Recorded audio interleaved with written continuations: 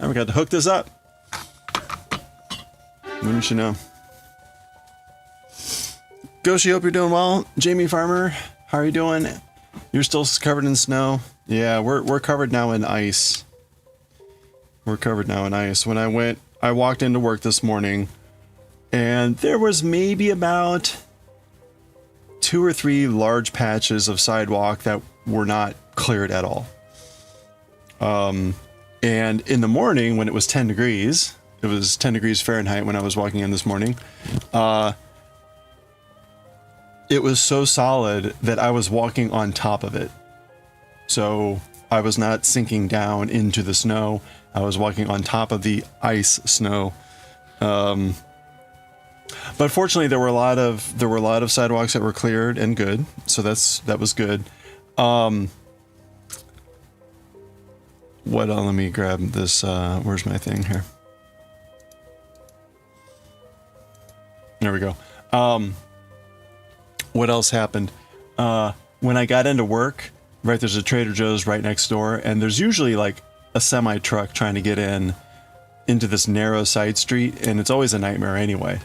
Well, sure enough, there was a semi truck that had tried to make just the turn into the corner, around the corner onto the street, and was stuck at 6:30 in the morning.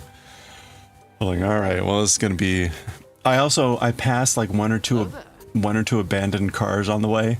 They were just in the middle of the road. They were just abandoned because I guess people got stuck and were like, well, no one around to help. I can't get out. I'll just leave my car here.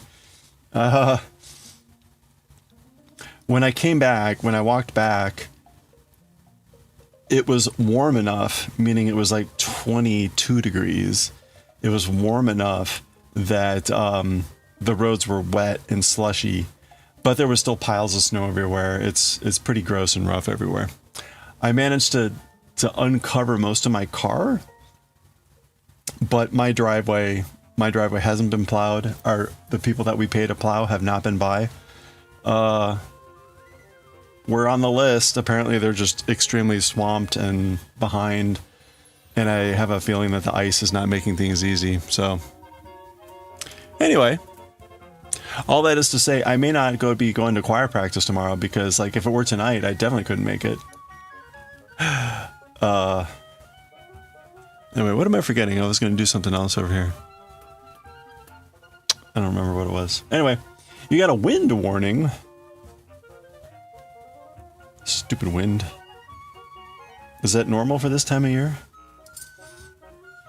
You fixed taco meat from ground turkey and beef, made burritos for lunch. Ooh, that sounds good. What kind of, do you have like flour tortillas or something? Or do you do something else? What taco meat we don't eat? And you'll add to the soup pot for tomorrow. Oh, nice, yeah.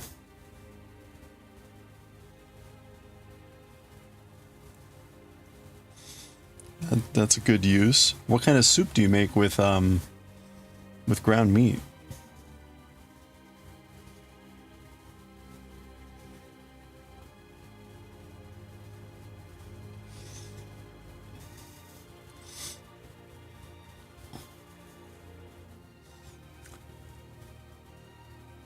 Leftover soup? What? Is it more like a chili? I mean, like what do you usually do? Storm Kristen is going to hit you hard. Okay.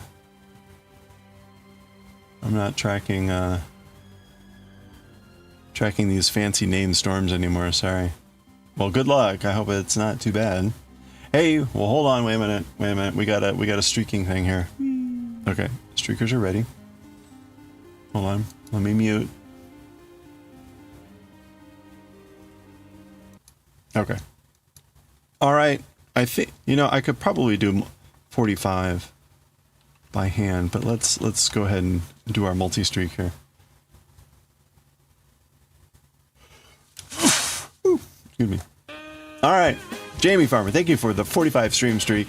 Let's go, streakers. Oh, come on. Rigged. And 1 to grow. You got totally gypped there. But thank you for the 45 stream streak. Truly Monumental.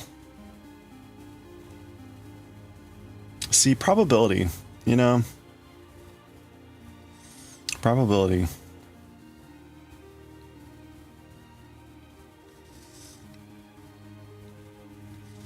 You add pinto beans, kidney beans to the pot, diced ham and onions this morning. Okay, so it's a little bit like a chili. Do you add like tomato sauce or anything like that?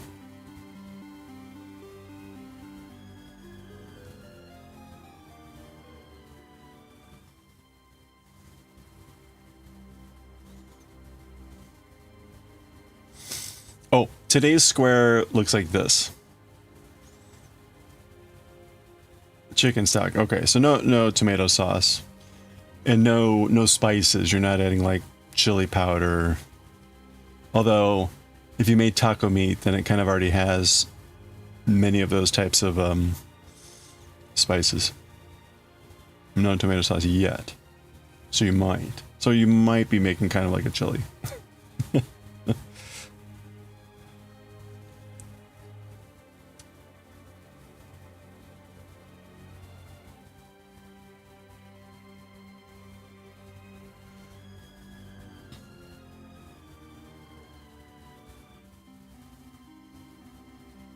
Is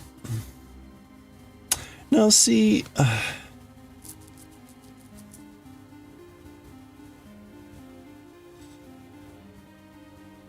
right, you know what?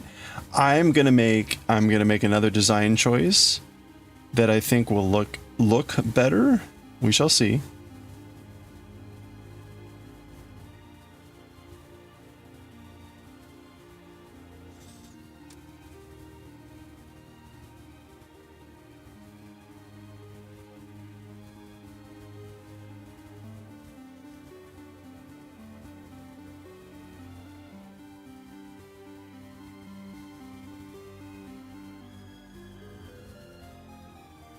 Oops. Oh, okay, so today we're starting the collar for the shirt, or theoretically we're going to start the collar. It is not trivial. It is not trivial what this calls for. And so we're going to do our best, but holy crap, man.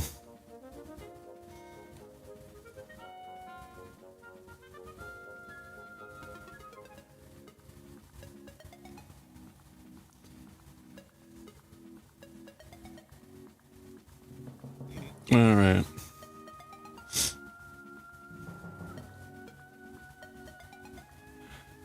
You started with beef cubes, beef stock, frozen veggie mix, diced onion, potatoes. Oh, potatoes and Japanese curry roux. As you eat on it, you add more liquid and veggie. Okay, so it's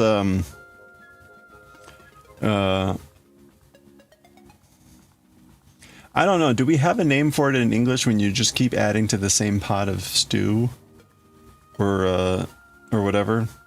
The Japanese, I think, call it. Is it oden? It's not oden. Although it's the similar concept where you have like some sort of hot soup-like thing that you just keep adding stuff to. And so it's kind of seasonal depending on what you've got on hand and all that stuff.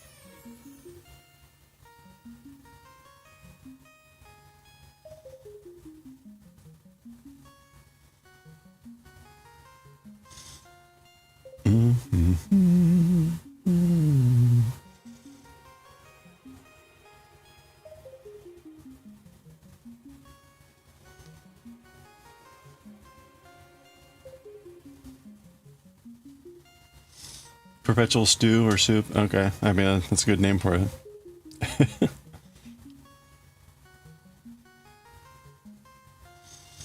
13th generation stew.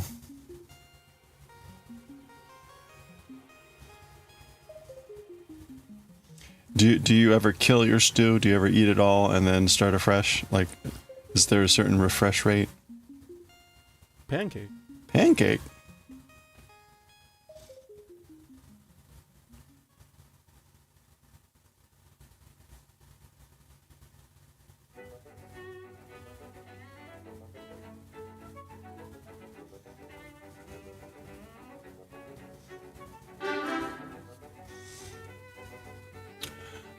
Hey, Jura, how are you doing?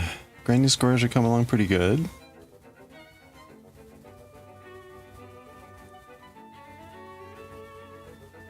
Hope you're doing well.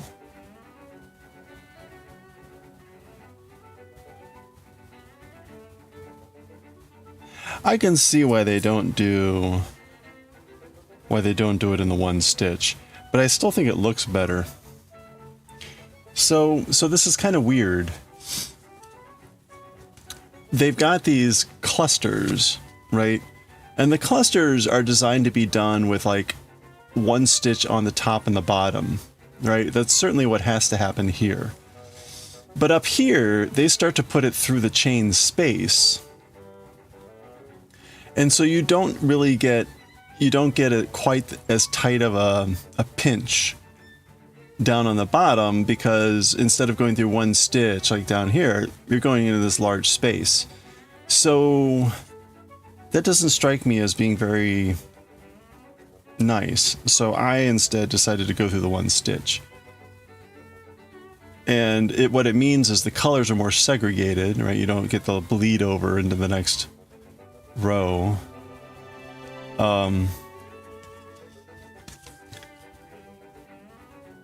But I think it kind of looks better.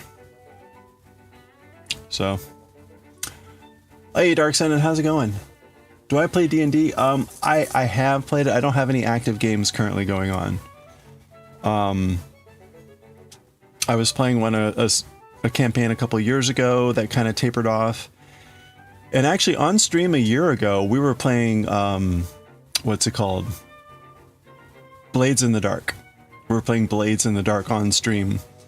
I had a friend that was running a campaign. And we played through the campaign, and that was it. We haven't played it, picked it up again. So you have an old crop hat? Do I hate them yet? Oh yeah, no, I definitely hate these cross stitches or these squares. We have finally gotten to some squares that are a little bit more interesting. Some of the squares are just like, this is boring. It's not that interesting. It's a lot of work for something that doesn't look very nice. Even like if you did it well. But this is okay. And yesterday's square was pretty neat. Yesterday's square was pretty cool, right? Like that came out pretty nice. And like this one was okay.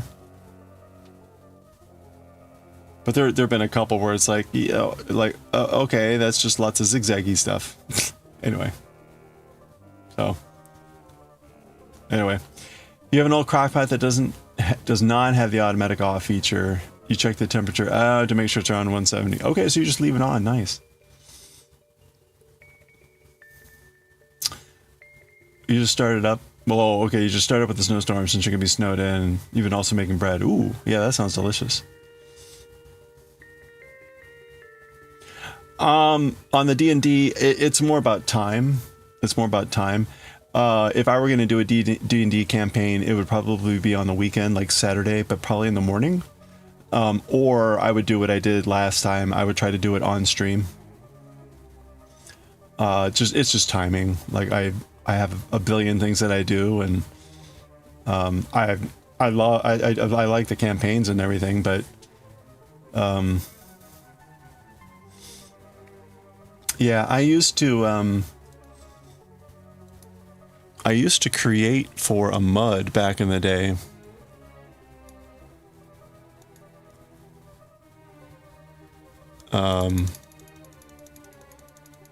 Muds were the initial predecessor for,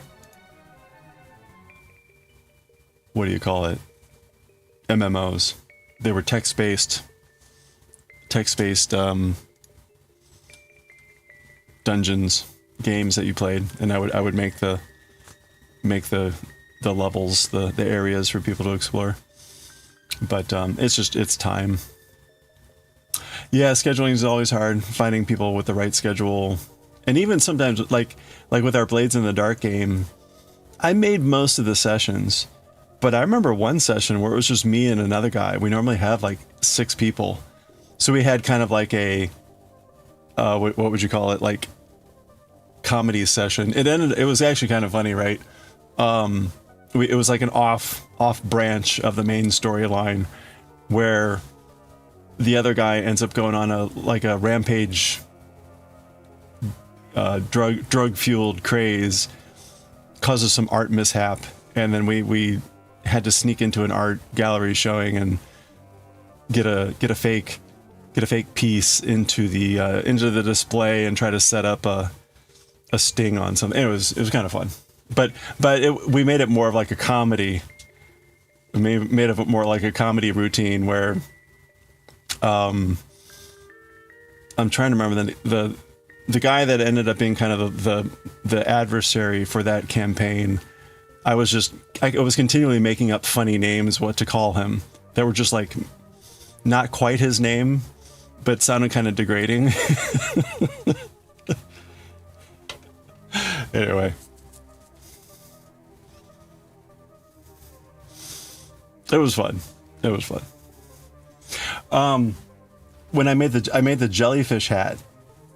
I made the jellyfish hat for that campaign because my character wore a hat that was like a ghost jellyfish. So that was fun. Okay. Yeah. Are you currently playing any campaigns?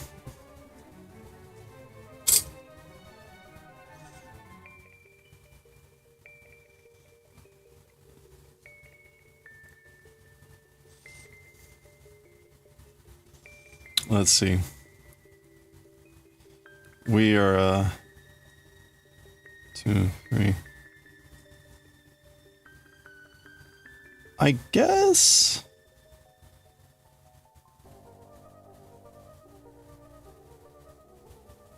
Wait a minute. Did I?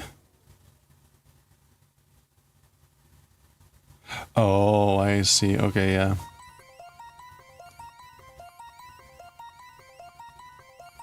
It's sort of like naturally off-centered, the way that crochet is.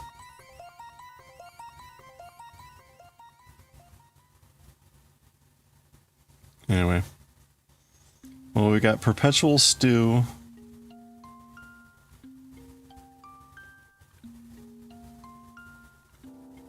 Perpetual Stew, Frozen Weather, Storm Kristen. Jura, are you gonna have any effects from Storm Kristen?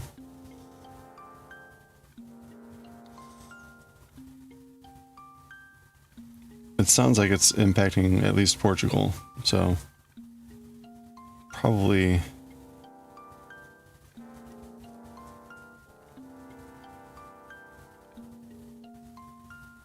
you have a good chance of avoiding it.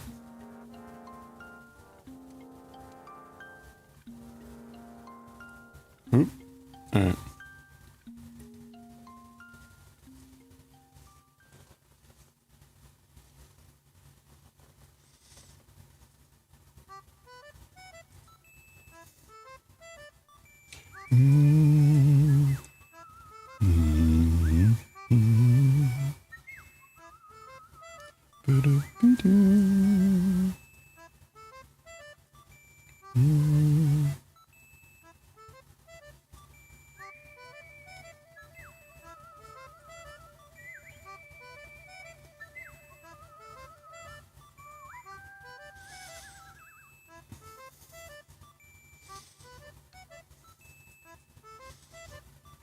When I went to the grocery store, there were things that were like, it was like odd pockets of things that had been bought out. So like there was no, the only thing that I wanted to get that they didn't have was like fresh chicken. And so I ended up getting some frozen chicken, which is fine.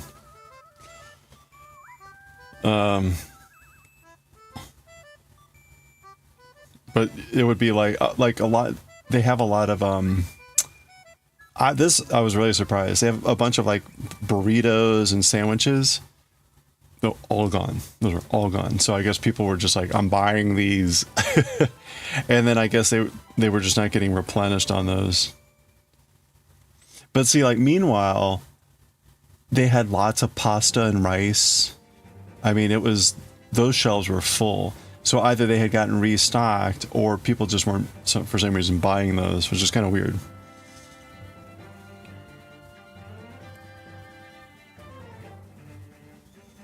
Didn't quite know what to make of the pockets of unavailability.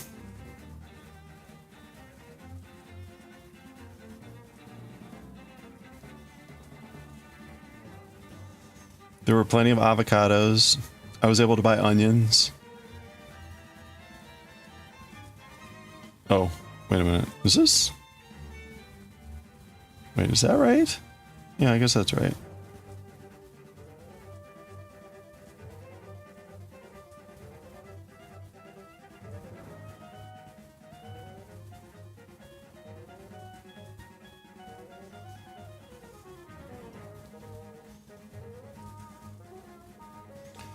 So we'll see how things go tomorrow.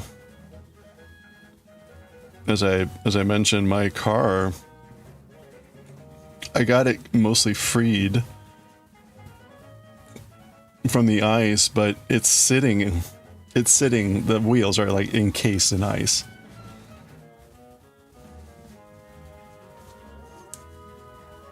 Okay, we only need to do this 2 more times because these are pretty tall. And then we'll start on the collar. I am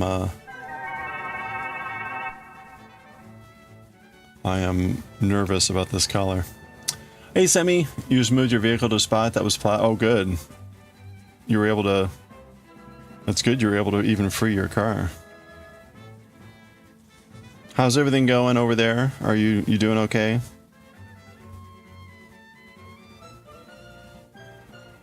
I made it into work okay this morning, but everything was frozen solid. And most of the sidewalks were clear. Most of the sidewalks were clear, but walking in this morning, I passed, I think, like 2 abandoned vehicles where people just had like left their car in the middle of a street. And when I got to work near the Trader Joe's, a semi truck was stuck on the corner on a turn. It didn't make the turn, or it was slipping. It could, I mean, right, a huge heavy truck. It couldn't get traction on the road. And I talked to a colleague that came in a couple hours later. They said it was still there. I was like, oh no. When I went down at like 9 to go to Trader Joe's, I went in, it was still there. I went in, and when I came out, it was gone. So like, wow. It was there at almost about at least 3 hours.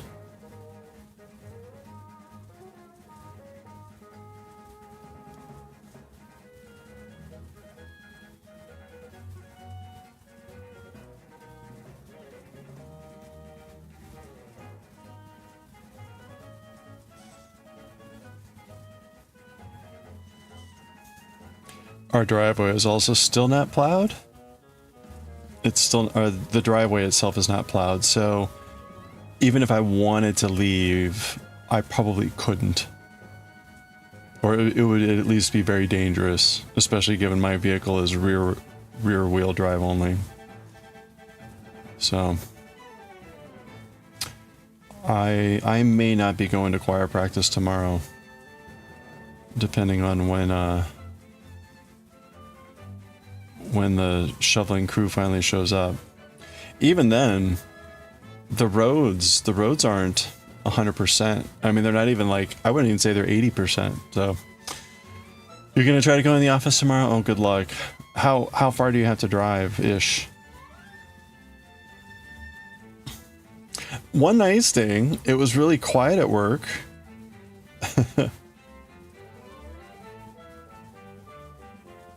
It was really quiet at work. That was nice. I actually got a lot done. I always run the risk of getting mowed down by one of my coworkers that walks really fast in the hallways and doesn't look up. And that person was not there, so I would, you know, wasn't taking my life into my own hands.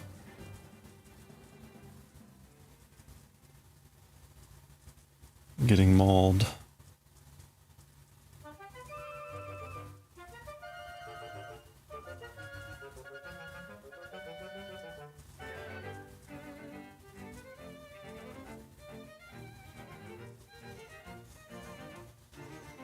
Okay.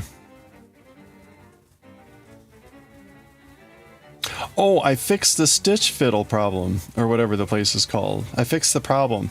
I added a second email, and I removed my normal email, so I've got the Kantar email up there, meaning we can now do stitch fiddle on stream.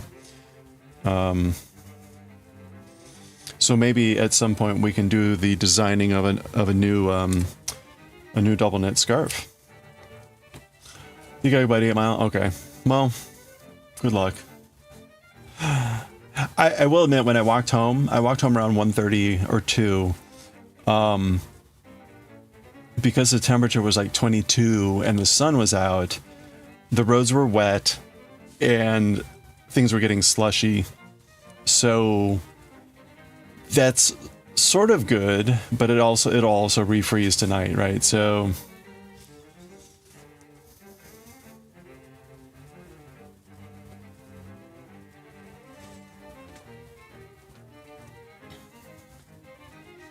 we need the blowtorch. Alpaca, we were talking about flamethrowers and blowtorches, right? Alpaca posted she got some sort of blowtorch thing on Instagram of someone clearing snow. I was like, yes, that's exactly what we need.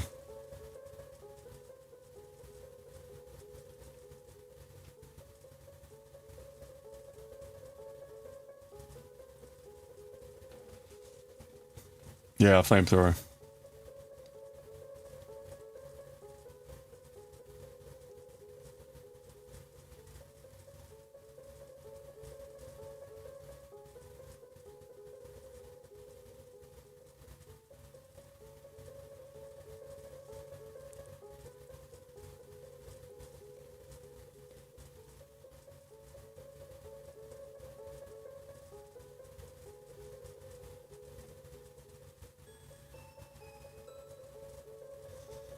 The Flammenwaffe. Hans, get the Flammenwaffe.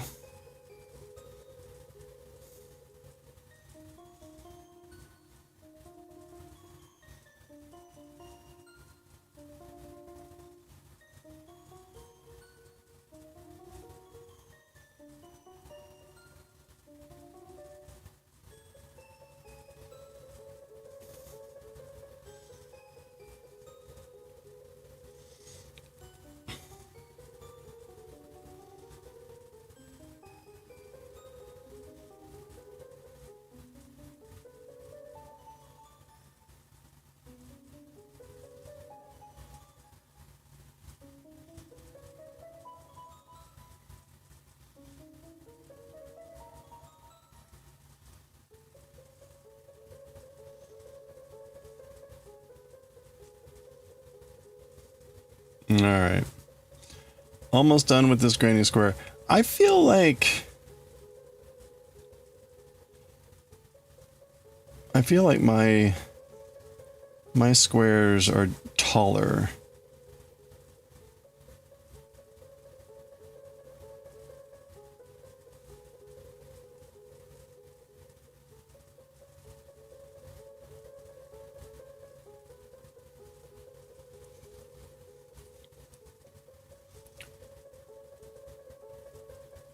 Do.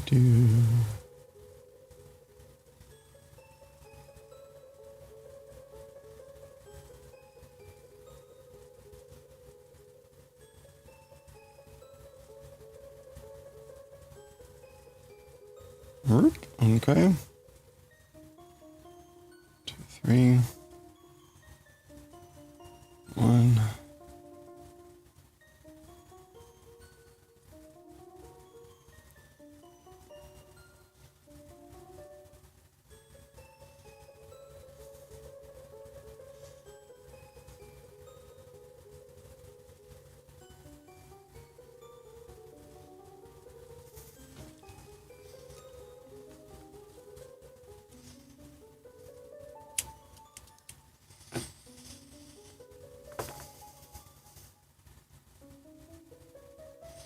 There we go.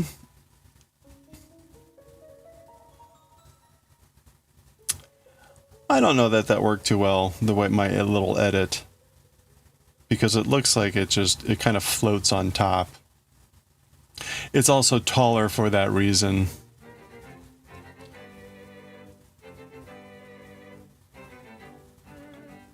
But at the same token, I think they look a little bit more clustery. I think they look a little bit more like clusters rather than this, which it kind of looks like. These look like brassieres or something. I don't know. What do those look like? Bow ties? Something? Hey, Lumi. How are you doing? Oh, yeah. We're using the leftover yarn from our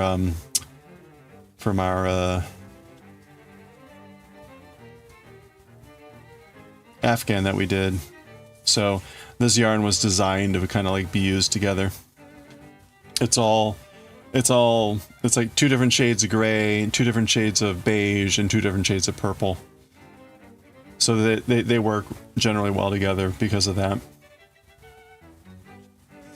Okay. There we go. We're done. Let's move on to our collar.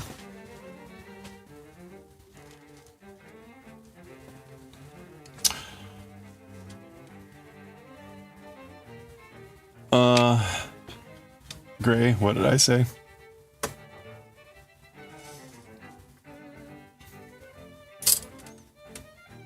Just got back from adventure. Oh, blue. Okay. Yeah, it's because that dark gray is kind of like a grayish blue. It actually is. It's gray with an A.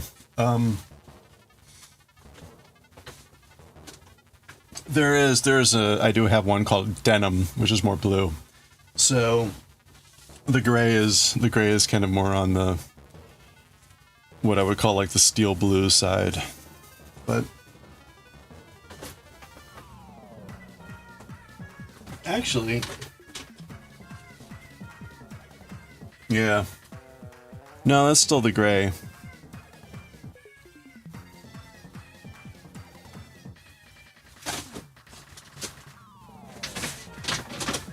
I know I've got something in here called denim.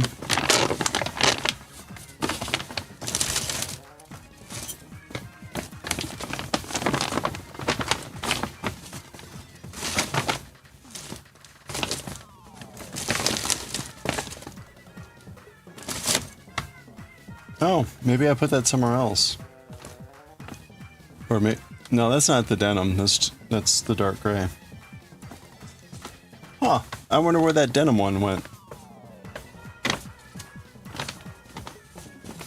Oh well.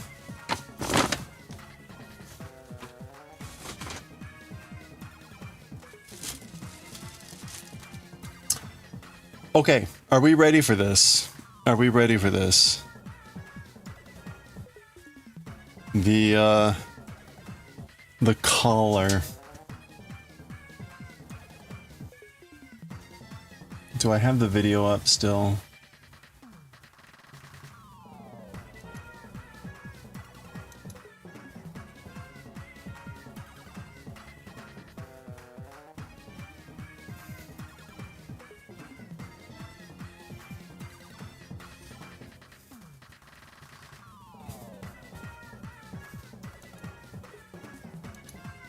I thought I hit play on this. Oh.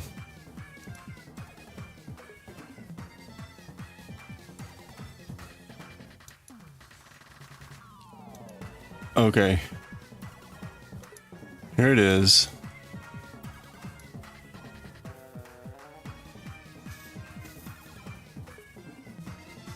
Okay, we're gonna watch this video which shows, so I finished up the shoulder last night, which is basically just 2 more rows. So we now have,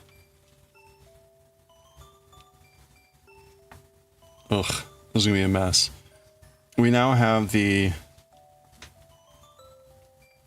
shirt here with the back and the shoulders with like the neckline. We're going to be making the neckband and the collar, or the collar and the neckband. I need to transfer these stitches to a cable and lock it still, but we're going to go ahead and watch this video because it's very complicated. And I will need to watch it several times to understand what I'm supposed to be doing. So, okay. So here's the thing. I need to reverse this. Transform. Flip horizontal. Okay.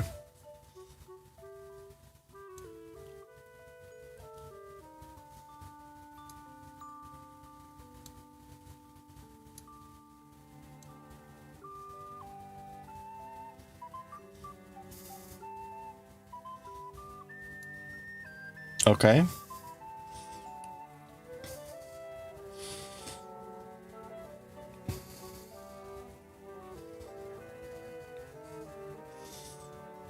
All right, here we go. Okay, you start with, we're doing like a provisional cast on.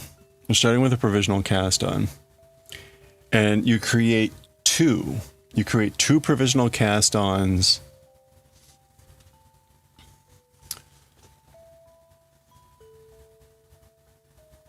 Of 11 stitches each. Oh, and he's also doing this crochet method. So I guess we'll do that too. So he chains 3. Oh, you did 100. You're almost halfway there. You are halfway there. Hey, congratulations. So he chains 3. That's just a start. And then he's doing this crochet cast on, which I have not done before, but like, okay, this seems, I'll come back to the video. It's pretty straightforward. It's like wrapping and chaining. Got it. And he's going to do 11 of those.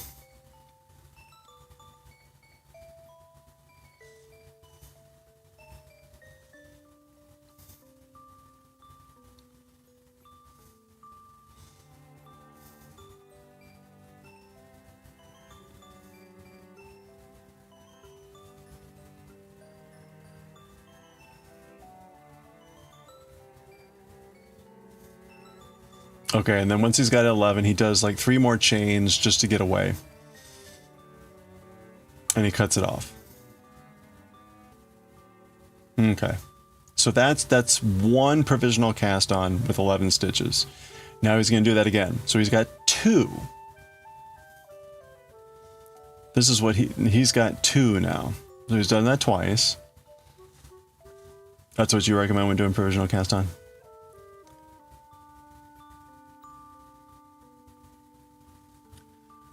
Okay, and now he's taking his yarn.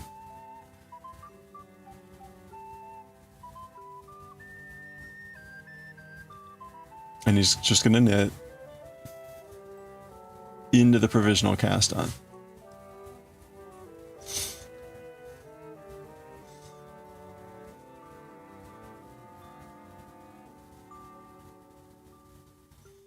Actually, no, he does like, you do like 5. Hold on, let me check. Knit 6 stitches. Okay, and then he's gonna switch the needles and do this weird, he's not really switching the needles, but he's pulling the needle out so that he can actually come around and knit the remaining stitches. I don't know what this does. It creates like a V.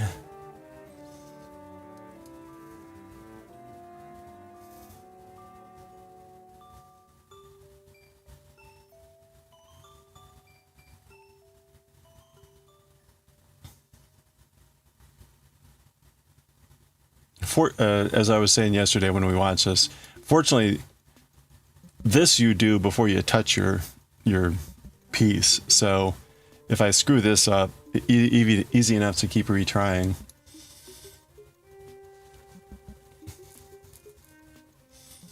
Okay, so he's got that on the left needle. Now he's going for the left shoulder.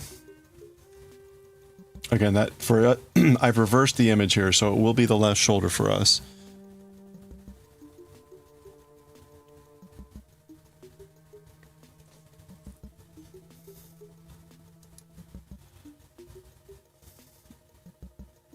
And you're supposed to pick up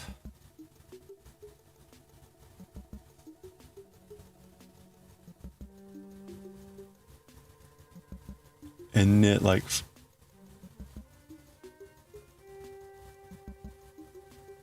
oh right, okay, so he puts one stitch on, then he gets on this a temporary yarn and does this wrap around.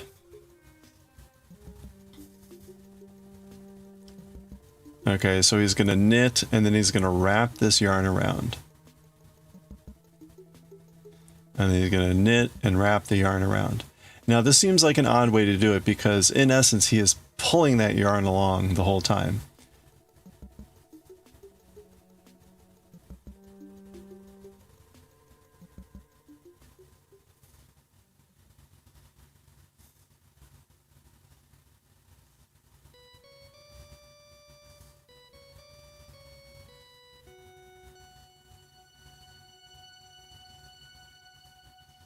He's weaving in the end. No, he's got a new thread. That's a new thread, unless if you mean something else.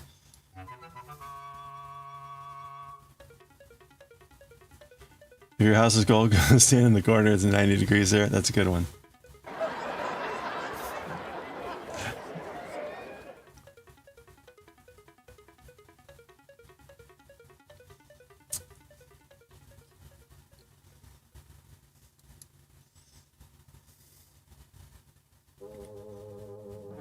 Okay, so he's gone over the whole collar at this point. So what this looks like is this. He went 4 here at the front, 1 stitch, then a bunch of stitches along the side, around the back of the neck, and then the mirror image of it and around the front. And he's weaving in that extra yarn, that white thread, the whole way.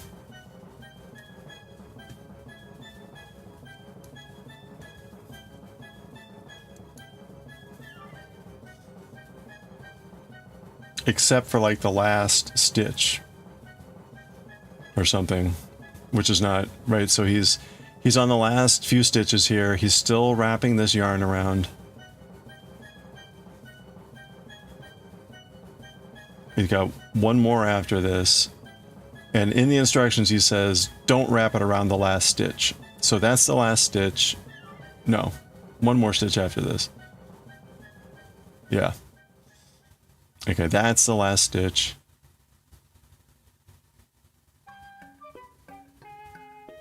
So he knits that, and then he does not wrap it around. He's just pulling it up to show where it is. So that he's got that running through the whole piece. Okay, now he picks up the second provisional cast on. So remember, he made 2 of those 11 stitches with a provisional crochet. And from that, he's gonna knit, I guess 6.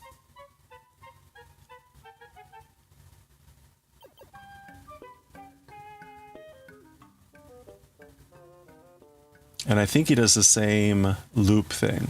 Yeah, so he pulls his needle through, comes back around, and then he does that.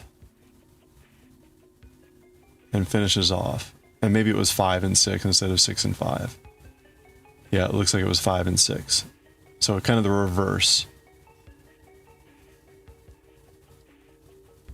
Okay.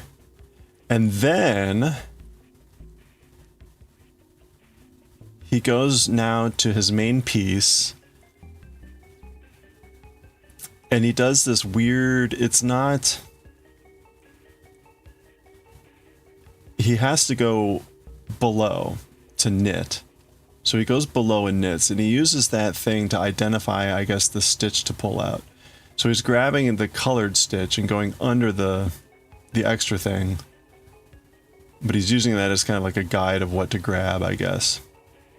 The reason this is important is later the stitches get tight and he has to kind of pull up a stitch from the left side and then go in the right side. But he's basically going to knit all the way back around.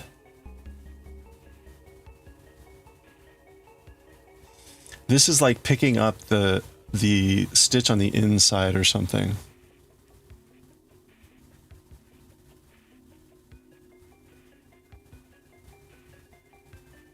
This is where he says if your stitches are too tight, you can loosen it. So there you go. You can see, right? He's like lifting it up a little to loosen the stitch, and then he goes on the other side to actually knit it.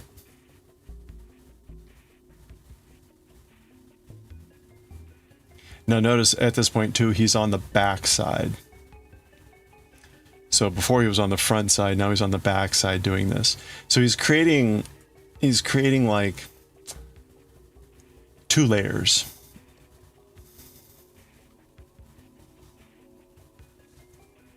Okay, here he comes to the end.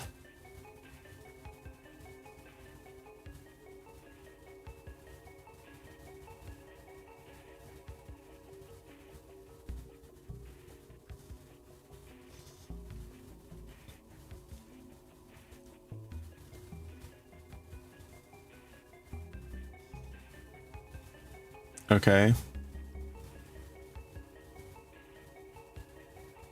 Notice he's not stitching off of his needle here. He's stitching off of the piece itself because he's picking up stitches. Okay, now he comes back to his other piece where he does have the stitch on the needle and his provisional cast. And there he's going to knit those pieces.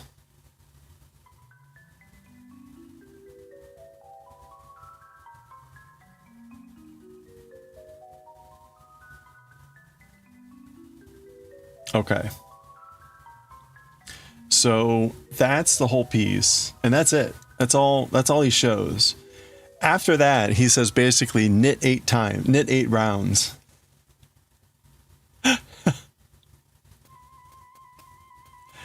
That's all he says, knit 8 rounds.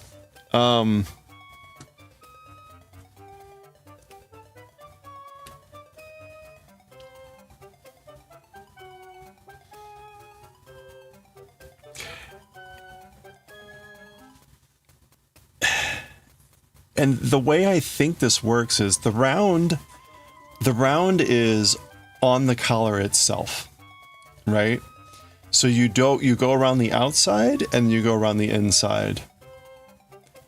And that's 1 round. And then you go around the outside, you go around the inside. So your round is a U shape and you're tracing the U shape. And that's your round. I think that's what is happening here.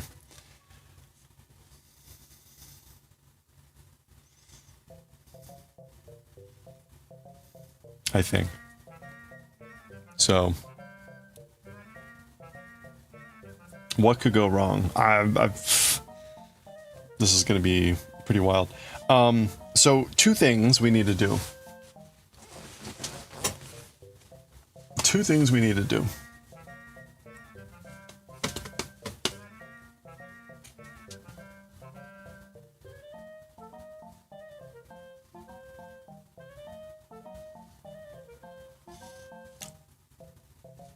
I don't think I'll use black.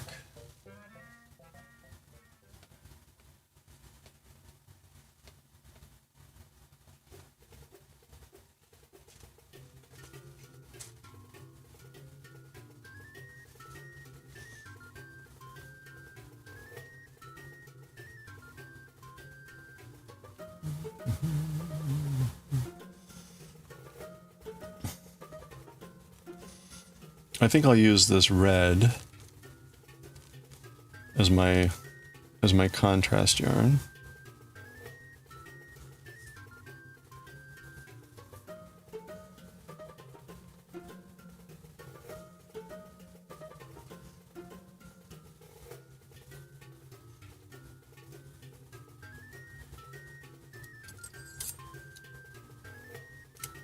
Okay.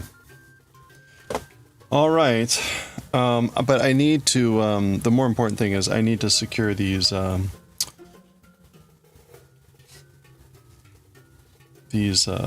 cable, or these stitches. So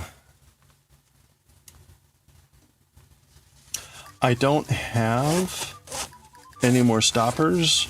I ordered more, but they're not coming till Friday, if I'm lucky. So I guess what we'll try...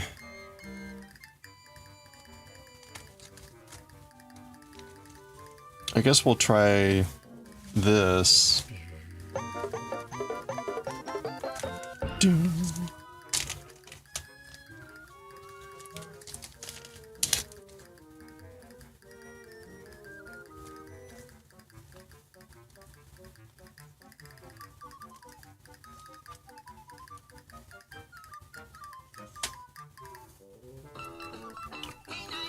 Hey, thank you for the follow. Appreciate that. Welcome. We've got anonymous follows here, so feel free to lurk or say howdy, whatever you're comfortable with. I'm attempting to do a collar on this shirt, and it's gonna be a mess. It's gonna be a mess. All right, let's switch back over here. All right. Oh, and we got ads starting soon. I don't know. What do you guys think? Did the video make sense? Did the video make sense? I know it was backwards for most of you.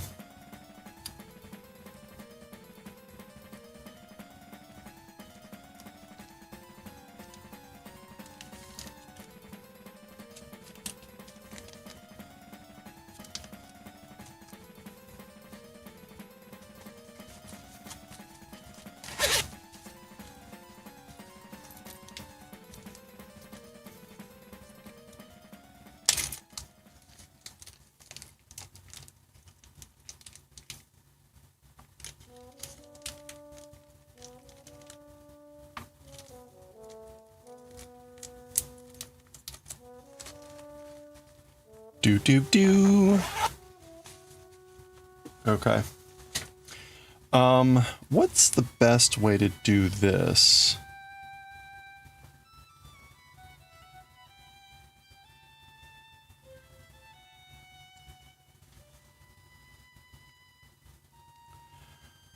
I want to get these stitches onto this cable, but this is a larger needle cable, and the stitches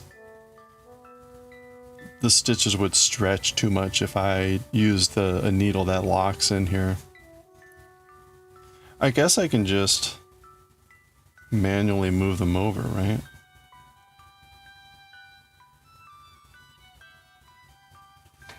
Hey, have a good one, Goshi.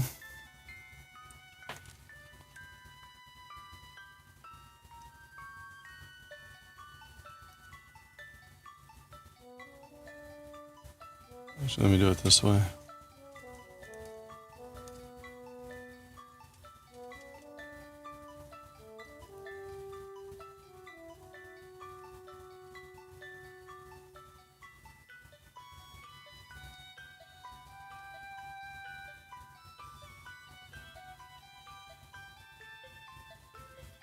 Oh, this is annoying.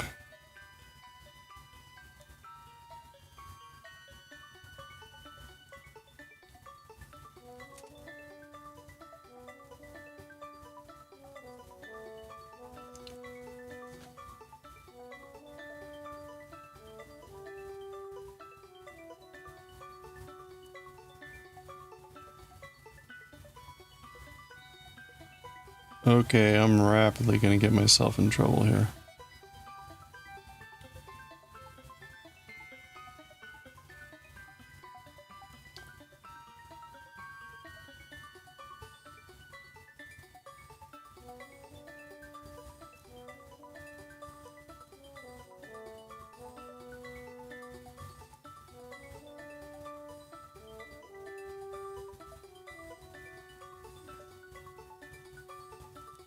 All right.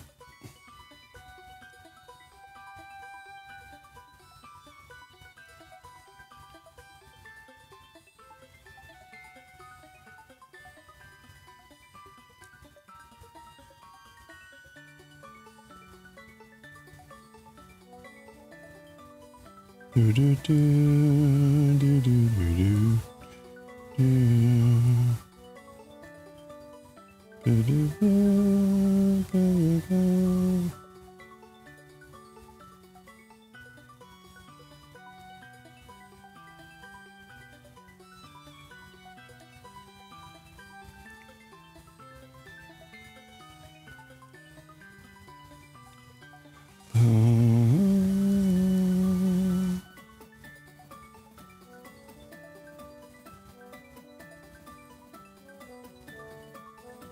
Oh man.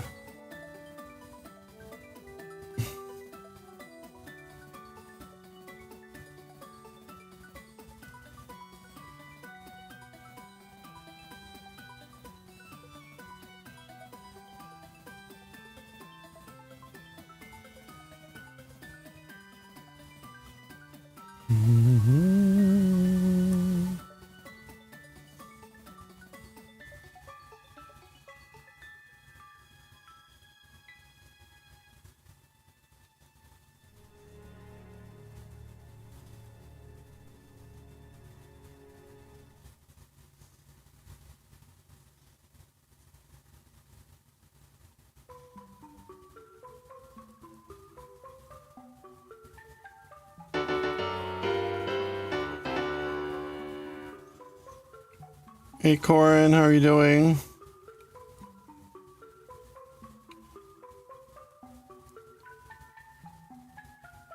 How is Sagittarius coming along?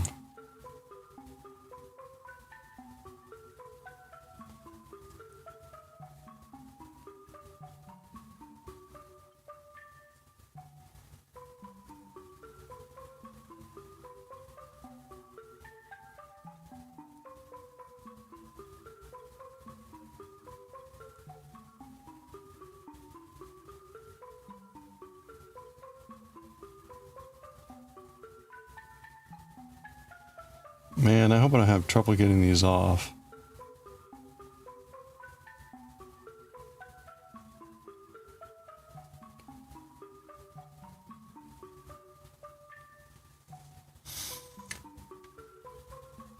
Yeah, the meeting was fine. No, it was good. A stupid homeowners association meeting. I forgot about it. It went 2 hours. Or actually, no, I guess it went an hour and a half. We got a lot of things to figure out. I would much rather have been reading manga, that's for sure.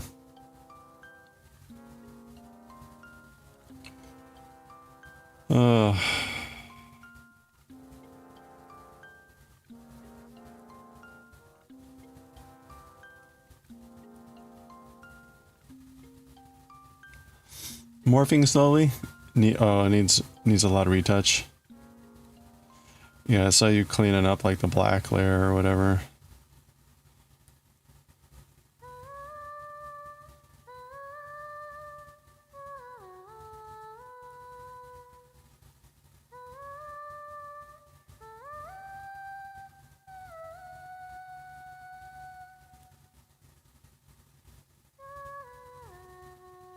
Okay, there we go.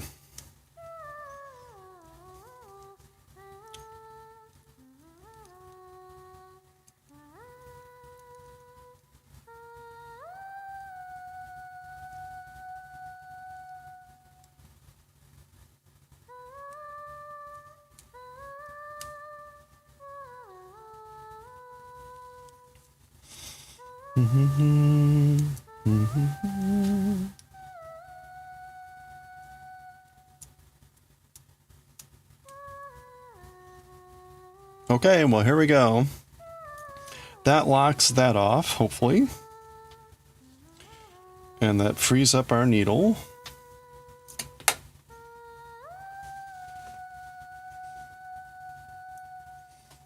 Okay.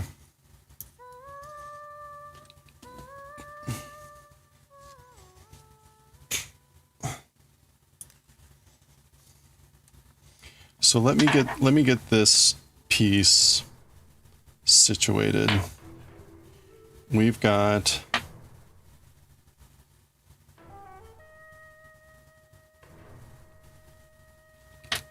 we've got the left shoulder here. Okay, I'm going to tidy up the yarn so it's not hanging around everywhere.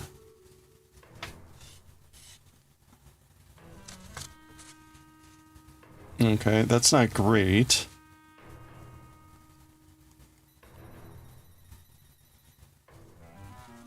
And then we've got...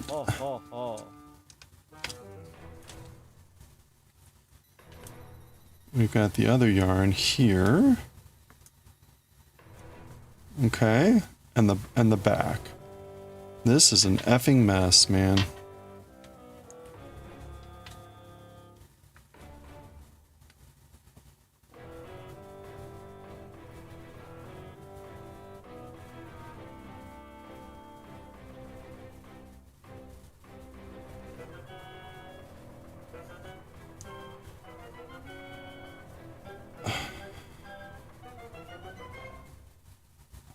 Okay, so those are 2 loose threads.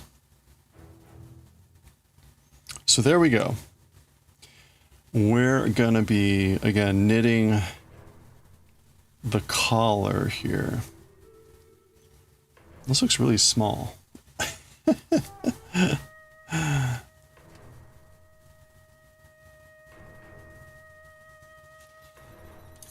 Oh, I don't know that I'm ready for this. Okay. Wish me luck.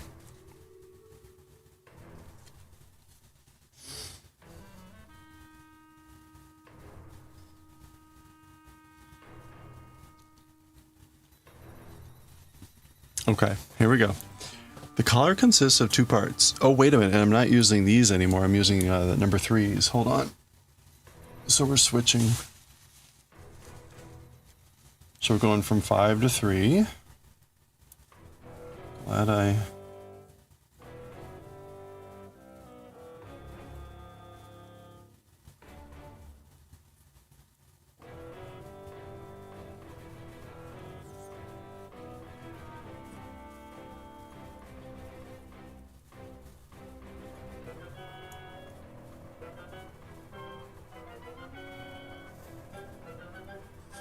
What time is it? It's 5. We got about 2 hours. I think we can get at least this first part done. I hope we can get this first part done.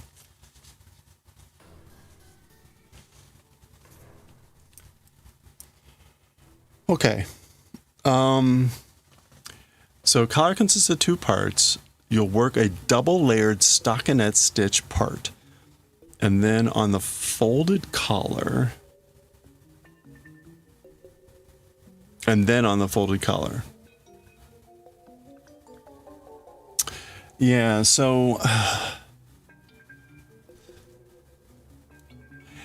again, if I'm understanding this correctly, like what we're doing is like the V here and the inside band that runs under it, that will be this double layered stockinette. And then we do the collar, which ends up being, he says similar technique, but it looks like it might be only one-sided, but we'll see. It's hard to tell from his image.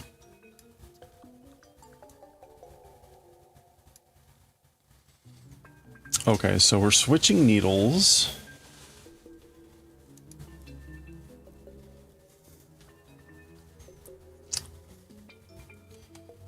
Switch to US 3, which is 3.25 millimeter needles, long cable. Okay, so for the collar, we're creating a tube. And again, when he means tube, he means this.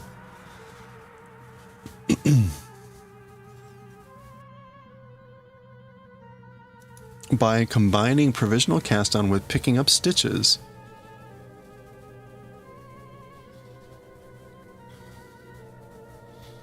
Yeah, so what we're doing is we're using the provisional stitches to create the U end here.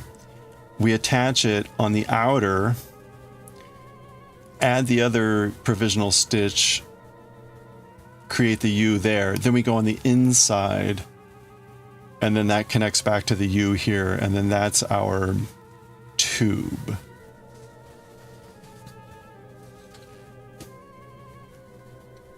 So in essence, we're creating a round like that so that we can trace in this pattern as though we're in a round, which we are, but it's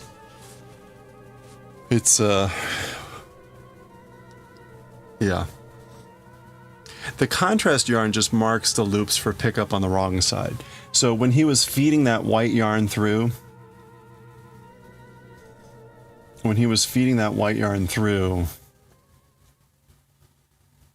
well, this is the end point.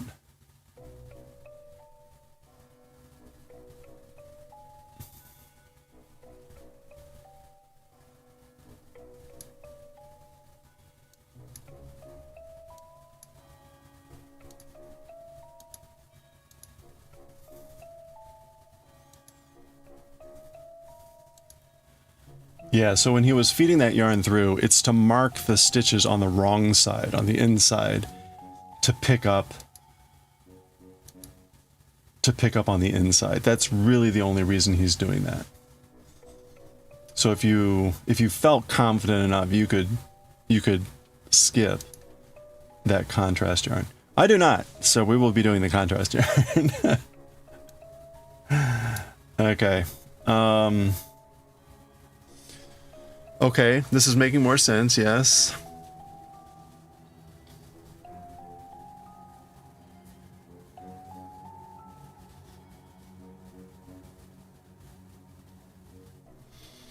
Okay, using this, cast 2 times 11 stitches using the provisional crochet cast on with a contrasting yarn.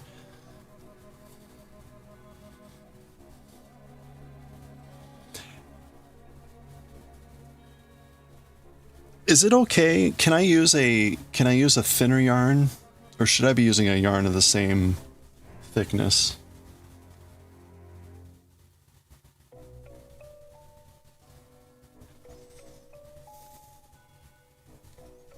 Anyone know? So I'm doing a provisional cast on. Can it be a thinner yarn? It shouldn't matter, right? Because I will be using the needles, and the needles should determine the... It can be thinner? Okay, thank you. That makes sense, but I don't want to... I want to go to all this pain and then find out like, oh no, I'm sorry. You should have used thicker yarn. Like, oh no, go back to go. Okay.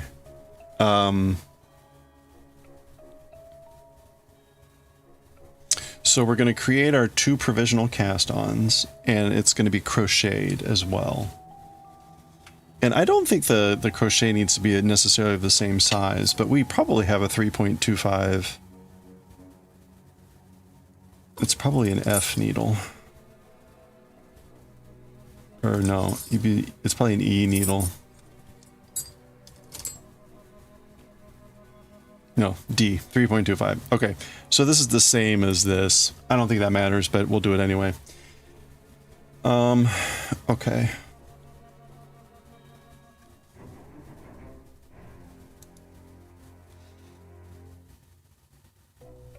All right, he's just chaining 3 here. He has a very convoluted way of starting a slip knot.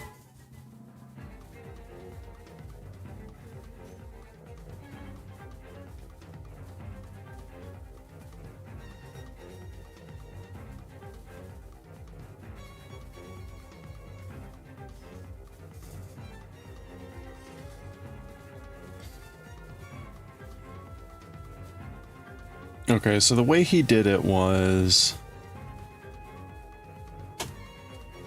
he chains 3, and then from there he starts with on the needle. So the chain is a nice buffer.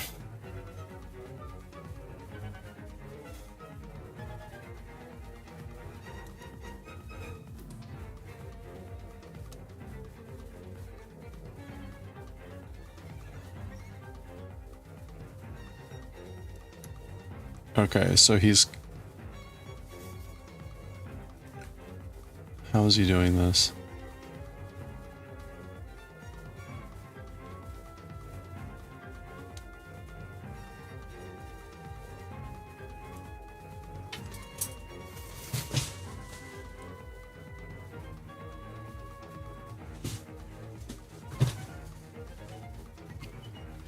All right.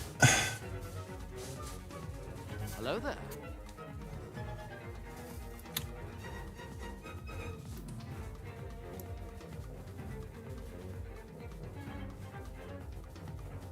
It looks like he's just gonna do this.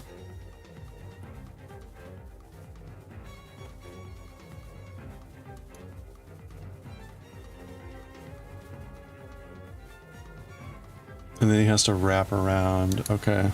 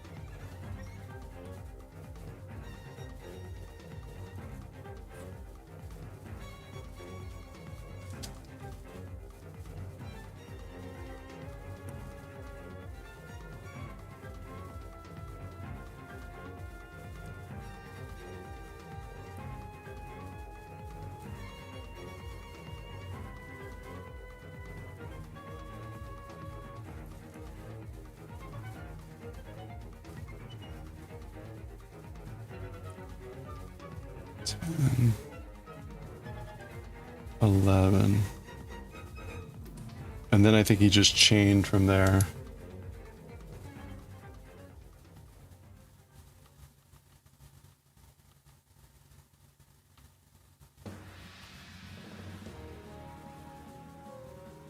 Yeah, okay, so he just chains directly. And cuts it.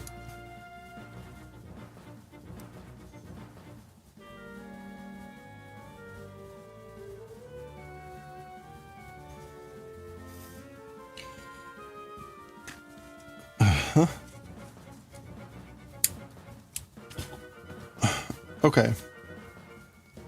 So there we go. There's our first. Oh, I should have counted. And that stitch looks really wonky. I kind of want to redo that. 1, 2, 3, 4, 5, 6, 7, 8, 9, 10, 11. Is there a way for me to like tighten that stitch?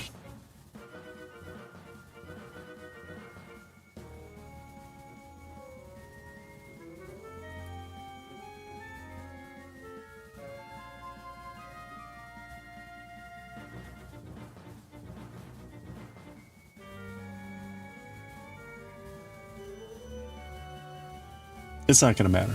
It's not going to matter. Okay. All right, so that's one. And let me trim up these ends a little bit. They don't need to be that long.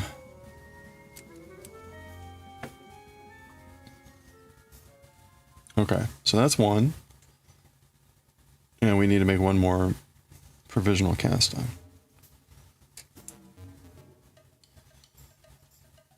Okay, of course I'm reusing yarn that I've already crocheted, so it's all wiggly yarn, just to make it that much more annoying. do do do do do. Do do do do do.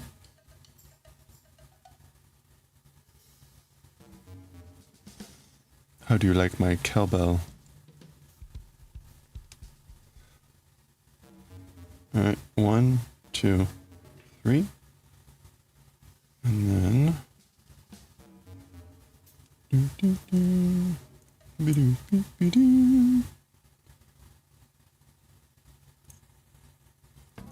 one,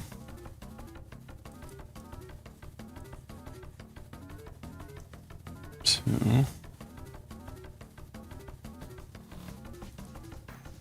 three, 4,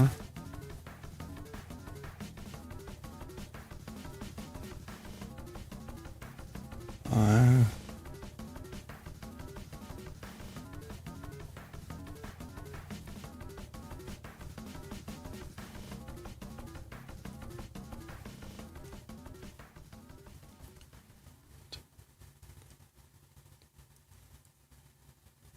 Ten,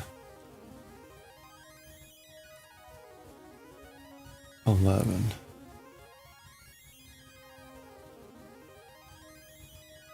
Okay. 1, 2, 3. There we go. You know what? I'm going to go ahead and chop it there, since that's the where the wiggling stops. Okay, so that should be 11, right? 1, 2, 3, 4, 5, 6, 7, 8, 9, 10, 11. Okay, we're good to go there. So we've got our 2 provisional cast-ons.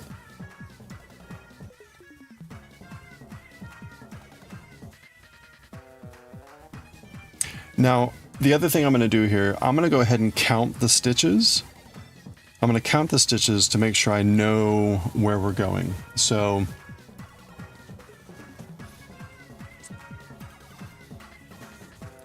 we're picking up 4 from the neckline. So that's going to be, I guess, 1. That's 1, 2, 3, 4. There's 1 in the transition, so that horrible, goofy thing. Then there's 13 stitches along the slope.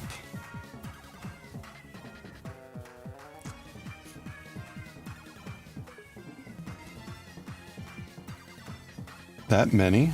It doesn't look like there's that many. 1, 2, 3, 4, 6, 7, 8, 9. Okay, at most I see 9.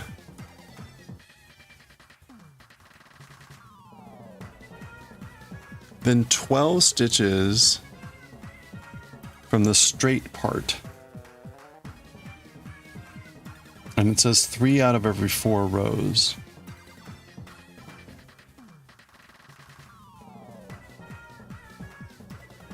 So this is the straight part. 4, 5, 6, 7, 8, 9, 10, 11, 13, 14, 15, 16. So 16, but we take 3/4 of that, and that's 12. Okay, that I can see. I can see the 12 stitches there.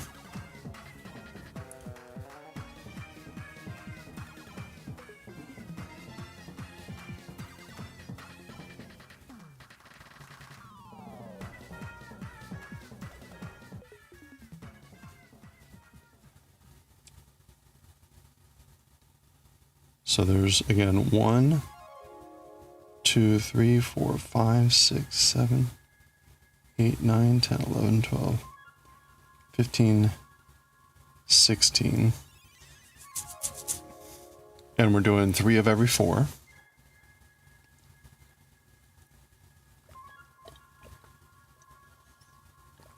Okay. But apparently here, there's supposed to be 13 stitches. How do we get 13 stitches here? 1, 2, 3, 4, 5, 6, 7, 8, 9, 10, 11, 12, 13. I guess it's like 2 per thing. I don't see how, I guess, is that like considered? I guess the knot is considered 1.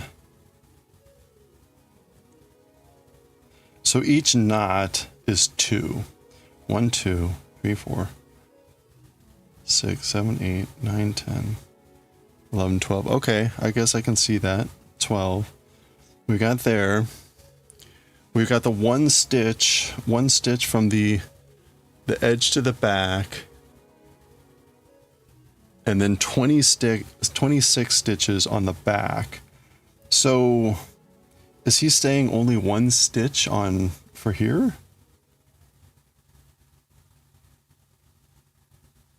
maybe 1 stitch there, and then 26 on the back. Okay, let's count.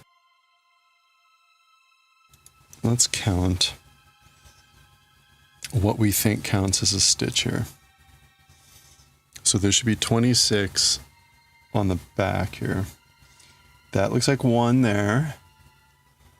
1, 2, 3, 4, 5, 6, 7, 12, 13, 14, 19, 20, 21, 22. He's saying 26, so he's counting these stitches as part of this. So 22, 3, 4, 5, 6. Yeah, okay, so it's 22 stitches on the straight line and like 2, I guess, on the thing. But he says 1 stitch from the edge stitch at the back.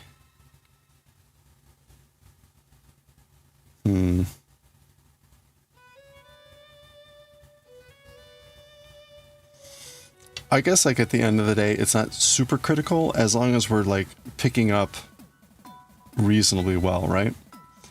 Let me just count the back here again.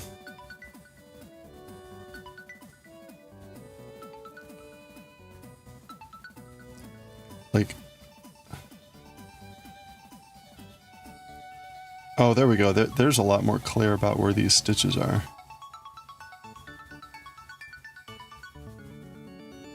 So that might be the 26. Let's see.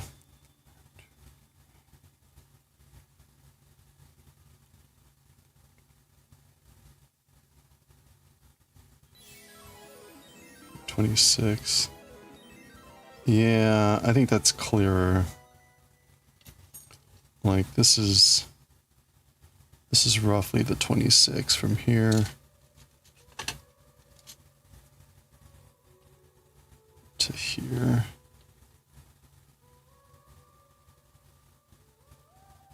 Hmm?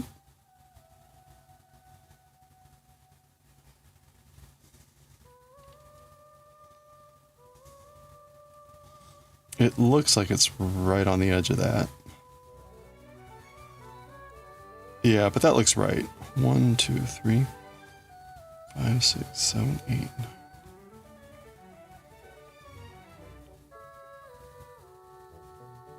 25, 26. Okay. All right.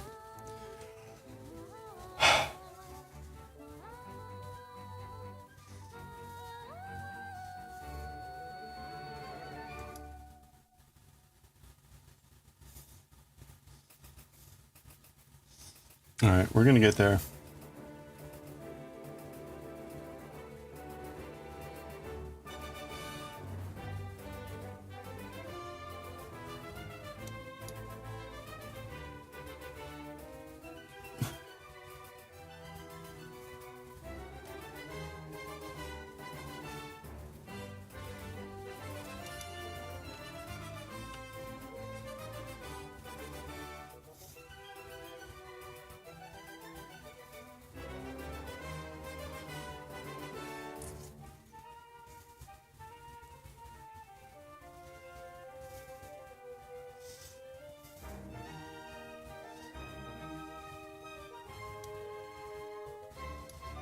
Okay, before we get into this is where we actually start doing what we need to do.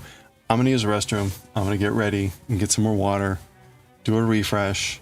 So good time to do a stretch break. I'll be back in a few minutes and we'll try to start tackling this collar. Let's go.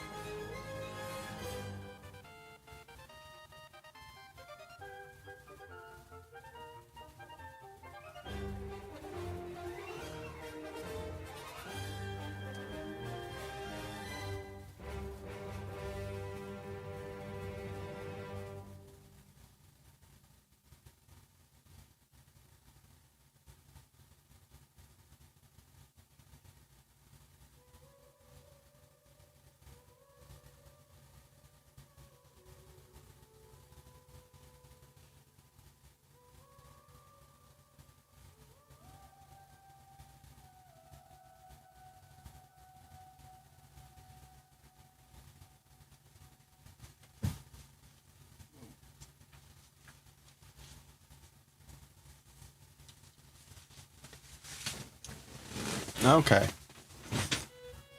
Whew. All right. Are we ready? Are we ready? Oh, wait a minute. We're on day 21. Shame on me.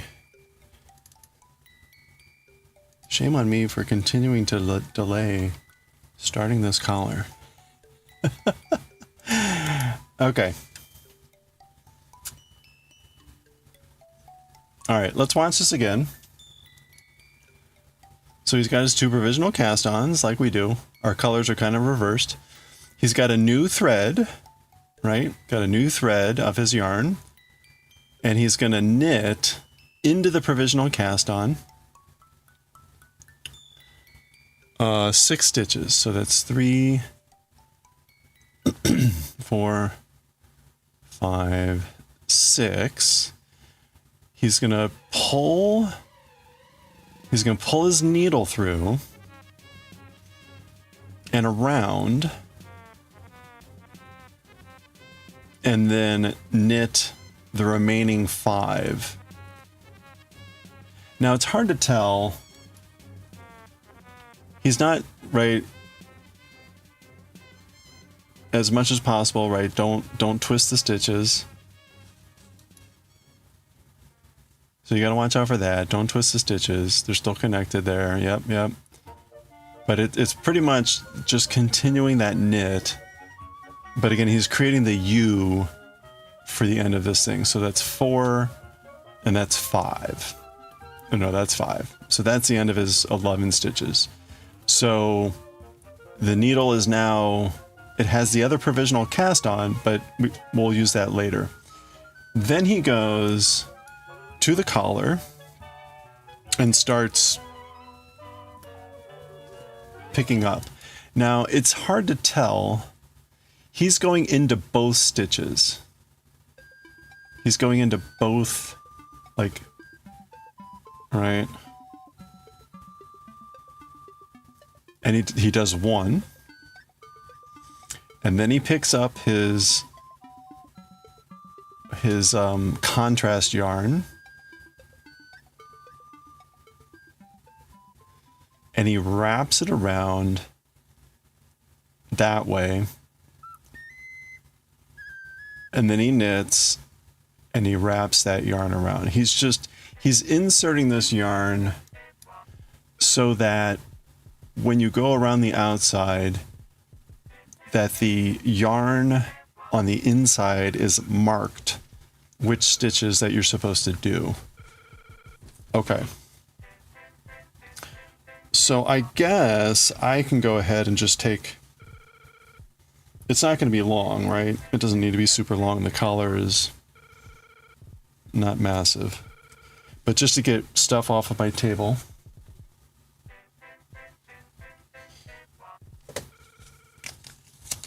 I'm trying to get like everything that I need, so I'm not like at the point where I'm like, I need 5 arms.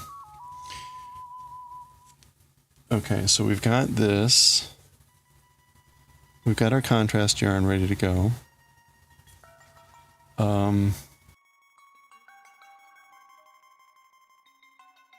Let's see.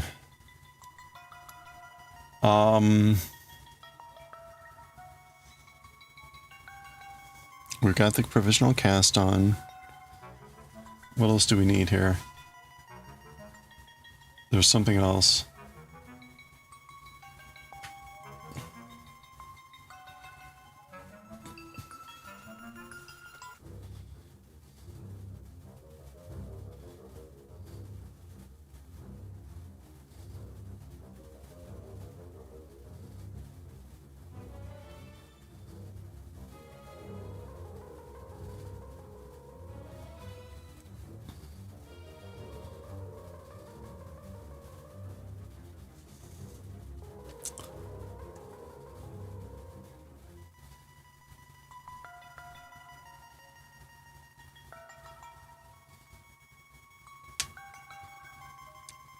Place your contrasting behind the working yarn and wrap it from...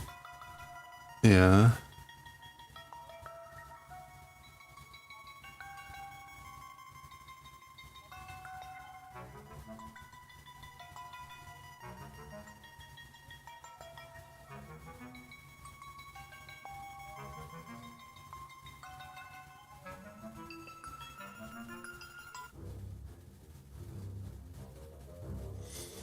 Okay.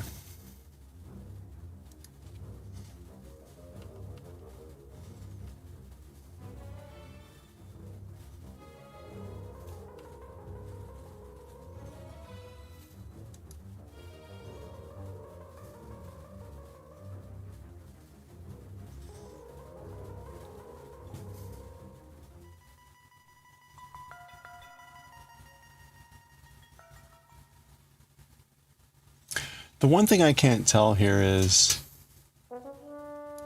what's going on with the other part of that provisional cast on thing. It's just hanging out there.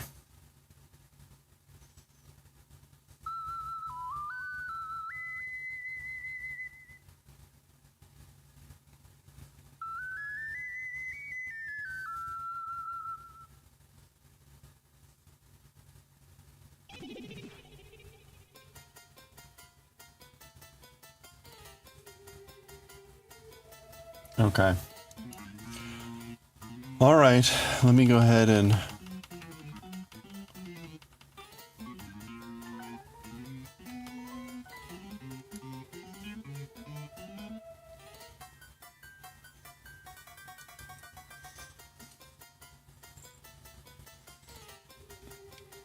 it's funny, my yarn is kind of the opposite color as him.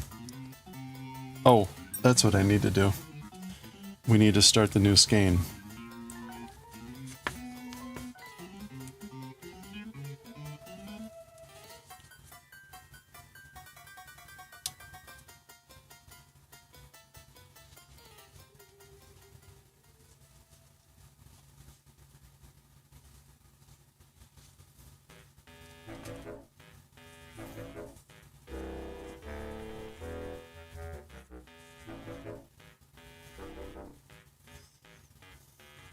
Okay.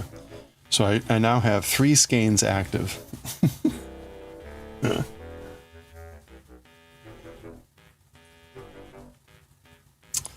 Okay, here we go.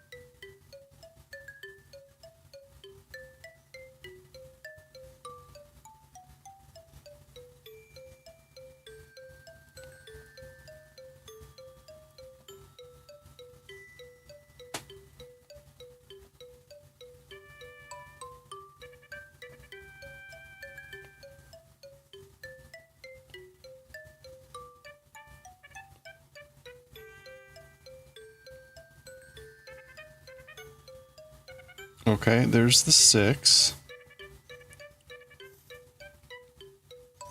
There's the 6. Now we're going to like slip through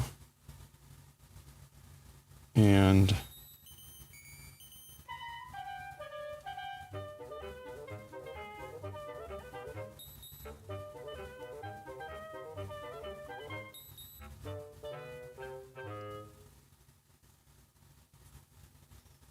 how do I want to do this?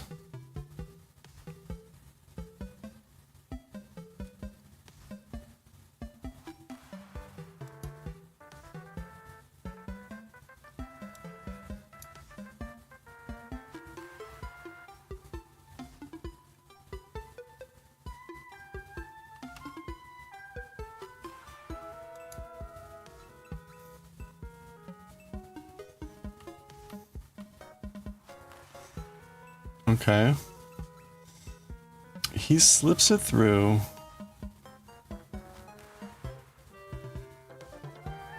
And comes up from below.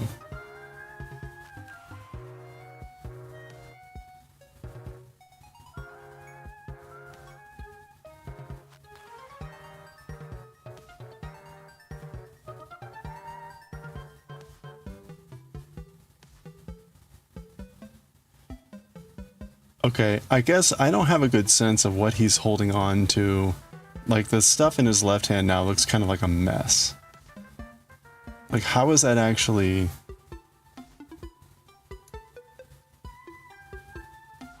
How is that actually...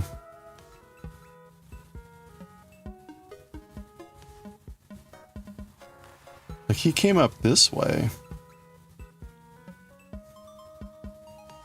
Does that matter?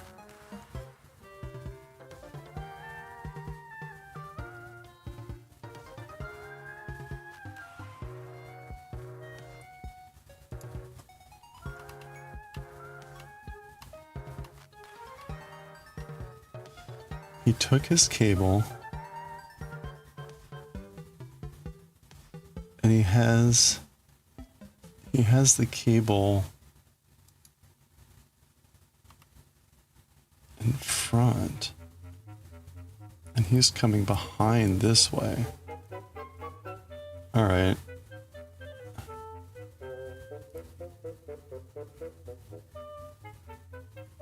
Really?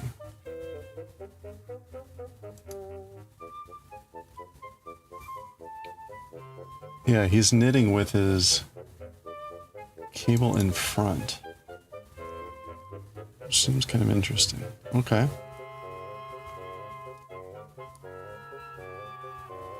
Like that.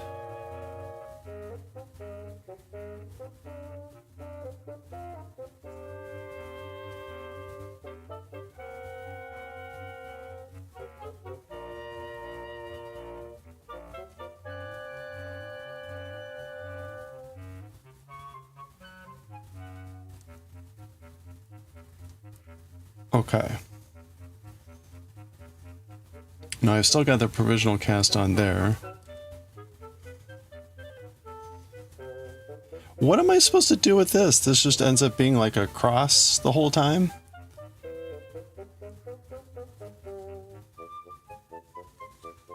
Apparently.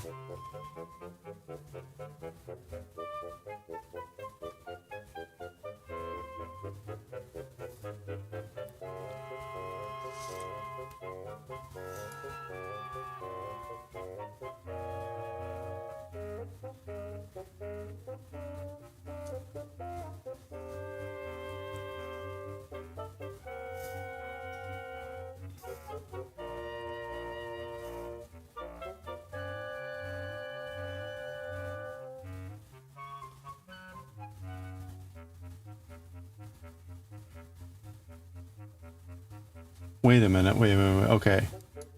So how is this gonna work? I'm not understanding this now. As I'm picking up stitches,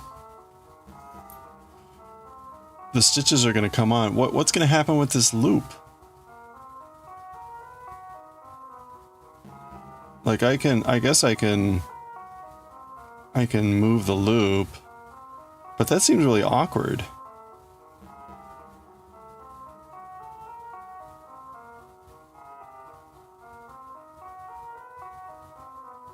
Is that right?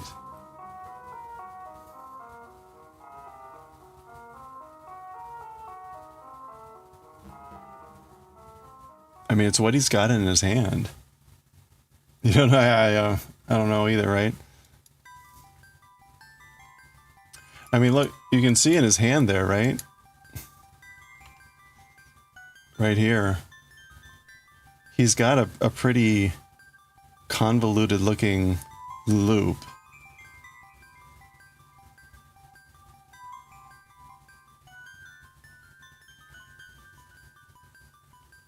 The thing I don't understand is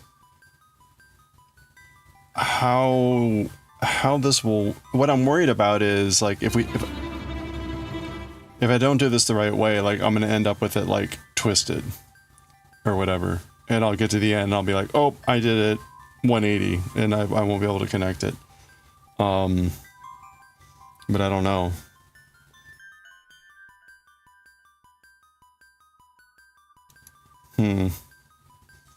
Well, I mean, it's what he has in his hand.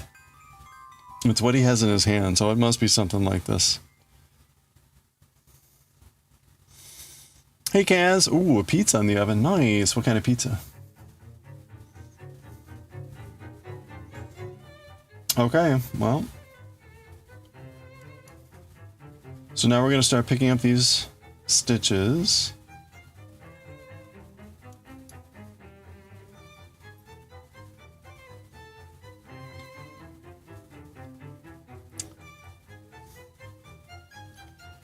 I wonder if there's a way to undo the loop.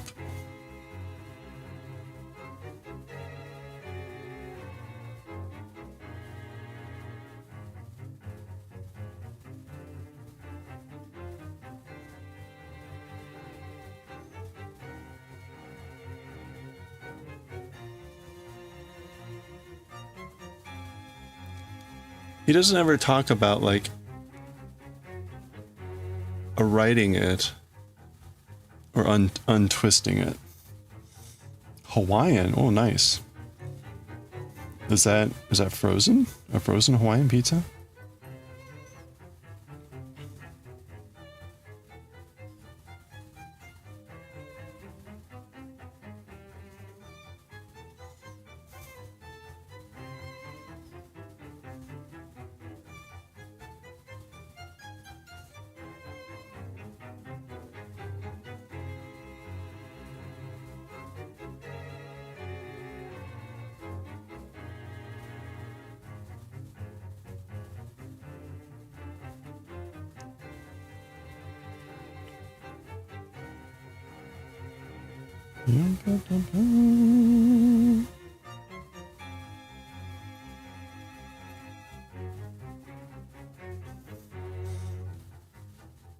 You can do it. Yeah, that's right. I'm Kantar, not Kantar. Wait a minute. I'm both. Oh no, I'm both. But today will be Kantar.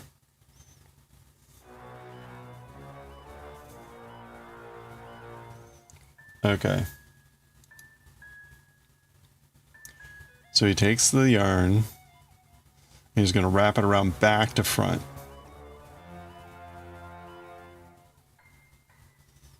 Back to front. And sliding it in. And then knitting the next stitch. Okay, so...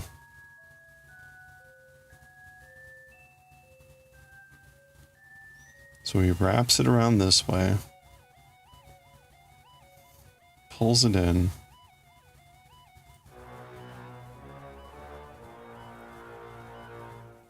And then we go 2.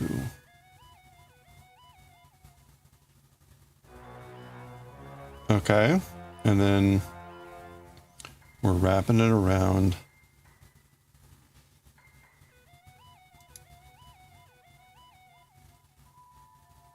Behind. Did I go behind? I did not go behind. I went behind the needle, not behind the yarn. Okay, behind the yarn. There we go. Got it. And on top of the needle.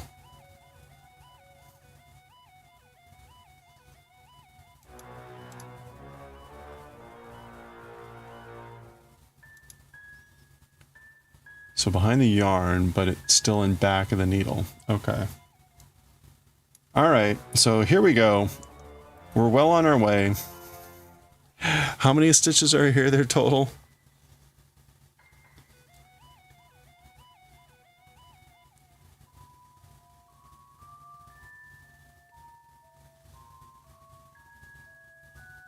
We got like 70 stitches or something. So that's all we have to do.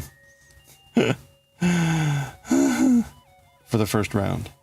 Actually, and that's just the front. That's just the front.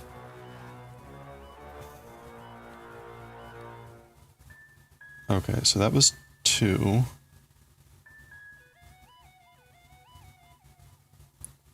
This is 3.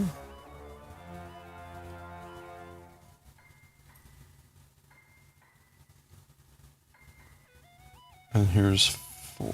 Oh, wait a minute.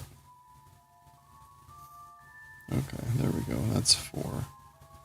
Okay.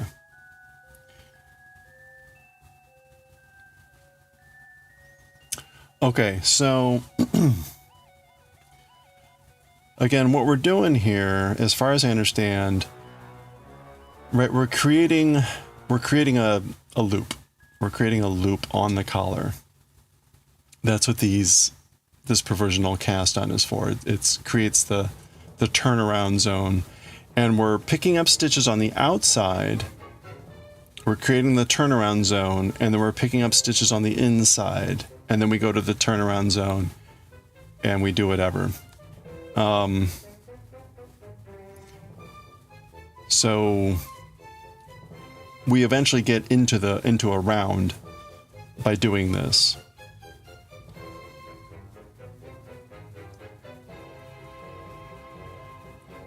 Oops. Okay, so I've done the 4. I've done the 4 for the front. Now we've got...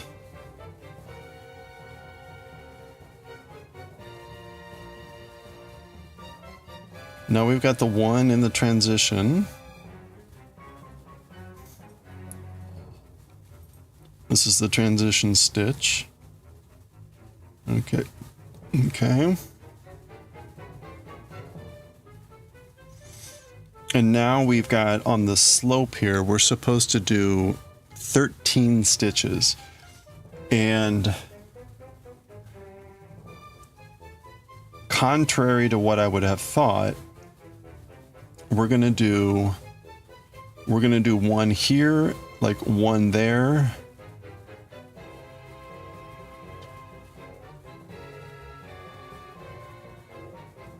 I don't know how he does this. Okay, so we're gonna do, what did I say, 13 here? So there's 1, oops.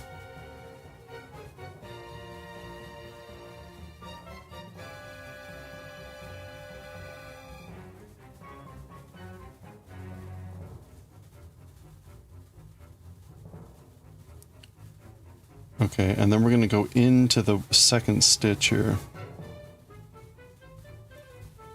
Which seems really weird.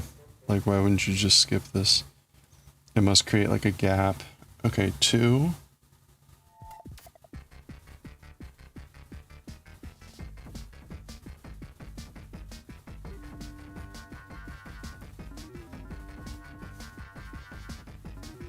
Three.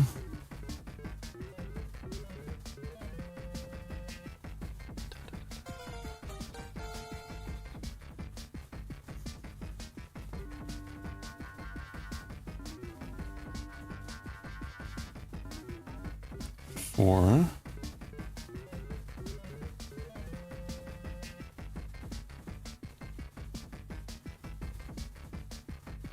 5.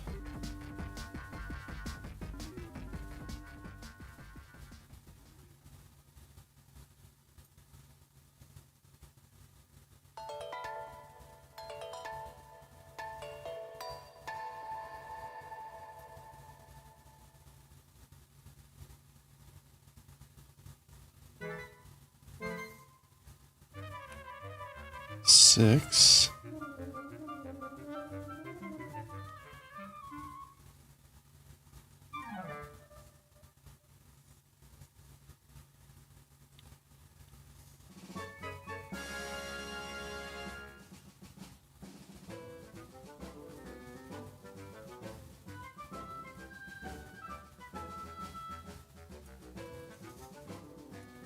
7.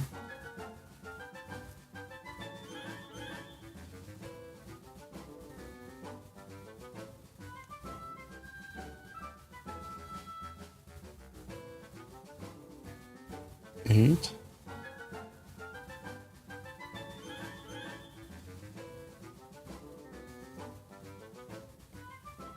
8. 9.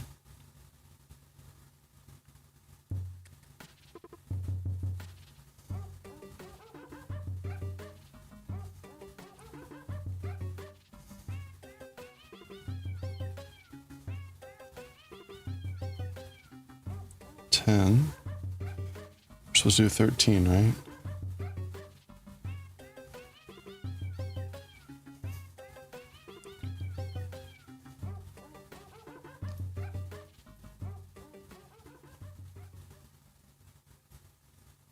Oops, oops, oops. 10.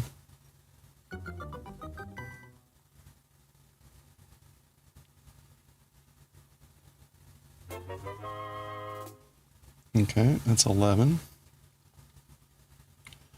Is this gonna work? 11.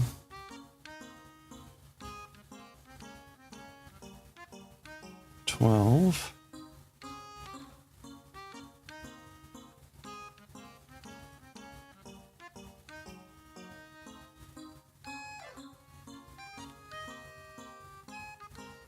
13. Okay. So that's 13 along the slope. And we're weaving in. It doesn't look like I did that right all the time. Oh, maybe it's fine. It's fine. Okay. 13. I feel like I'm off one here. Maybe that'll end up being okay. That's fine. I'm sure that's fine. We're now supposed to do 12 stitches from here to like this part. Oh gosh, this is not going to be fun. Oh boy, what's going to be a good way to do this?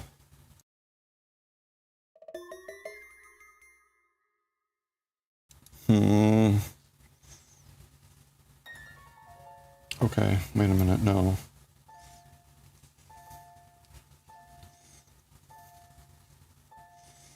Okay, this is gonna get to be really I'm gonna have to turn the work. But,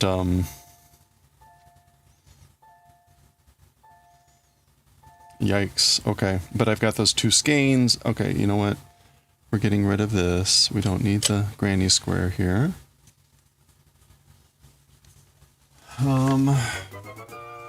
And get rid of Q woo woo. Sorry, Q woo woo.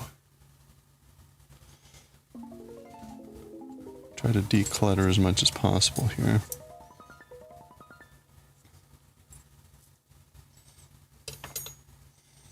Okay. Hopefully that will help. All right, so now we're going to be doing 12 stitches along the straightaway. I'll just try to rotate here.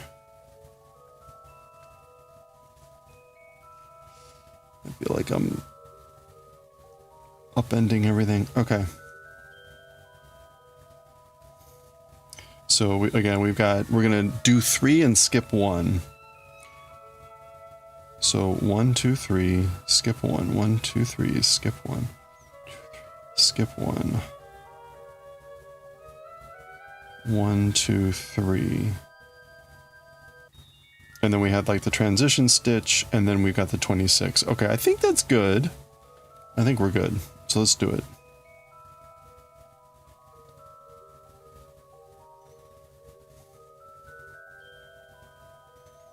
Okay, so that's 1.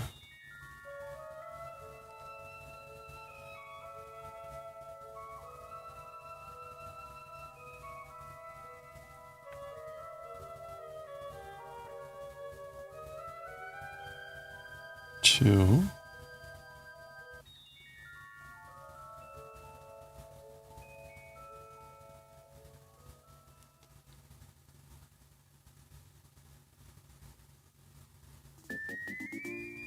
Three.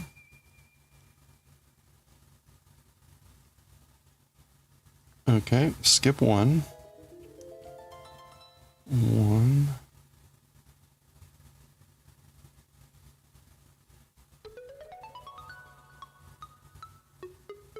Actually, hold on.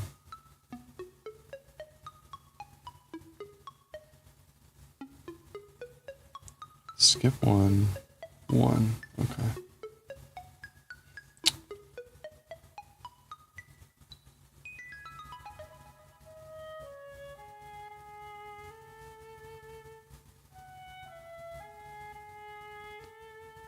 Okay. So that's 1.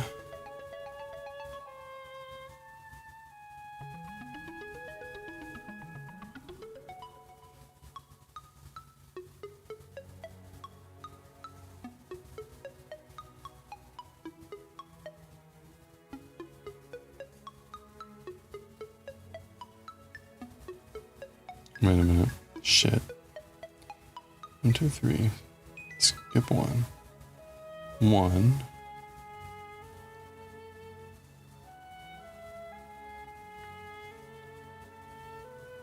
Okay, there we go. 1.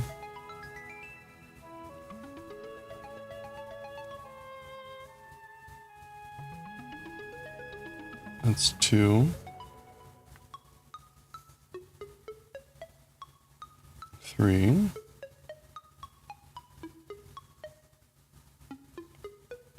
Okay. Skip 1. 1.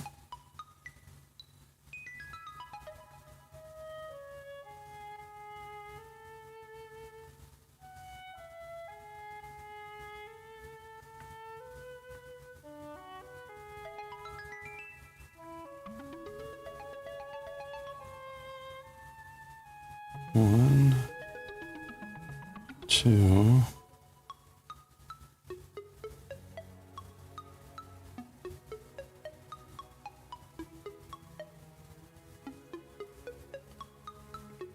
Three.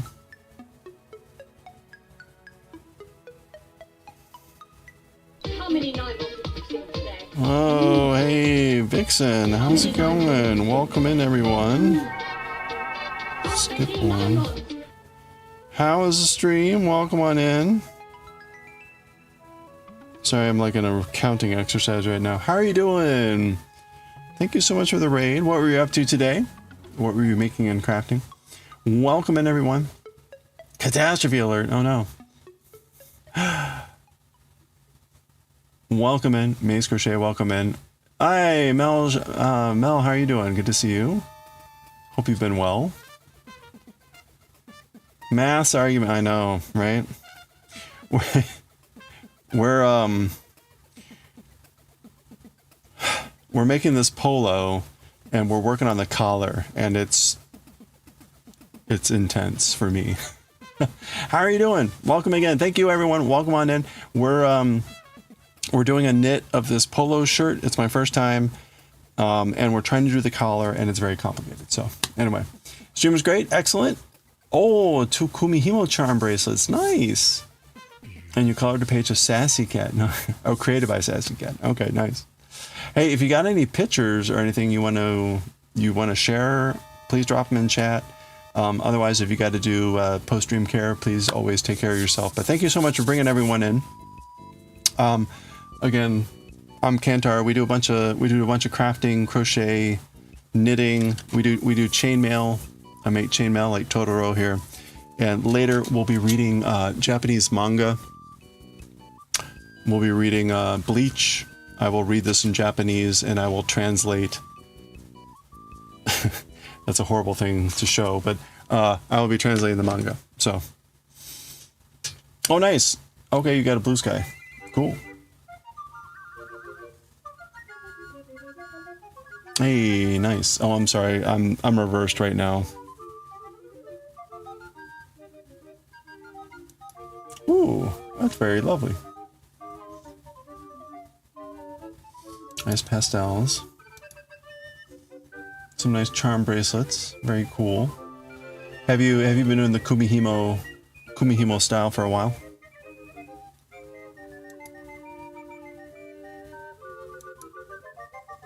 Always a fan of the Japanese style stuff. Very nice. These are very lovely.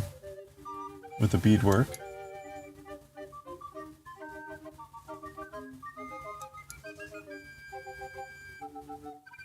Ooh, nice. Great charms. Oh, very cool. Well, thank you. I will, I've got this up on Brave, which I'm not logged in. I will check out your account later on Chrome and give a follow. Oh crap, where's the video?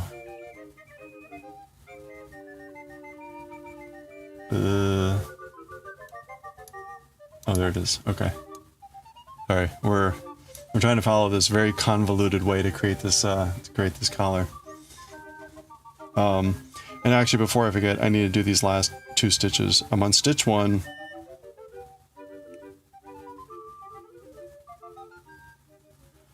Hey, Nonsense Stitches, how are you doing? Yeah, Totoro.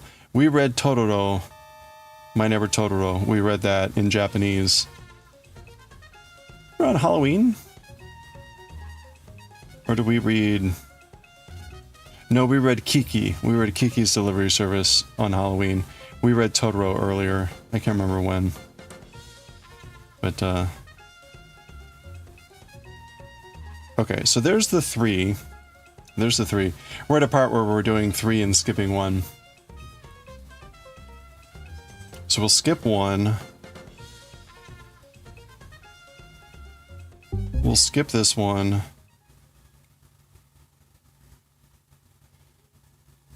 And then we'll I guess knit here.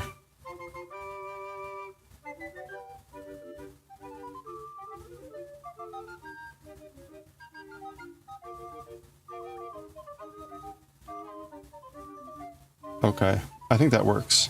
That's the transition stitch for the collar, and that takes us onto the back. Okay, now I'm at a better place where I can pause, because now we got to do 26 stitches starting here. All right, sorry. How oh, you just started incorporating charms into the braid. Oh, that looks really nice.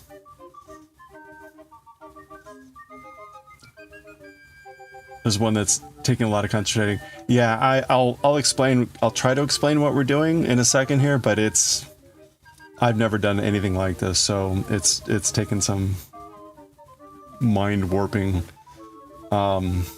stuff going on here. Yeah, please, Vixen. Yeah, thank you again for the raid.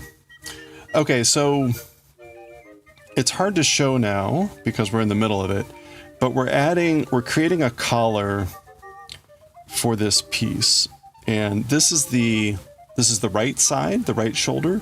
This is the back, and this is the left shoulder. So we're coming up the left shoulder. We're picking up stitches to start to create the collar. And you can see from the image over here, right? There's kind of like a flat band.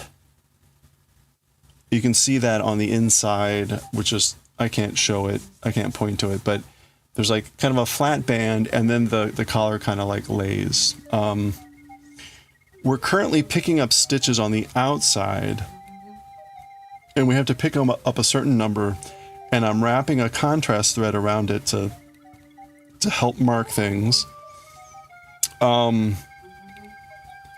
We started with a weird provisional cast on over here that's a mess.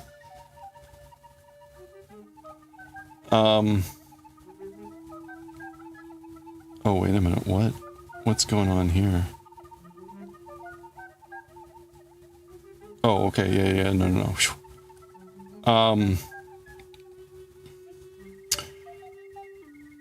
That I think I kind of know what it's about, but it's really awkward right now, so I'm really worried about that. But we're working our way around the collar here right now. So that's kind of where we are here. Okay, so right now we're on the back. We got to do 26 stitches along the back. So I'm going to try to move this. Oh, the other thing that's complicating this is the two shoulder pieces. The two shoulder pieces stop like right about here, and they have 2 skeins that are active on them. So I have 2 skeins of yarn that go with the shoulder pieces that we're holding in place while we're doing these shenanigans. So there's a lot of junk going on here right now, which is also kind of awkward.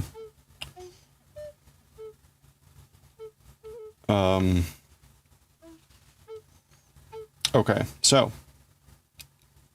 having said all that, let's start the back.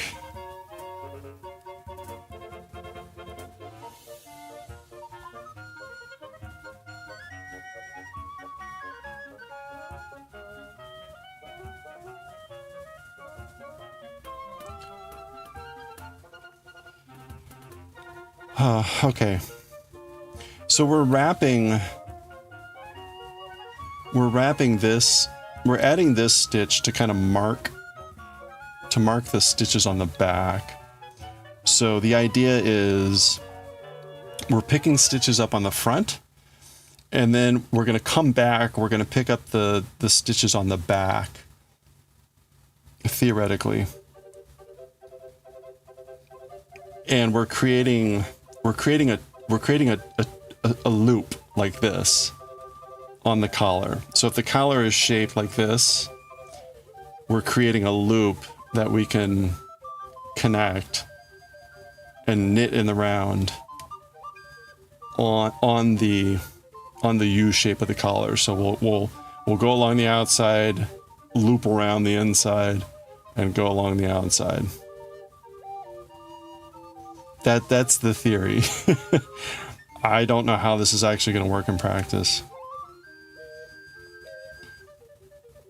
Okay, so I marked the back so we would know where we are.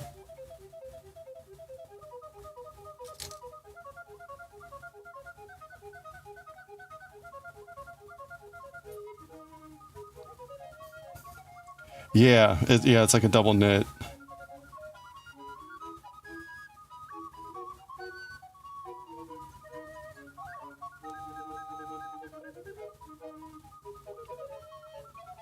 Okay, so that's 1. We got to make 26 here. 1, 2. And again, this red yarn, that's just to help us when we go back to have already like highlighted which stitches to grab when we're on the other side. So, okay, so that's 3. The thing I'm worried about right now is like whether the loop will actually connect correctly. Like right now it feels very Mobius. Like something isn't connected correctly. Okay, so that's gonna be... That's the 3, the 1 transition, and we're on 4. 4.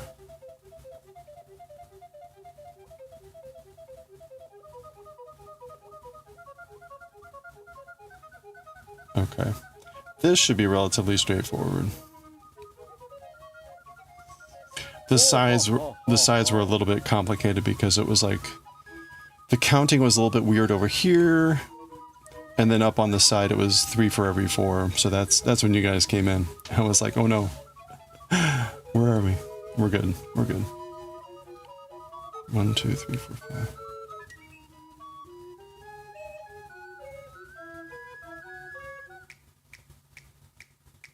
Okay, so that's 6.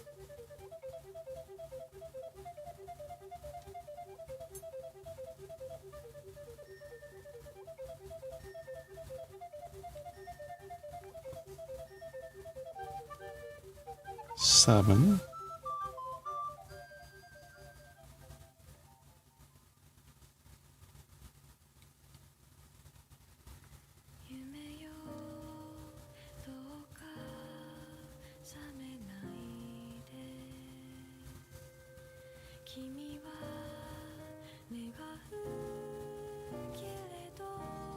Eight.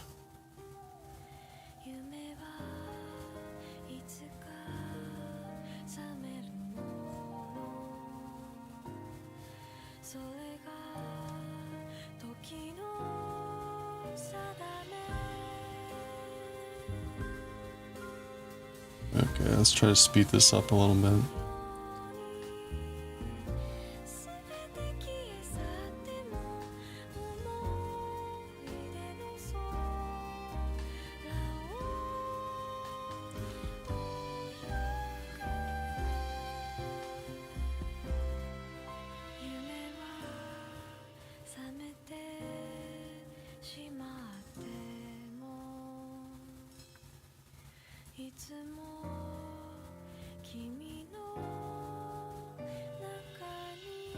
All right, we're halfway along the back.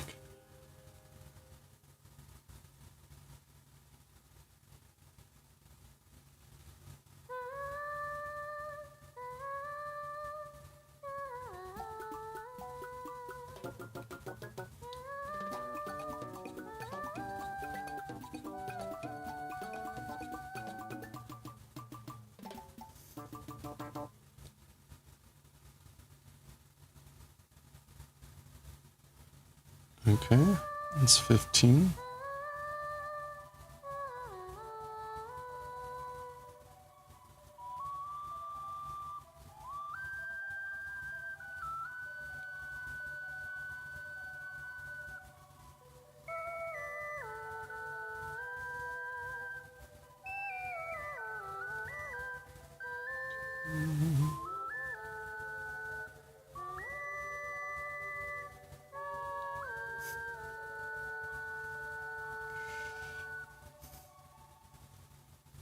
$18.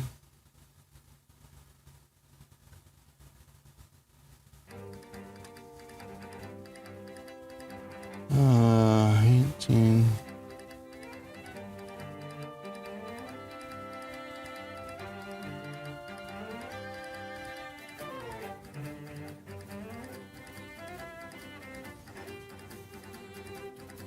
$19.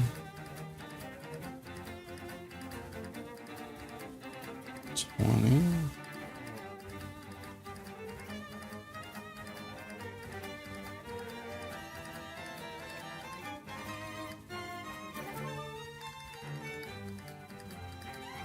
$21.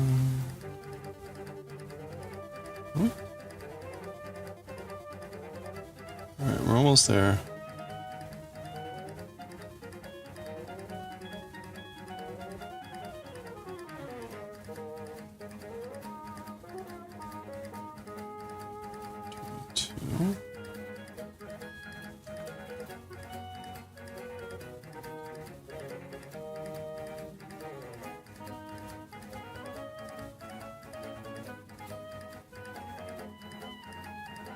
Three.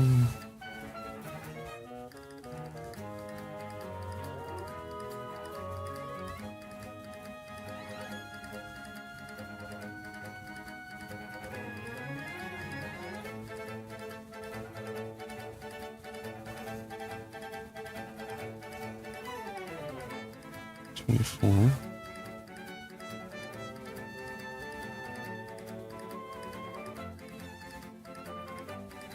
Okay, 25. And then there we go, add our marker. 26, the last back stitch.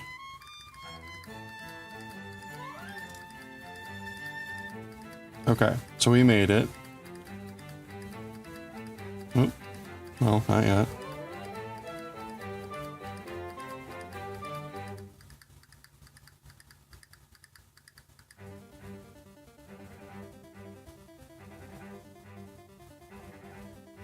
Okay.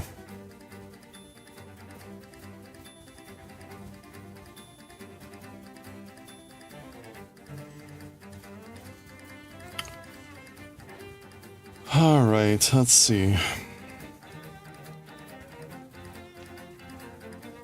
So let me go ahead and take a look at the remaining thing. You know what I forgot to do?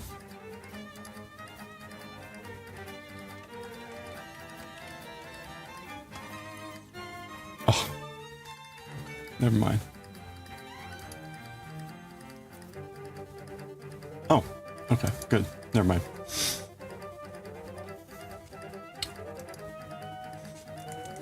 Okay, let's go ahead and like just theoretically mark out the rest of this.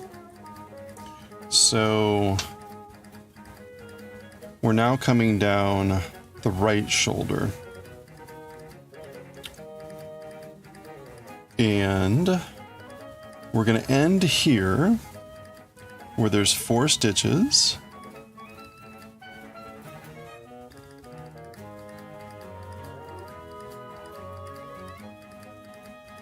I guess, how is...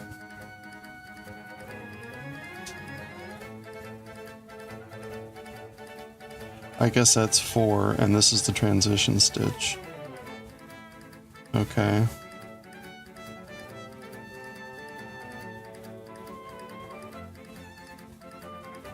Oof.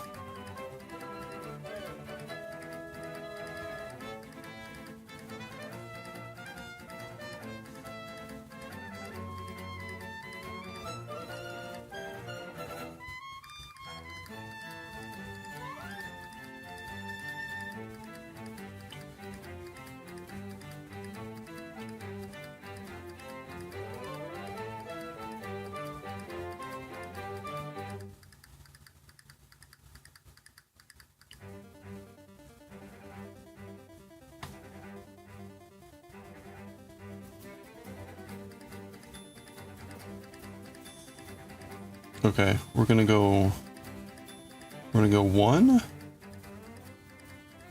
and then, ooh, 1, 2, 3, skip, 1, 2, 3, skip, 1, 2, 3, skip, skip.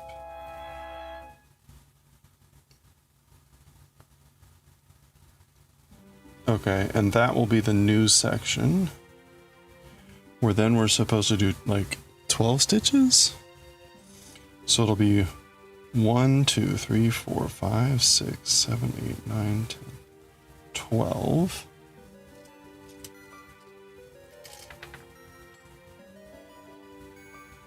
So that will be 12.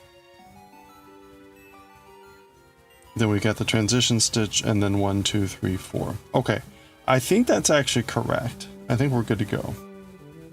Just got to get there now.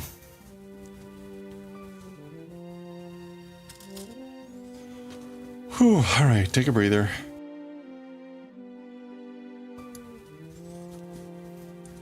All right, we ready?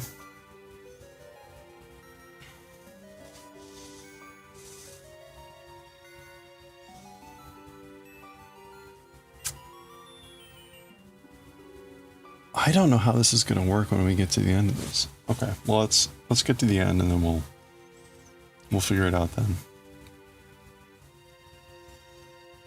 Okay, so we got the transition stitch here.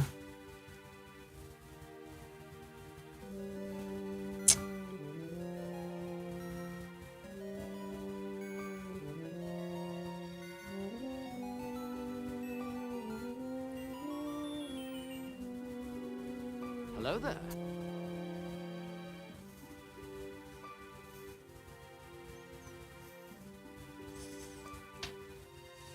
Okay. Whew.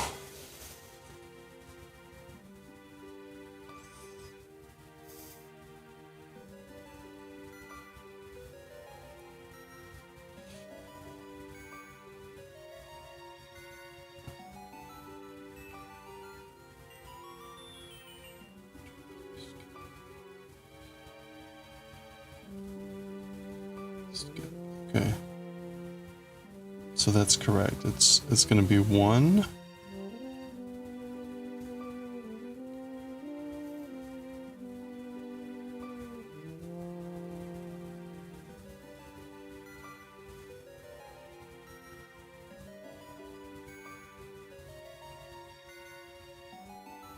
One, 2.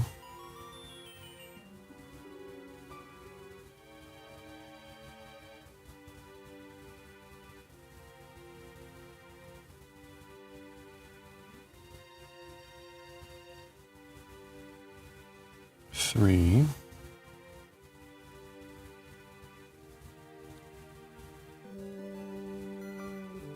And then we're going to skip. And then we're going to go 1.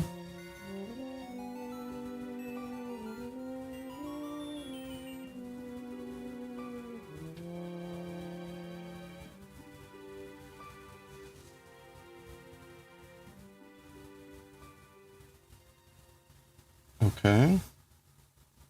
So 1, 2.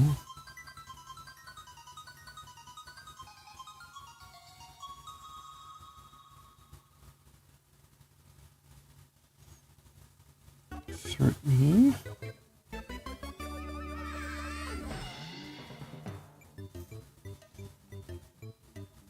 Okay, then we skip, and then 1.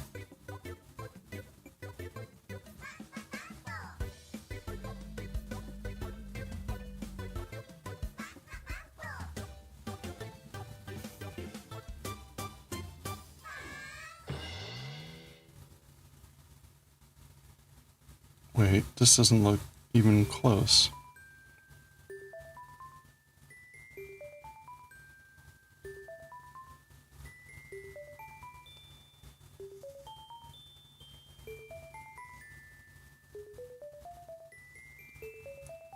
Skip.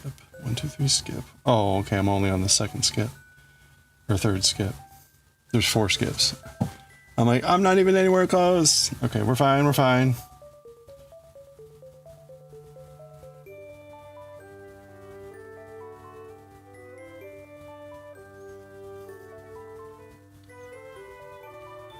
One, two.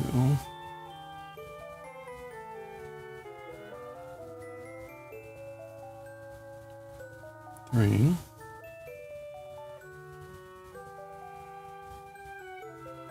Okay, skip, and then one.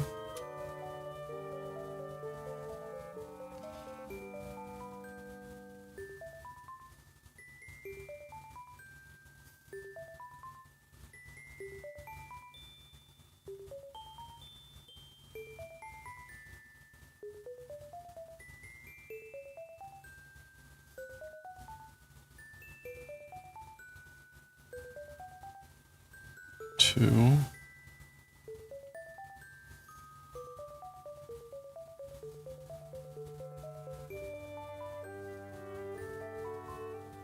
Oh, right. Okay, three. Okay, we skip, and then we're on the mark.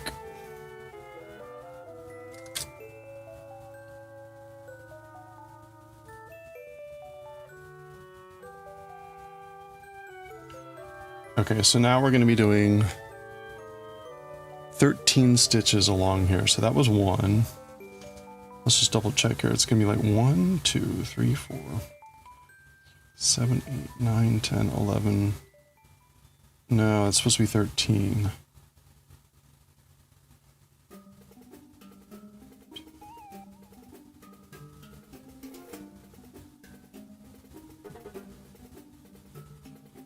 Two, 3, 4, 5, 6, 10, 11, 12. Transition 1, 2, 3, 4.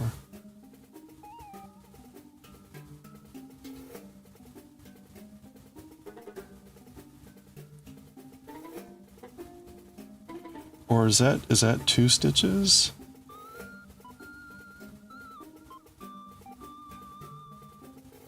No, that only looks like 1.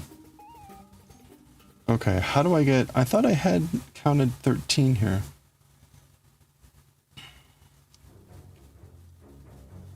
Take a look at this again. 2, 3, 4, 8, 9, 10, 11, 12, 13. I guess I can get there. It's really tight at the end.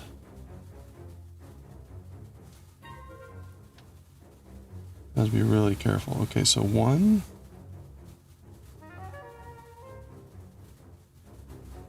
2,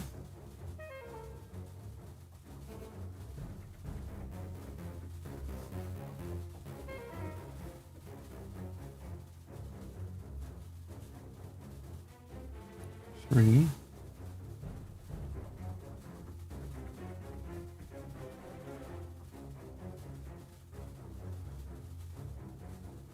4,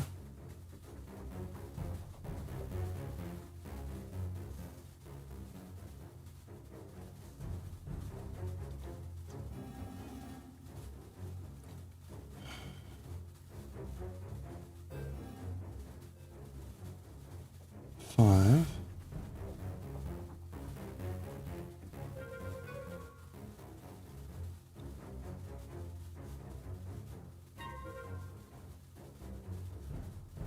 6,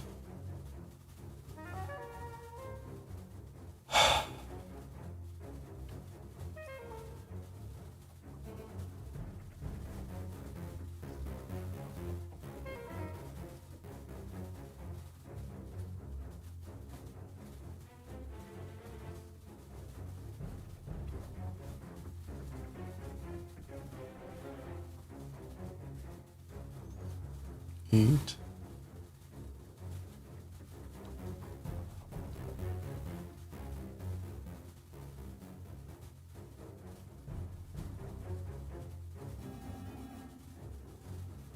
9, 10,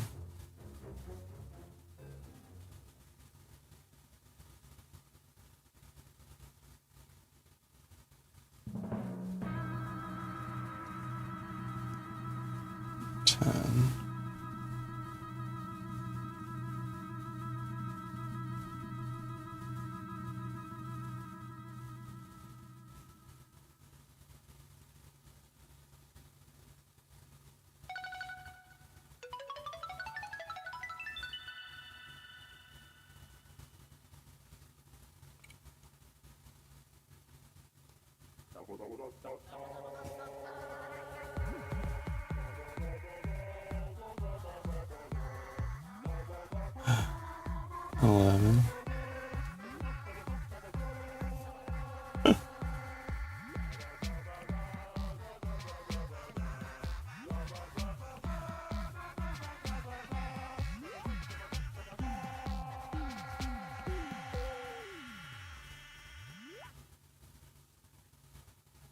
Twelve.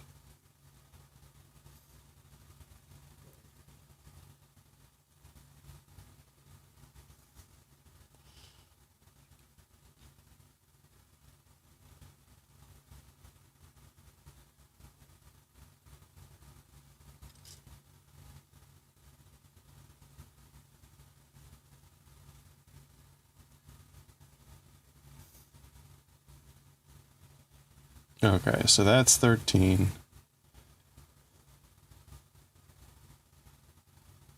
And then we have our transition stitch.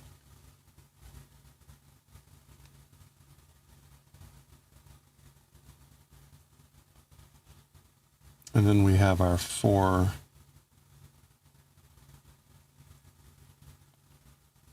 final stitches.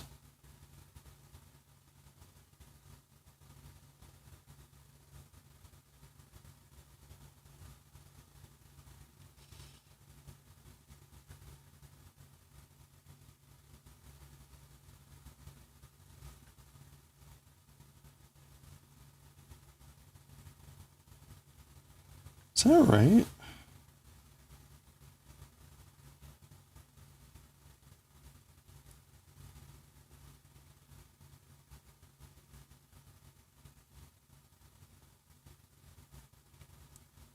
I feel like there's another stitch in there. I wonder if I did too many.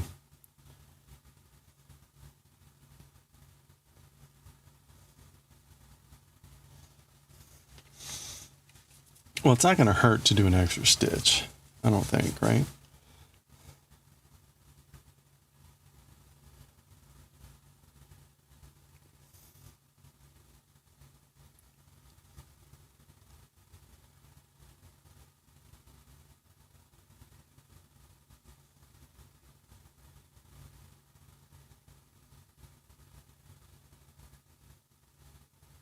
Oh, you know what? We'll just go into this one.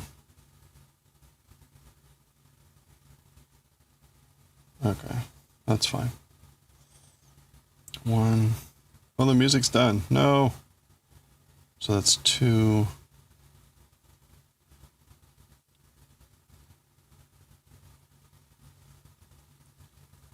3. And 4. So that's the last stitch. Now we do not. Well,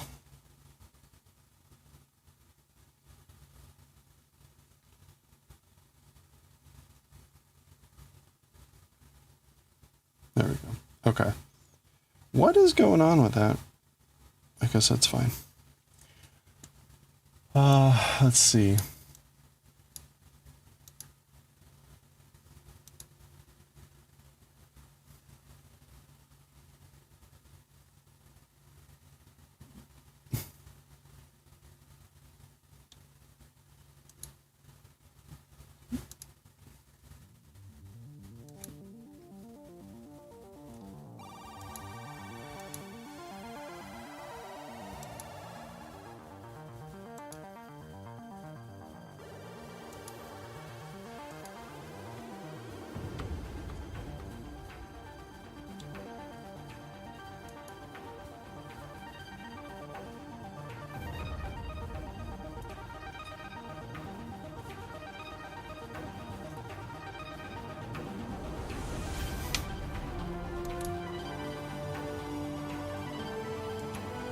Okay.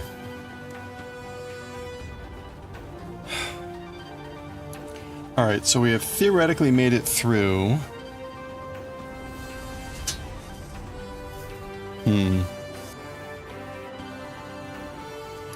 We theoretically made it through. on the outside. So we're halfway there, maybe.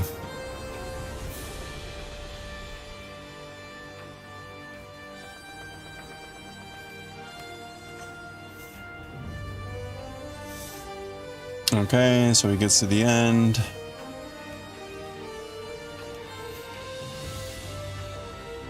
Does the final stitch.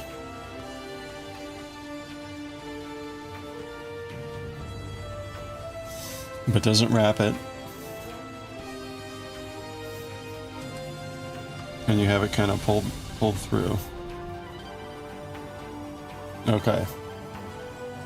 Yep.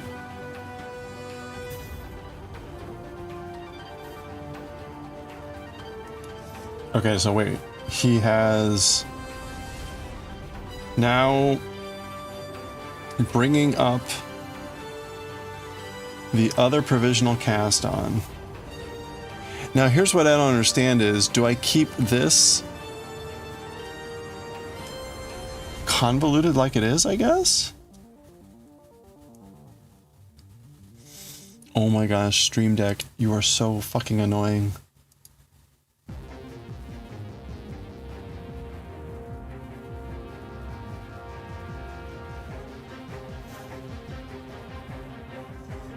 Like, how many times do I have to install this update?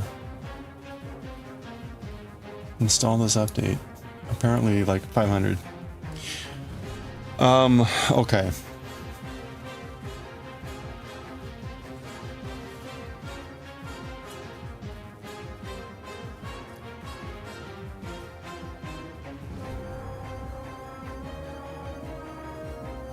Five stitches from the second cast on.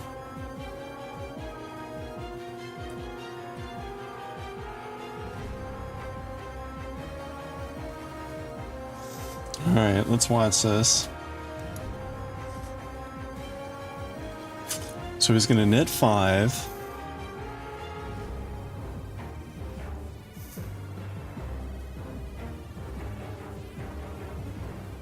There's 5. He's going to pull his needle through somehow and wrap it around again and do the other 6.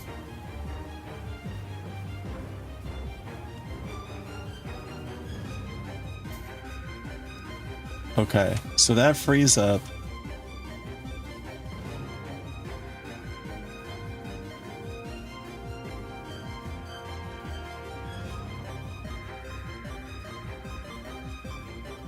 Wait a minute.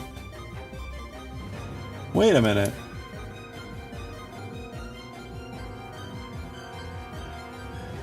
Wait, no. What happened to the original provisional cast on?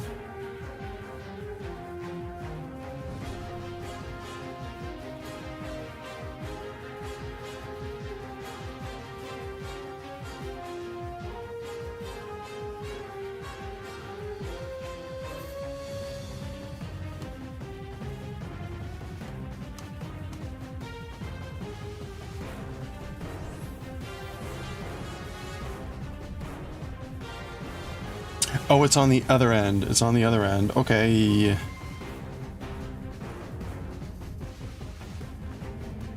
Oh, gosh. See, this is where I'm really worried about being like a Mobius.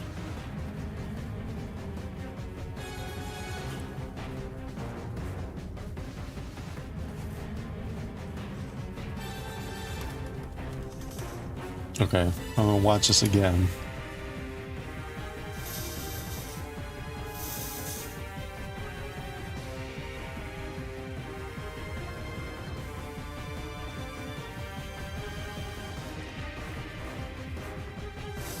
Okay, so he brings up this thing, he does 5,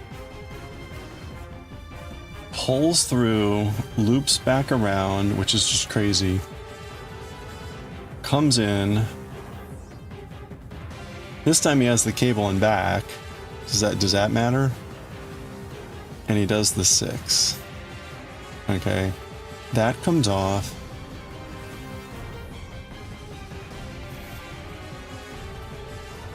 And then he goes right into knitting with the loop in his hand. With the loop in his hand, he starts to knit that. With that loop, he's got that loop on his needle.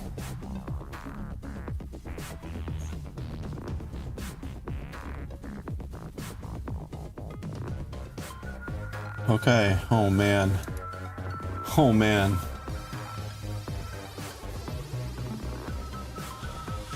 All right. There we go.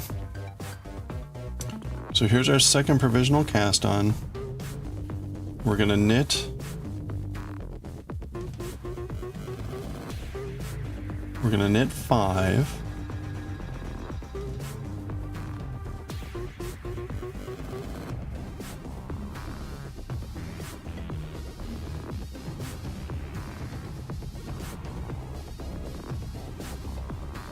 Okay. So there's 1.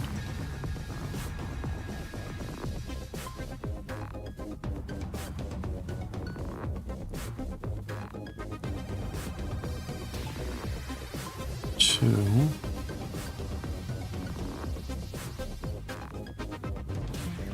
3.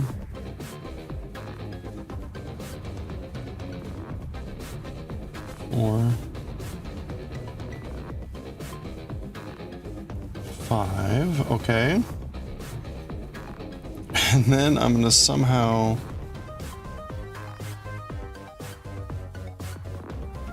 pull through.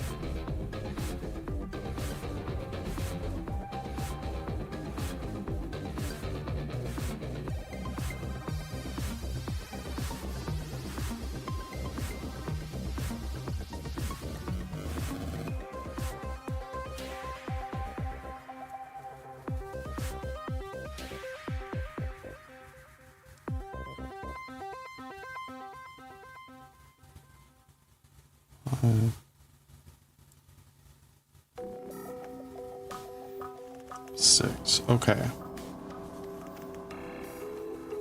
And we have now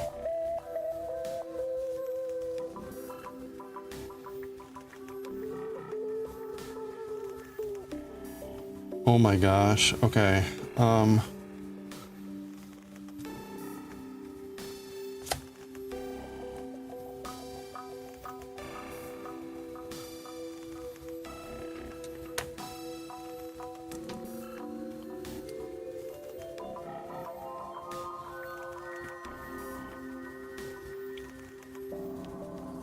Yeah. Yeah, this is, okay,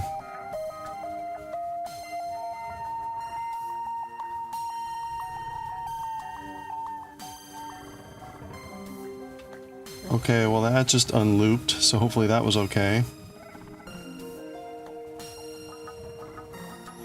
Okay, let me spend a little bit of time cleaning this up.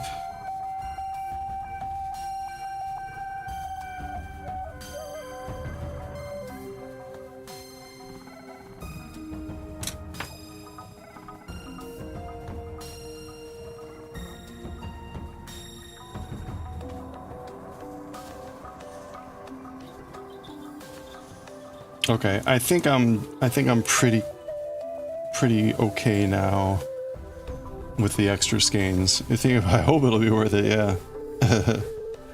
Okay. Where's my working yarn?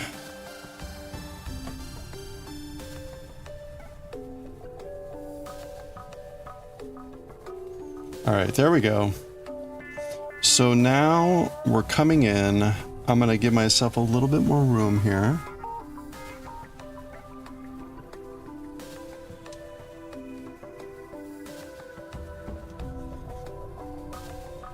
On the knitting.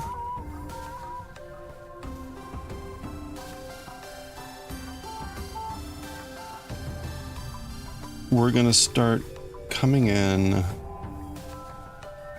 That looks loose there. Well, it'll be okay, I think. Okay.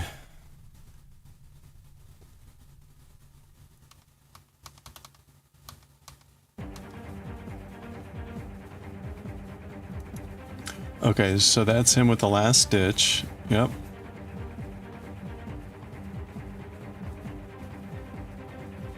Straightening on his thing. That's where I am now, yep. And he's going in to the first stitch where the yarn is. And going up and in. So this is... Oh, that's the stitch.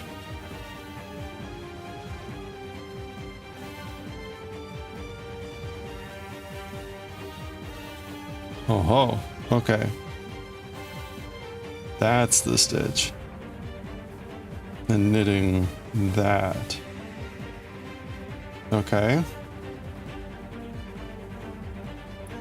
So now we're knitting these. Oh boy.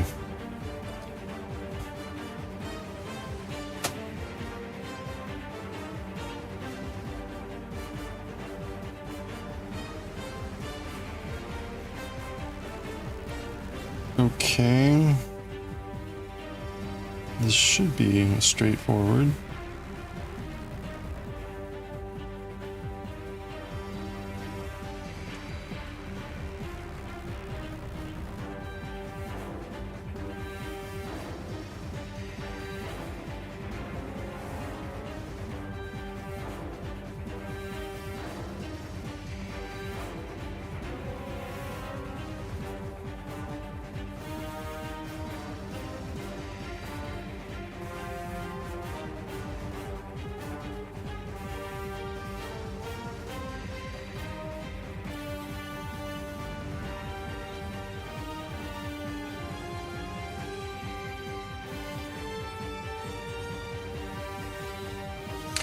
Okay, I think we'll probably be pretty good.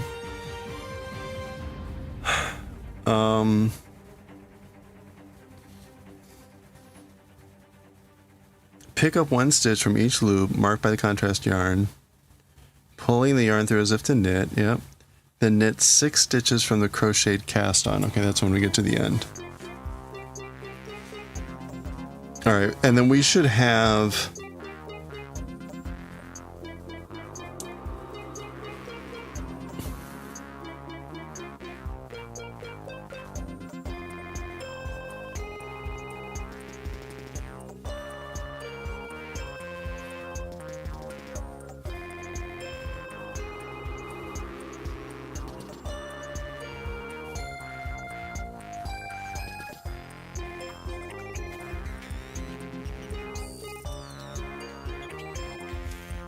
All right. He doesn't give a specific number. It should be maybe 99. I want to be kind of close. I just don't know if he's including these stitches in that count. He might be. So let's just go ahead and count these, but we may have...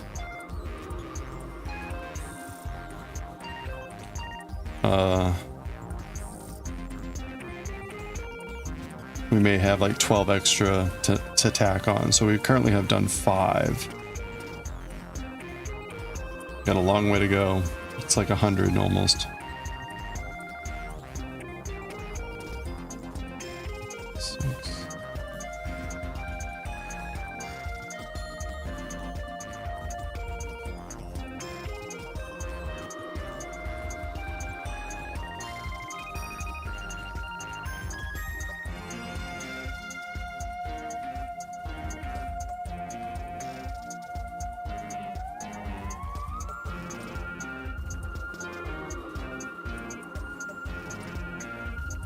8.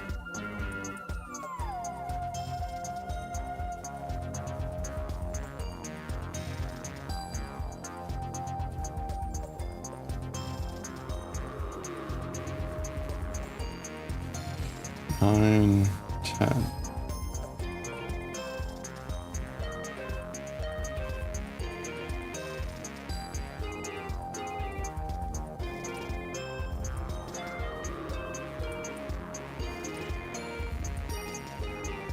Okay.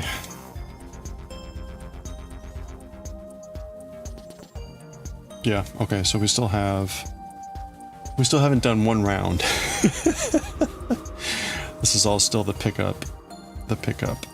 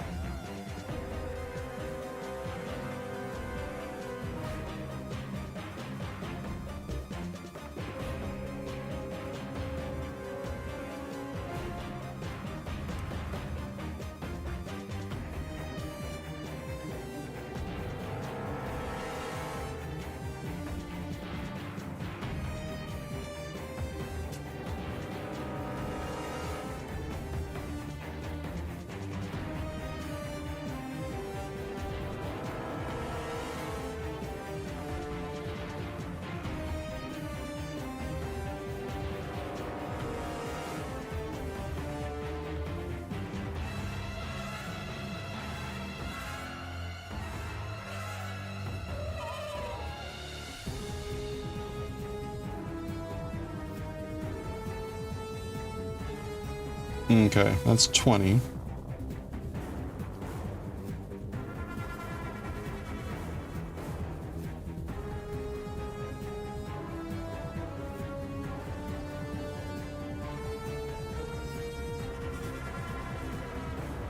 think it's where we skip a stitch. Oops.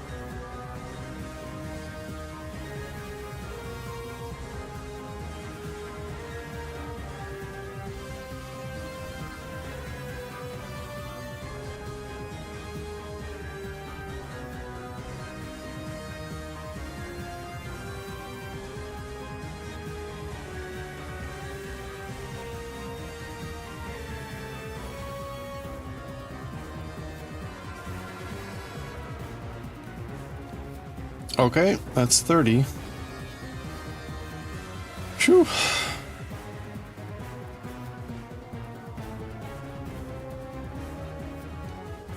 Third of the way there.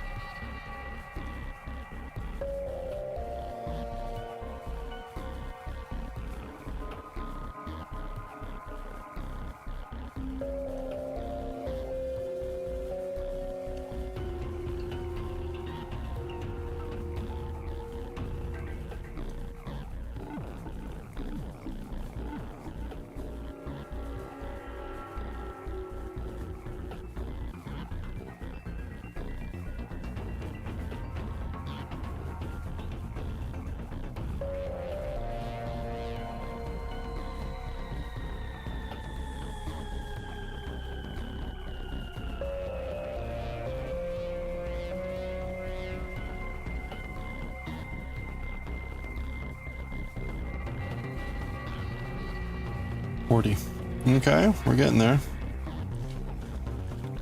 All right, keep going.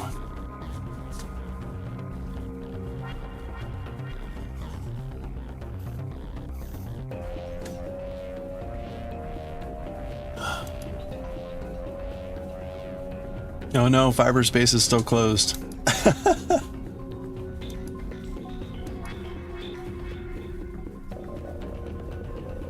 Oh.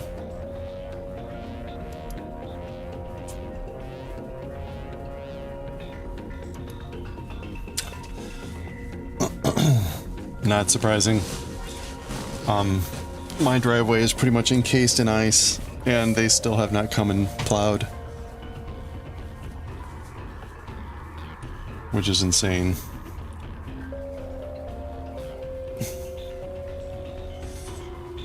Okay, I'm on 40. So...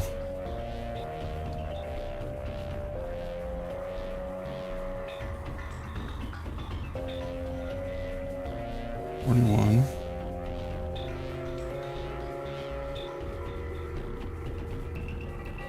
$42.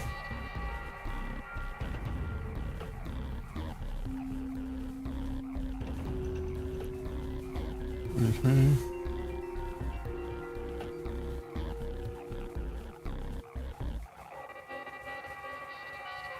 $44.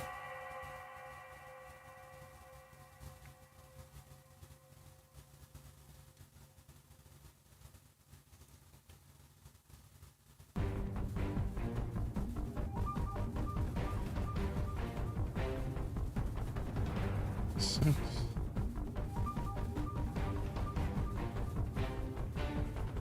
$47.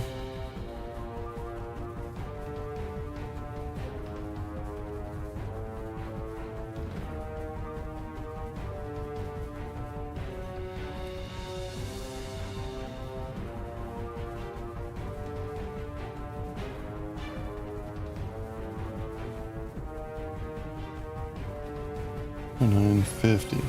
Okay. So we're definitely past the halfway point.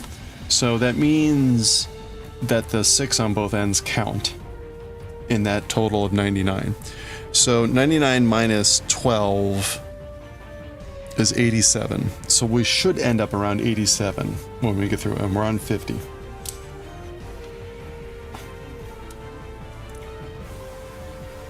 Or so I hope.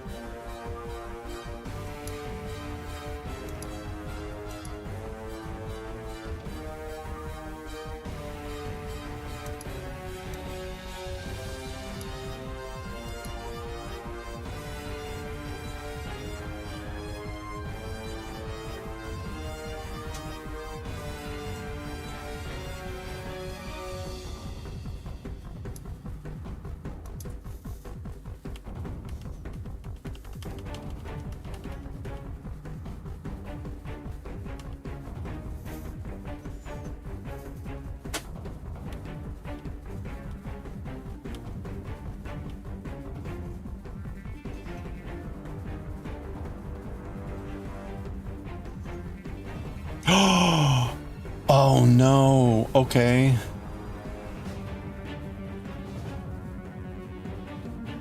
Oh no. Alright, so that's something I'm gonna have to do.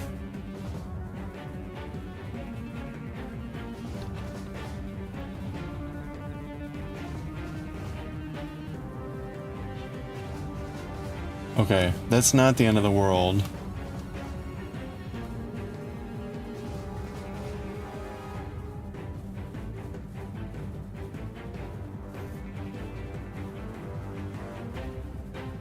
One, two, four. It should be 6. Yes, okay. Okay, so yeah.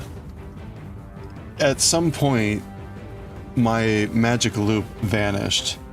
So I'm gonna have to re-pull the magic loop out and get these up on this needle to do the final thing, but I think I understand how to do that. So that's not the end of the world. Let's see, hold on.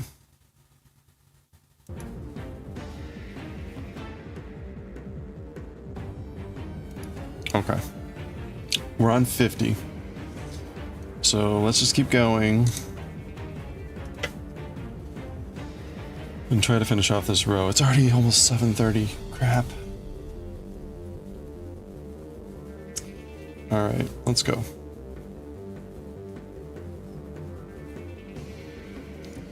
50.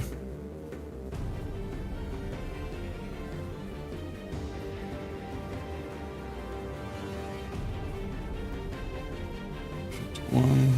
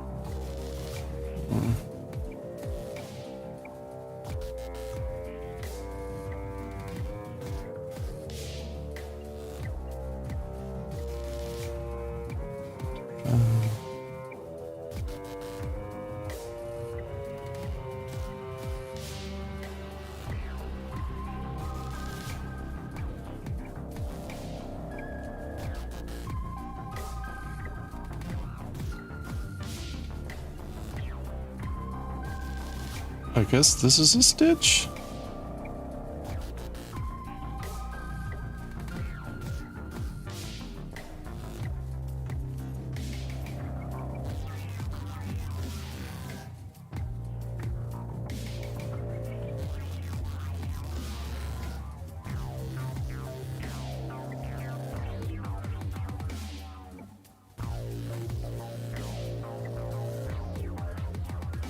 Okay, 58. Oh, I can get a screen off of that. 58.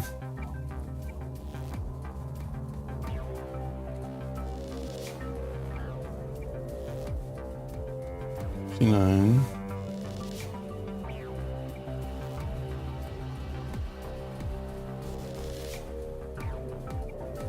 60. Okay.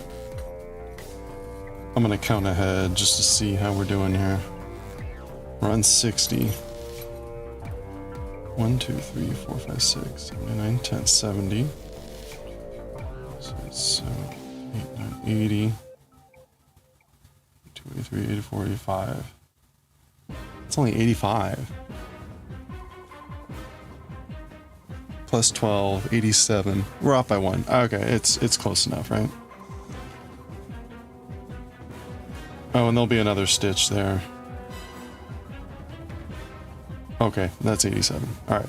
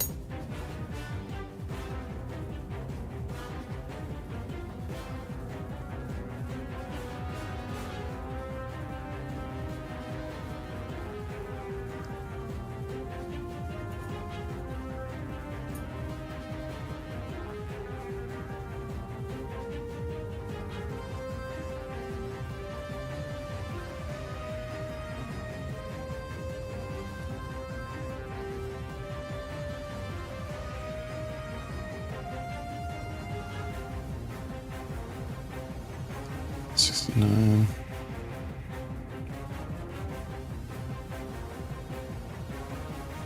Oops.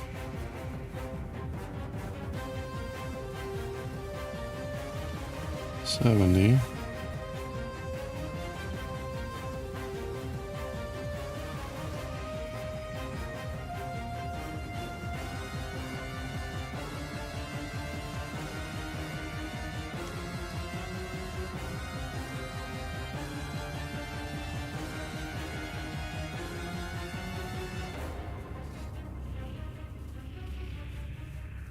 One.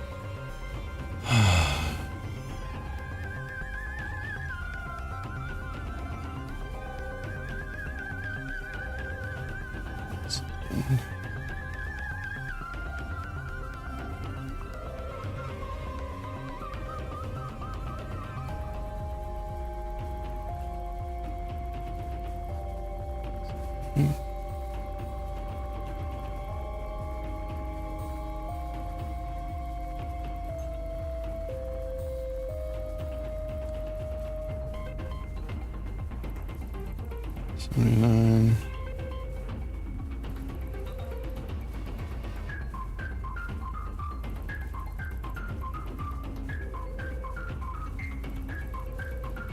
Okay, that's 80. Shoo.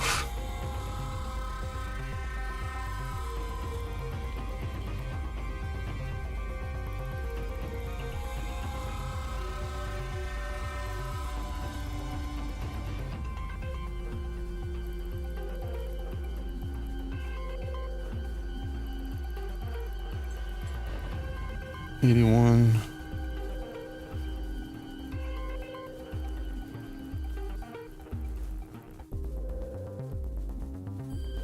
$82.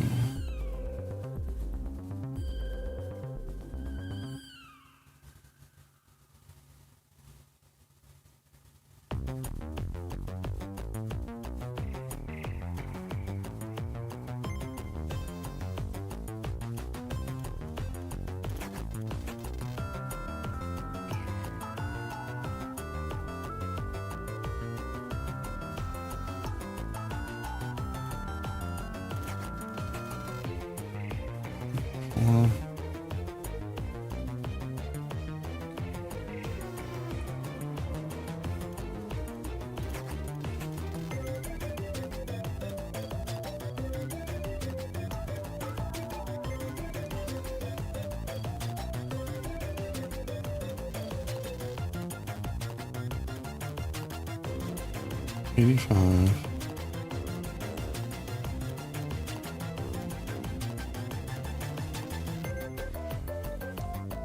86. Okay.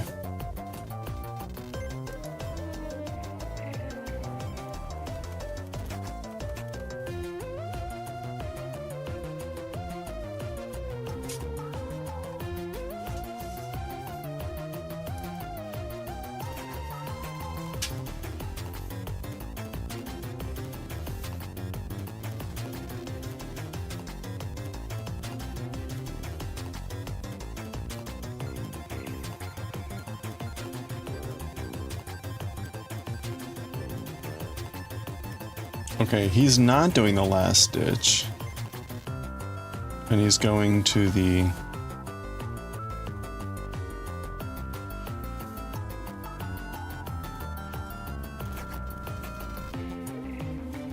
Okay.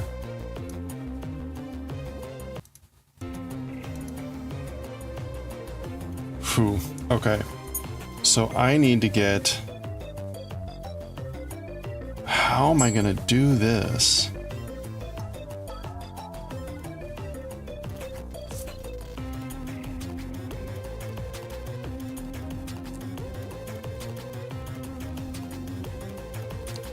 Okay, 1, 2, 3, 4, 6.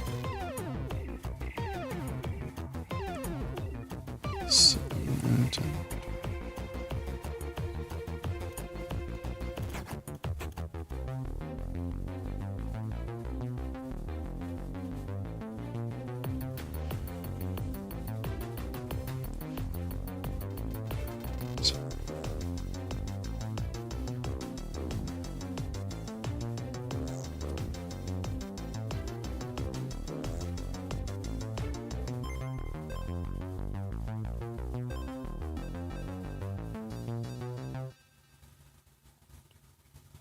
Six, yeah. I've got a 1 stitch short, but I guess that's... Oh no! No, I'm good. Wait. On the outer side, no, it's supposed to be 99. Yeah, okay. Eh, whatever. Close enough. Okay. Let's see. Okay, but now I've got to get the magic loop back here going.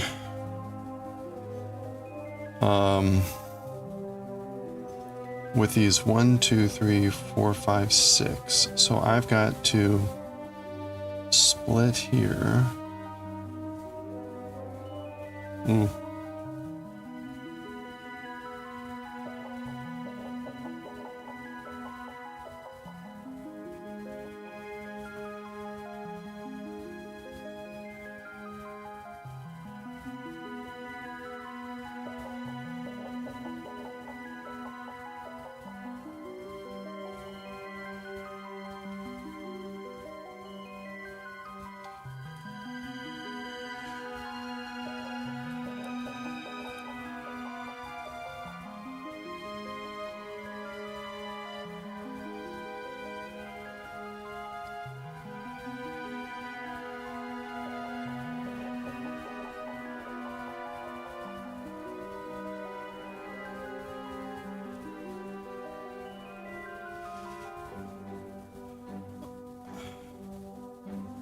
Okay, how do I know? I mean, I guess maybe it's just that they're not twisted.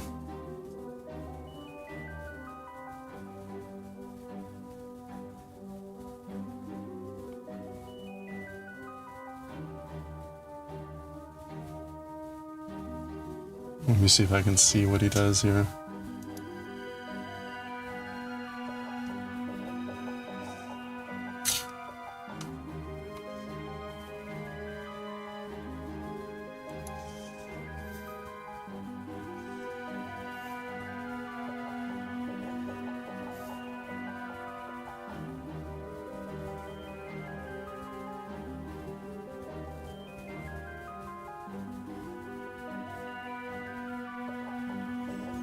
Okay.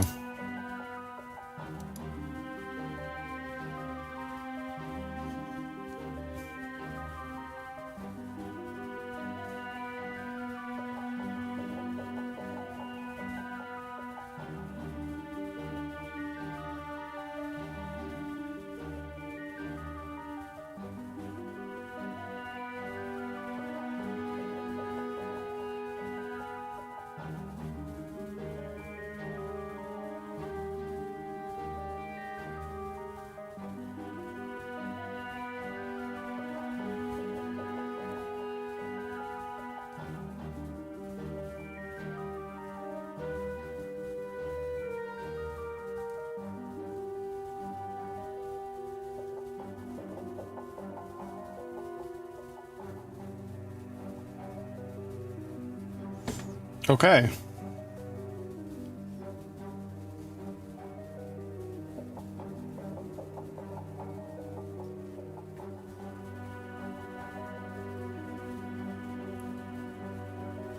So we've now got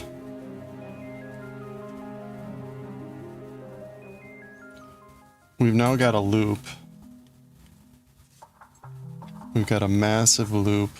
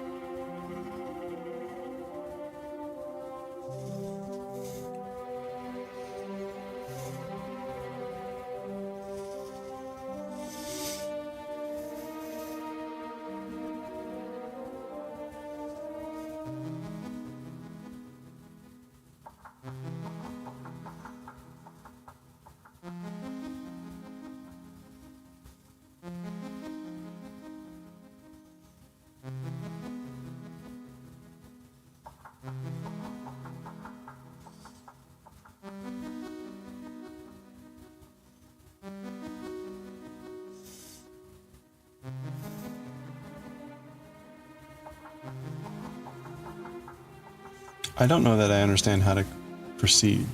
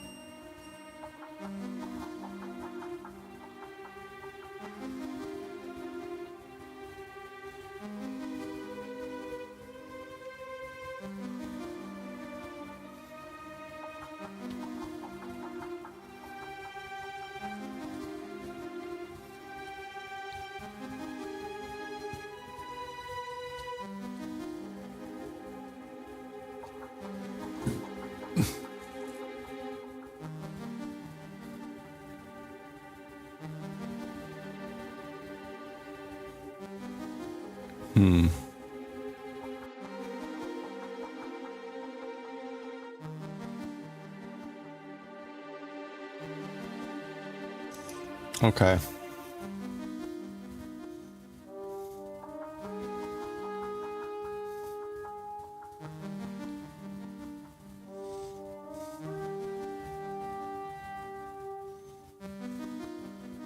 Oh, ha, ha, ha, ha.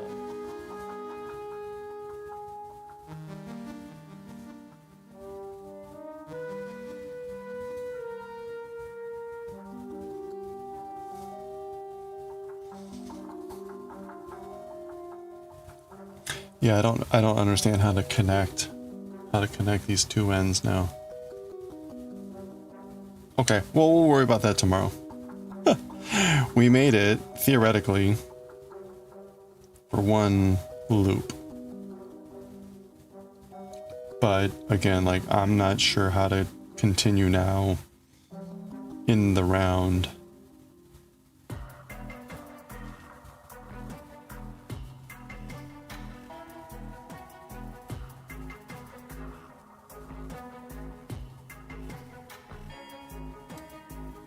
Especially given this convoluted setup.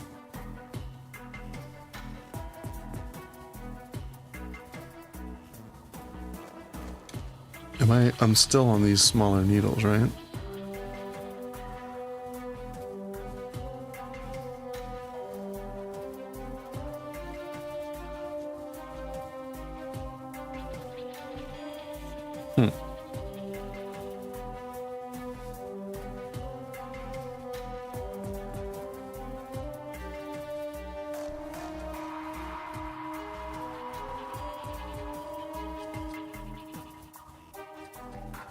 When do we switch to 2?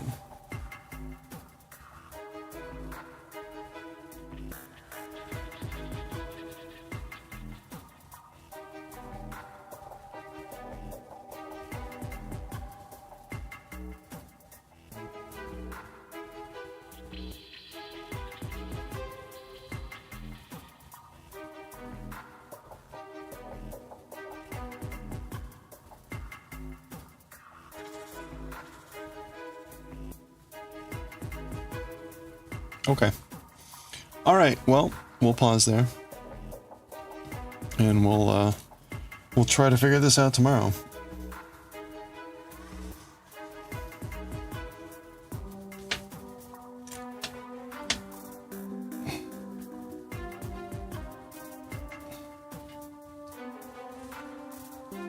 What a mess. Ooh. Okay. Well. We did it?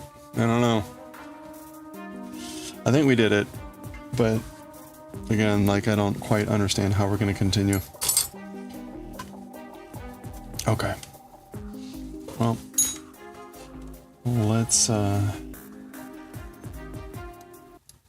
ahead and read some manga here.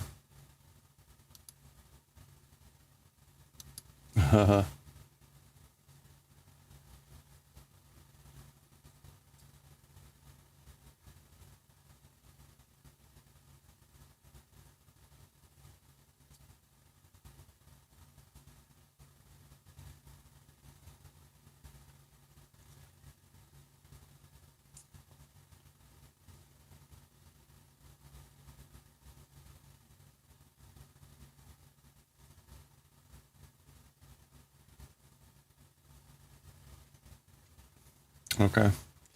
Yeah, our choir director is asking whether we're going to have rehearsal tomorrow.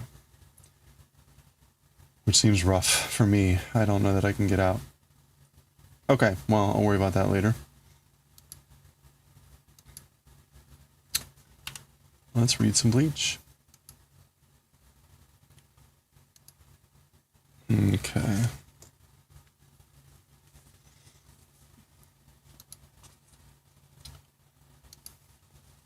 Oh. There we go.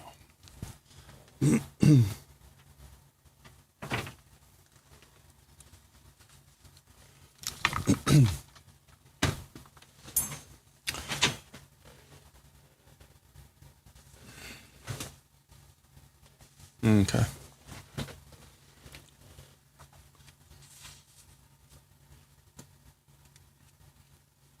Pray for the mantis.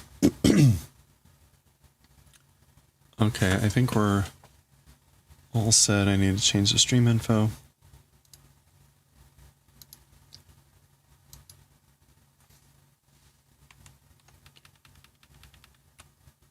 Japanese manga.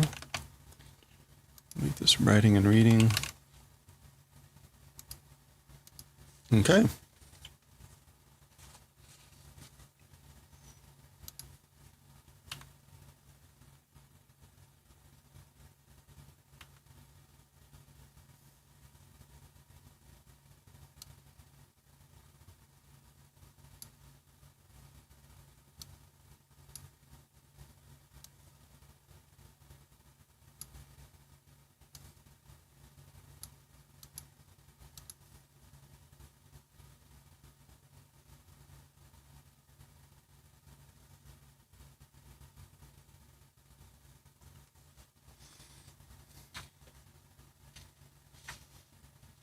Oh, right. Okay. All right, here we go. All right, let's read chapter 309 of Bleach, Pray for the Mantis. The way the previous chapter ended was this, Noitara slicing off Kenpachi's eye patch and getting a big slice in return.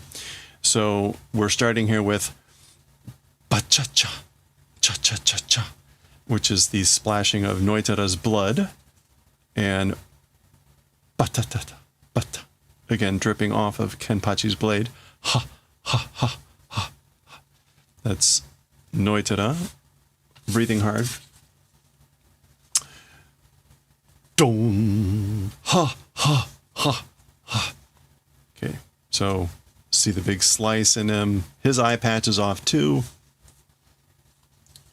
Dong, dong, dong, dong, dong, dong. Which might be kind of like heartbeats or something. Dong. Notice Kenpachi's eye patch is off, but he has two eyes, which we know.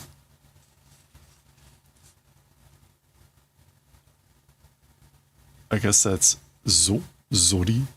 So he's reaching up. He's reaching up to his eye.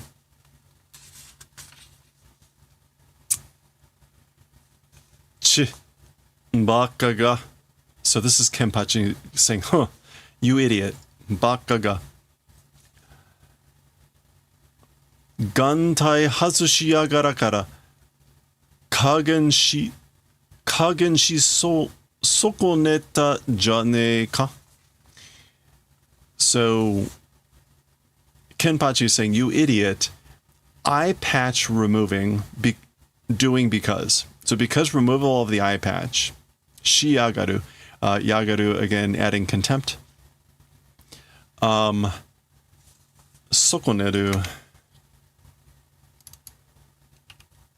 Sokone. Oh, hindering, harming. Missing out on, despite wanting to do. Missing out on doing plus or minus, isn't it that? So Kagen in this case, one of these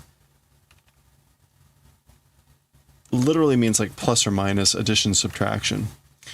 But kind of the sense of, I guess, like allowing for something or controlling the degree of something.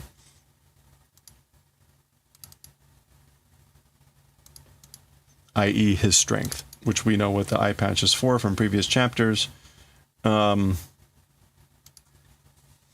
So isn't it that I missed out on, I injured, harmed my doing of allowance, plus or minus, because of doing removal of the eye patch.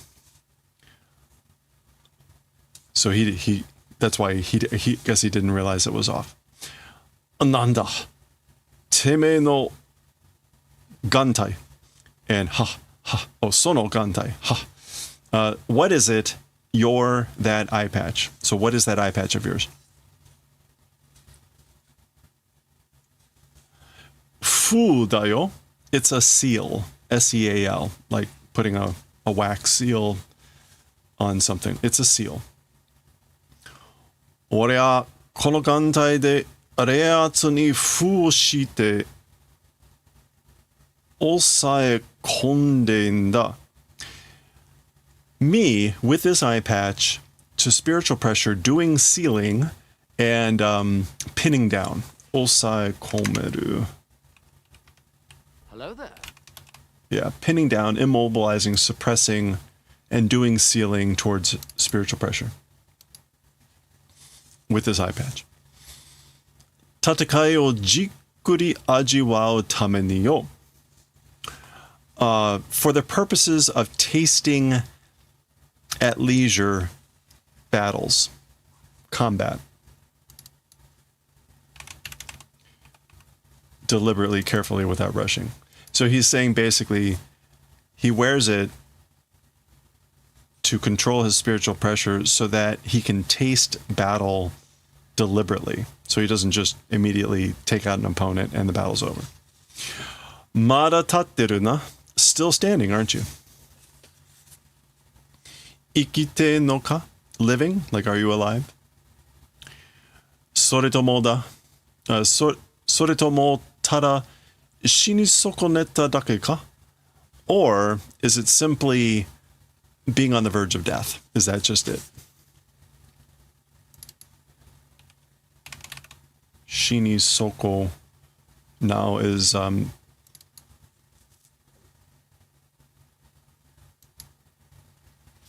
or just failing to die, failing to survive.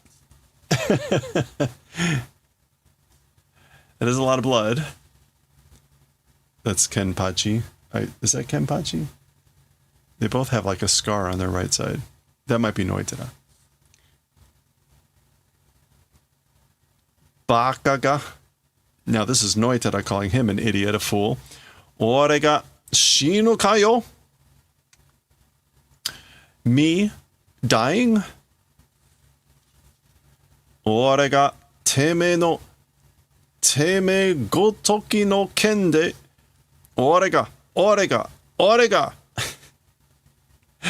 So like again, like will I die? You, that blade of yours, with that blade of yours, me, I. So basically like, how could I die to you and that blade of yours? Gotoki is just as if someone like you with that blade, that sort of a sense. Ore ga shinde tamaru ka? Oh, yeah, okay. Me dying, like, how could I bear it? How could I stand dying? Again, to someone like you with a blade like that.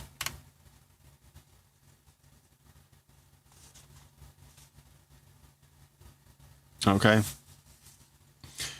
Inore, pray, as in like to pray to a deity. Goba, and he's doing it as an order. So he's about to do his kaiho, his release. What is he calling this? Santa Teresa, Saint Teresa. The kanji are holy something and then some sort of insect. Okay, clearly in this case, Saint Teresa. Maybe Teresa means something in Spanish, but probably not. Again, holy. Let's go ahead and look up these kanji. Ooh. Is that hoeru? Like howling? Oh, it would help if I...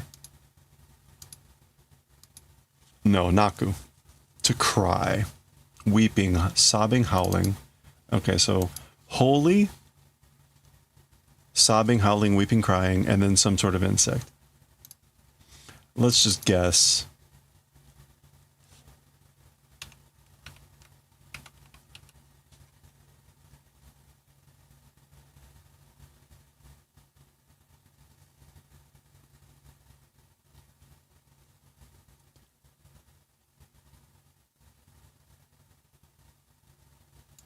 Yeah, it's...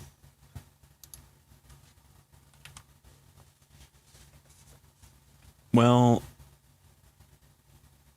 it's a modified version of this. It's a modified version of a praying mantis. That second kanji is simpler, but it's total, or kamakiri. Praying mantis. So, I am curious about the second kanji because in the praying mantis, it looks more complicated. So what is this simpler form? This is insect and then eat. Oh, it may not exist. It may have to be. Yeah, okay. Maybe it just doesn't exist that way. That's like a simplified version. Okay. Anyway, holy weeping praying mantis. Oh, that's why I pray for the mantis. Okay, got it. And then, in case you wanted to see that in Japanese, pray for the mantis. So there we go.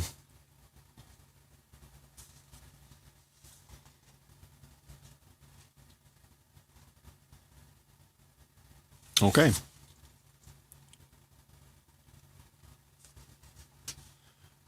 Doom or doom. Yeah, there's an there.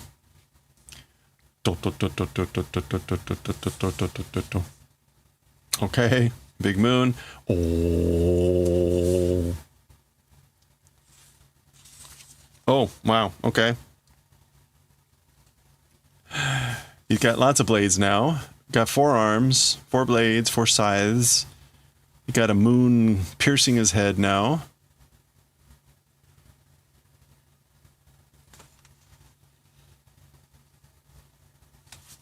All right. Don't forget that these two are watching.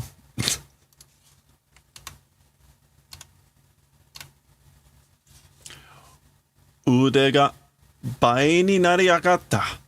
Arms double towards doubling became. So basically he's doubled his arms. And nariyagaru again, like how could he, that bastard? Sonna are kayo? That sort of a thing existing? Like can that be? Okay, there's Inoue. Again, we see the sphere, so presumably she's still healing Ichigo. Kizu mo fusagateru. Wounds also plugging up. So his wounds also like sealed up. So the big slash that Kenpachi gave him is all gone now. Fusagaru is to be healed, to be blocked, to be closed up. Uso daro. It's a lie, right? You got to be kidding me. Gantai hazushita kenpachi ga tsuketa kizu da zo? A wound affixed by Kenpachi who had his eye patch removed? Or like it is a wound. It is a wound that Kenpachi without his eye patch, with his eye patch removed, affixed onto Noitara. So Ichigo is just shocked that such a thing. Kenpachi. Okay. Yo, hey. I guess that's Noitara calling out Kenpachi. Doda, how is it? Kenpachi, or Noitara talking, how is it? Doda, hajimete miru espada no touken kaihou wa? How is it? First time seeing Espada's blade release. As for that. So basically, what do you think? How do you like seeing the Espada's blade release for the first time? Nan toka iie yo. Something say. Say something. Shinigami.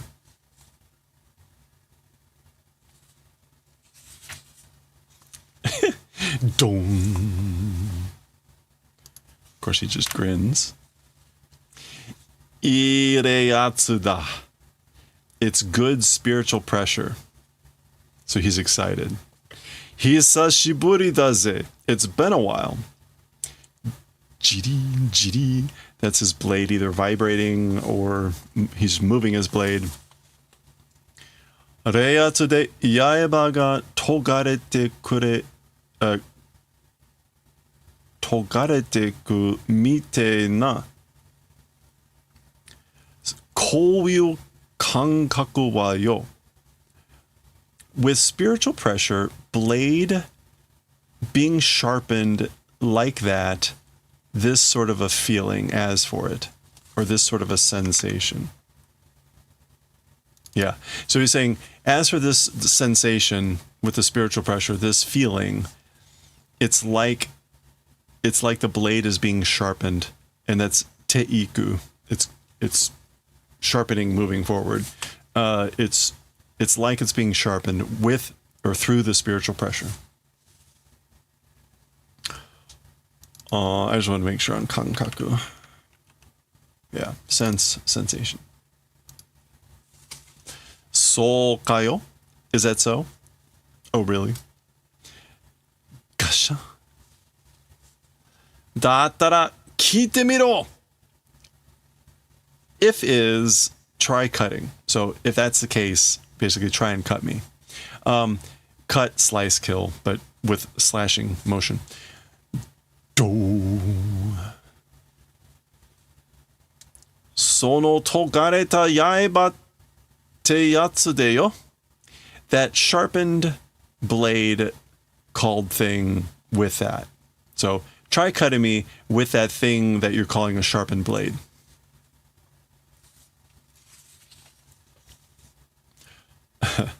Done. Okay, so Kenpachi is gleefully coming in here. Go on.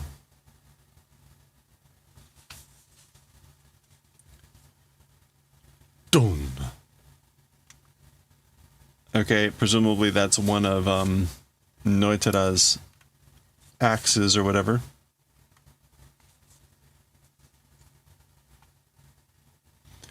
Ananda. What is it? What is it? Presumably that's Kenpachi?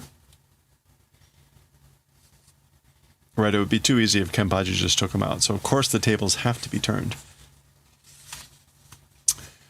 Sore ga zenryoku ka? That is full strength. That's full power.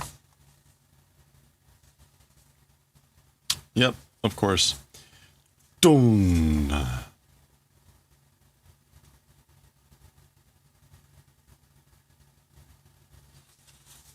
Oh. Sends him flying. Zuibun to karui ken datta ze. Very much light blade it was. So that was a light blade. Whether it means the attack or the blade itself. Dosha. That's Kenpachi hitting the ground in the distance. Shinigami.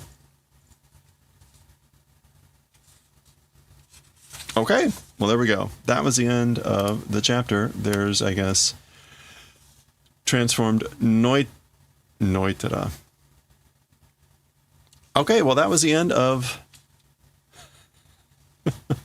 the end of 309. Next time we'll continue with the bad grammar of 310.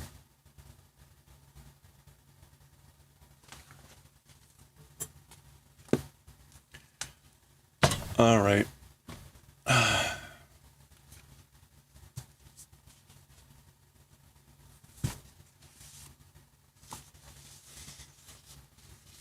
This is Tuesday, right?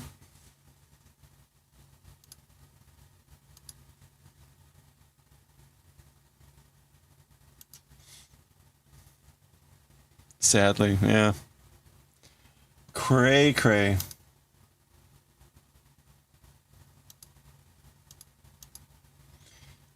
Okay, so where are we?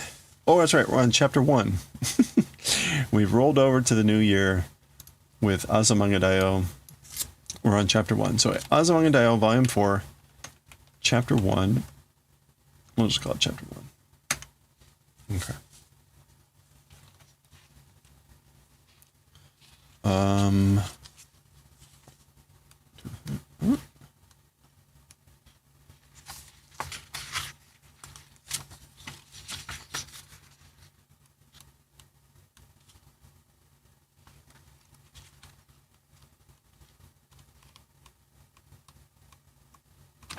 Okay, yeah, there's only 3 chapters left. All right, here we go. Oh, no, I need to change the overlay. Pardonnez-moi.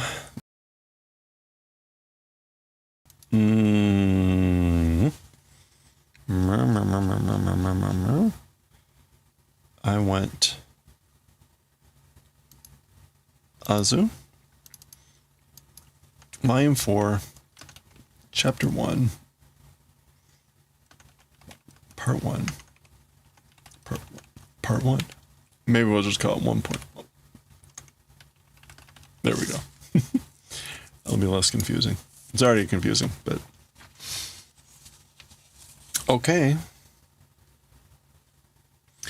Mokuin. This would be what? Mokuin, like a land sign. No, it's not Mokuin. Oh, is it Mejirushi? Yeah, Mejirushi, landmark sign. Okay. All right, here we go. All right, let's read Chapter 1, Part 1 of Volume 4, Azumanga Daioh. We are actually I'll start that again. Here we go. Okay, let's read Chapter 1, Part 1 of Volume 4, Azumanga Daioh. This is actually almost at the end of the book. Remember, we went from December Chapter 12 to January Chapter 1. There's only 3 chapters left. The kids are going to graduate in March, and so we're in the last part of the book and the series. So here we go. Mejirushi. Mejirushi, that's a landmark or a sign or a mark. And we've got, what is that? Hatsu. This is like the first temple visit of the year or something like that.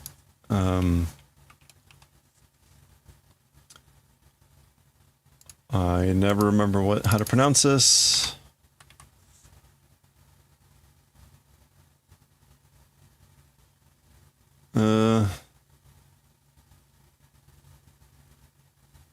There it is. Hatsumo. Hatsumo. Yeah, Hatsumo. So first shrine visit of the new year. Gyu. Gyu is like usually like grab. So maybe that's just like trying to make the way through the crowd or something. Wa sugoi hito desu ne. Wow, incredible people, isn't it? Meaning, wow, there's a lot of people, aren't there? Akan mina hanareba nare ni natte mao? Okay, Osaka is saying it's no good. Everyone, if separate, will become. I guess we're gonna get separated with everyone, which is maybe why Gyu like trying to hold on to her.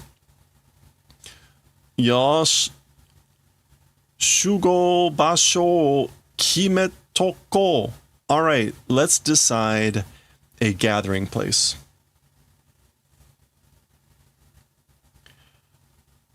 Mayottara Sakaki-chan ni shugo da. Wakatta. If you get lost, to Sakaki-chan do gathering. Or stick to her. Anyway, gather to Sakaki-chan because she's so tall. Got it. Understood. Okay.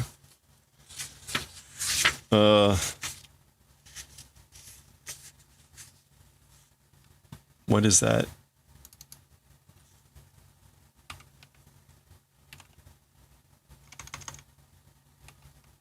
Irabu is sen. Sengai? Outside of a choice? Unselected. Sengai. Okay. Kotoshi wa Onanazen Dai Nani Hatsu. Okay. As for this year, something about the coin is a big something.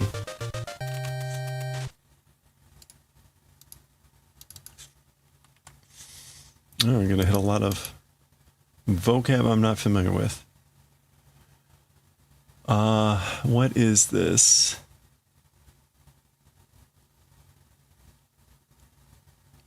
Saisen? A monetary offering, an offertory? Yeah, saisen. So kotoshi wa o saisen dai. That's not chiku.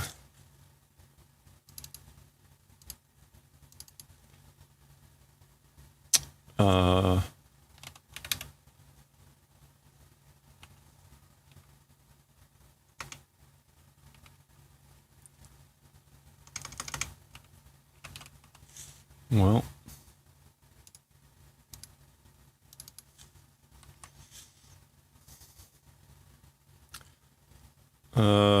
it is funpatsu? Okay. A splurge, a strenuous exertion. Okay. 今年はお賽銭大funpatsu. So as for this year, the monetary offering is a splurge, meaning she's like, I'm going to do a lot more than normal, I guess. It's an important year, right? They're graduating, all that stuff. それは500円玉や. As for that, it's a 500 yen coin. So like $5. 私は10円. As for me, 10 yen, which is like 10 cents. In today's exchange rate, it's actually much less in US, but close enough. しけてんな. Nani chiruzo. Ochiruzo? Shikete. Okay. So Osaka is doing 10 yen. Shikete.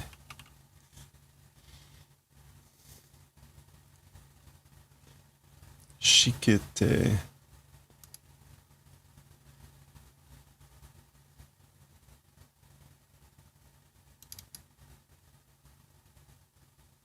Is that like going through hard times? I don't know what this is, to be broke?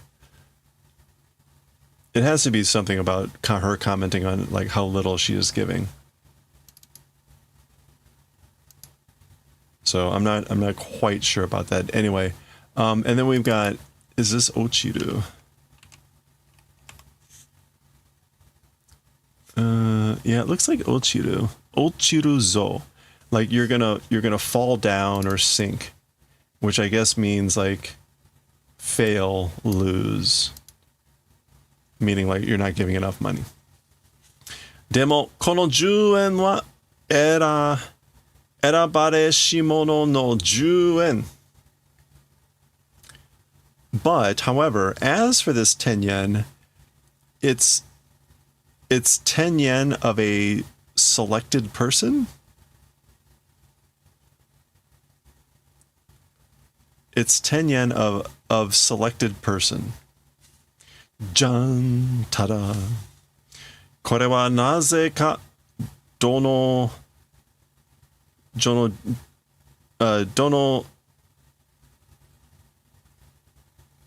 this is vending machine に入れても戻ってきた. Oh, okay. As for this thing, for some reason, whatever the vending machine, even if put in, it comes back. Wow, so that is like a big that is a big gift if she's what's vending machine? Jihanki? Yeah, Jihanki.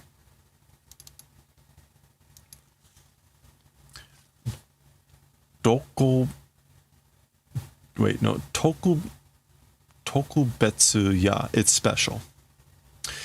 それはいいのか? As for that, is it good? Meaning like, is it okay to have such a thing? It's either that, like, is that okay? Or like, are you good with giving it away? In any case, omoshiroi. Omoshiroi. Interesting, fun. Pe. So that's them tossing the coins in. So there's a offering thing here. You toss your coins into. Usually you shake these things, they're bells or whatever. Garan, garan, garan. Pun, clap, clap. And then you say your prayer or whatever. Osaka is continuing to garan, garan, garan, garan. Hence, omoshiroi. Fun. Boy. Money power? Money power? What would that be? King Ryoku? Either that or Kane Chikara. Yeah, King Ryoku. Monetary power. So here's Yomi. Pui! With her 5. Okay.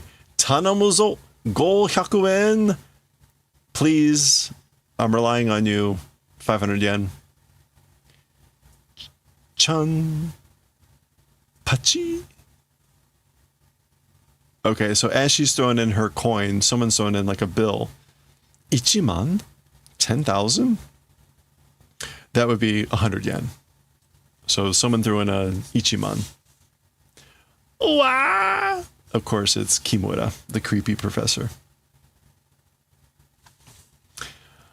Nagai, wish, desire. Pun pun, there he's clapping. Ichimanen de nani o? With 10,000 yen, with $100, what? Meaning, like, what's he praying for? Sekai jinrui ga heiwa de aremasu you ni. Nani? What? So, humanity of the world toward with peace in the manner of existing. So basically, he's praying for peace for all of humanity.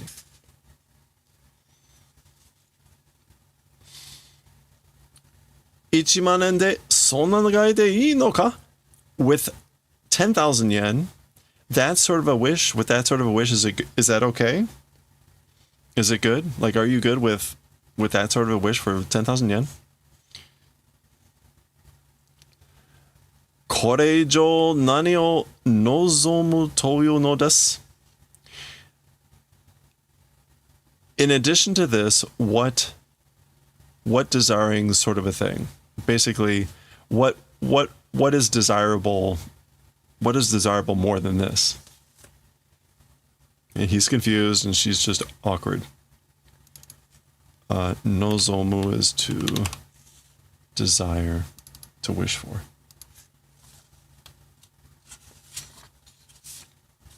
Okay, well, it wasn't something creepy, which is like the shocker, right?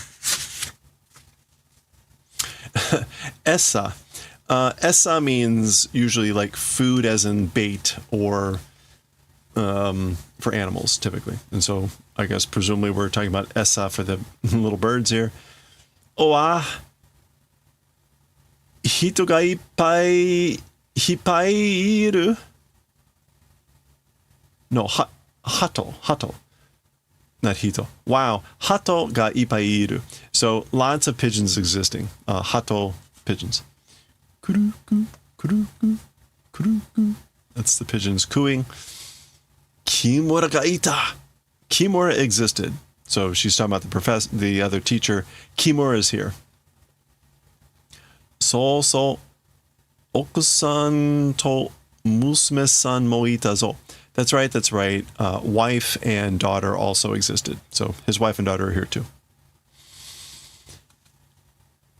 Achi de hato no esa utte ita kara katte kimasu. Okay, so she sees the pigeons, that there's a lot of pigeons, and she's saying over there, pigeon food, hato no esa, selling. So because of that, we'll go and I'll buy and come back. So I'm going to go get some pigeon food because they're selling it over there. Maya tsurete kitara tanoshisou da na. Maya, if brought along, it would be fun, wouldn't it? So Maya is the Yamamaya Iriomote cat. So basically, if we had brought Maya along, it would have been interesting. It would have been fun, wouldn't it? Kuruku, kuruku, kuruku. Kito kono keikikan no nai hato nanka. Ooh, nani does it. Okay. Okay, certainly this sort of is this like defenseless? Keikikan? No, what is that?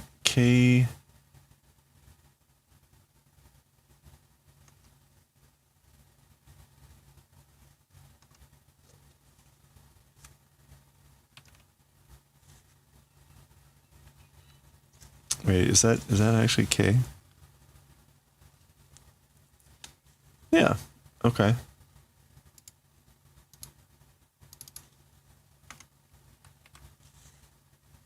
K Kai-kan. Kai. Where'd it go? It was right here. Oh, vigilance. Oh, nonai. Hato nanka. So yeah, certainly this sort of vigilance feeling not existing pigeons or whatever. This would be like strike and use up in one attack or something like that. So Oh man. Is that Amu? Ami? Yeah. What would that be? Ichimo?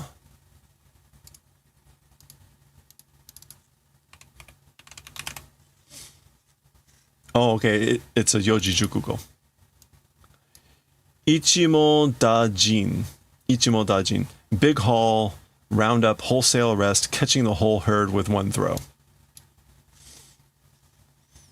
I guess. So it's like one net.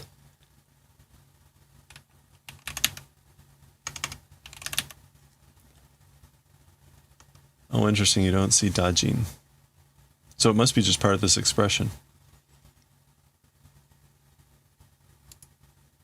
Either that or the pronunciation is different.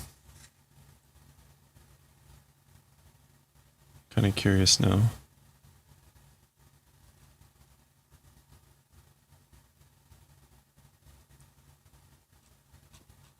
Okay, yeah, I don't see. Unless if it's like Dachi. Which it might be. Okay, well, I'm not going to worry about it. Anyway, certainly with this sort of vigilance feeling, non-existing pigeons, saying that Maya would have gotten them in one shot. Okay. Hato Mashigura.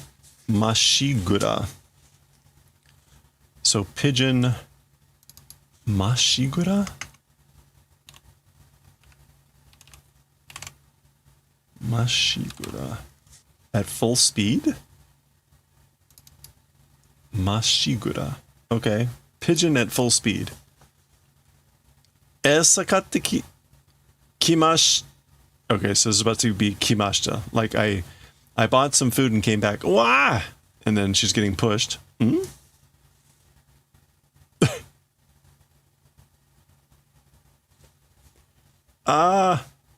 Chio-chan. Oh, okay. I guess this is Chio-chan off panel. This is Chio-chan off panel saying I bought some pigeon food, Essa, and came back, and then she screams. And they're just playing over here. And then she looks over, and that's Chio-chan. The pigeons have gone full speed. Mashigura. Gotta watch those pigeons. Okay, that's the halfway point for the chapter. That's the halfway point for chapter 1, part 1. We'll finish it off next time.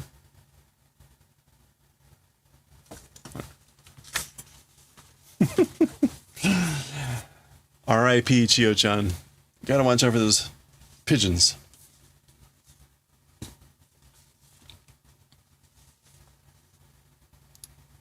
Les pigeons.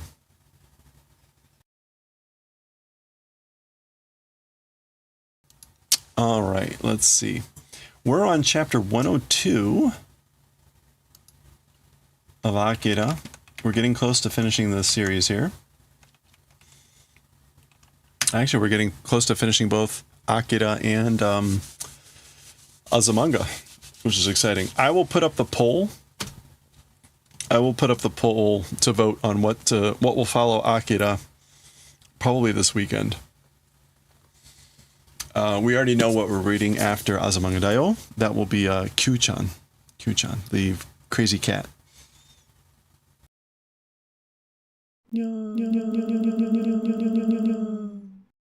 That cat.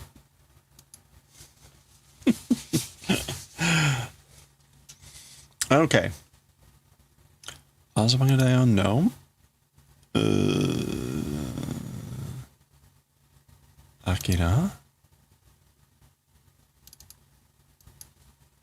Volume 6, Chapter 102. There we go. Okay, and where's my cheat sheet on what we ended up for, here it is, 102. So this is only like 12 pages, 13 pages. We're going...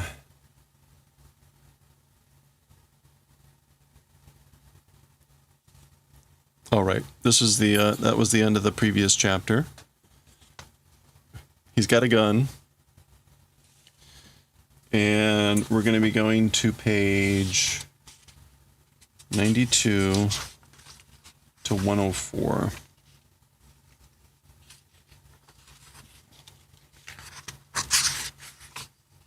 Okay. Well, there's a fair amount of dialogue, but it's pretty short. Okay. To 104. Make sure that's right. All right. Mm-hmm.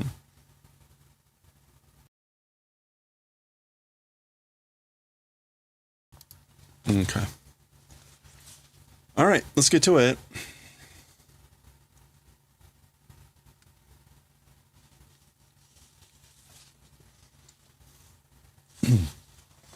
Oh, almost.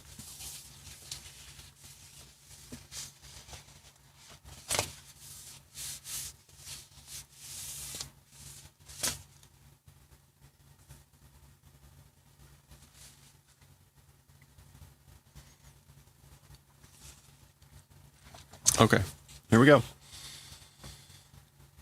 Okay, let's read chapter 102 of Akira. When we finish chapter 101 here, Kaneda had finally been able to confront Tetsuo, who was back to being kind of normal looking, and all the other people may be dead. The lieutenant, they all kind of succumbed to the poison gas and all that stuff. Anyway, Kaneda had his gun, and that's where we had paused. They were starting to, you know, kind of reminisce or whatever, and I guess reminiscing is over. Let's read 102. Byun. Bachi. Okay, so Kaneda is firing his gun. Tetsuo appears to be catching the beam. Damn it. Off to a great start. Okay. Tetsuo catching the beam. Kiku, effective. He's saying it's effective. Kiku. Naあ、Tetsuo、こうやってると思い出さねえか。みんなで一緒に走ってた頃よ。Okay, hey Tetsuo. When doing this way, remembering, question mark? Or not remembering? Do you not remember with us doing this together, everyone together, running around time, that? So basically, doesn't this make you remember the old times when we used to run around together with everyone, talking about their old biking gang?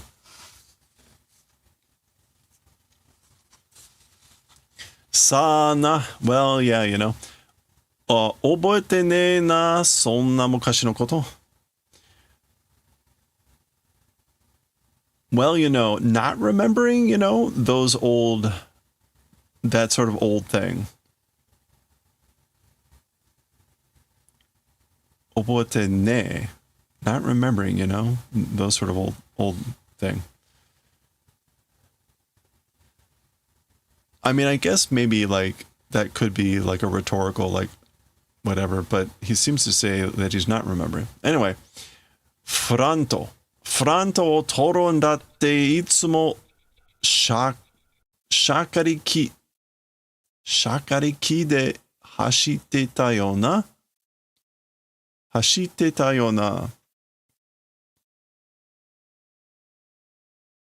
懐かしいとは思わねえか. So I guess this is the gun. So presumably this is Kaneda talking.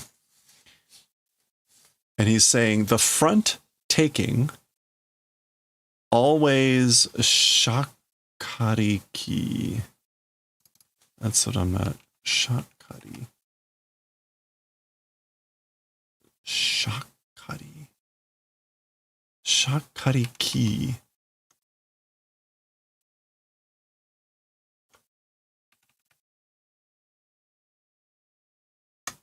Shakariki de. Okay. He's talking about, I think Tetsuo is saying like taking the front, meaning the the head of the biking gang position, right? Either physically driving or even just trying to be in the lead. But and always with shakari running, weren't you? Always running with shakari. I'm at a loss for what shakari is. Let me check real quick. And it's probably shakari ki, meaning like spirit, mind, that sort of a thing, I think. Shakari. Oops. Shakari. No results. I will try one more thing.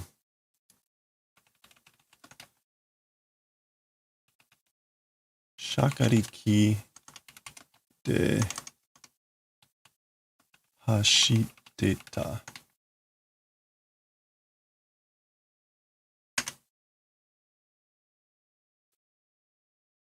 Running like a madman. So shakari is like frantically, desperately, with obsession. Derived from shaka, originally referred to striving for enlightenment with same intensity as Buddha. Okay. Okay, so that it's the shaka.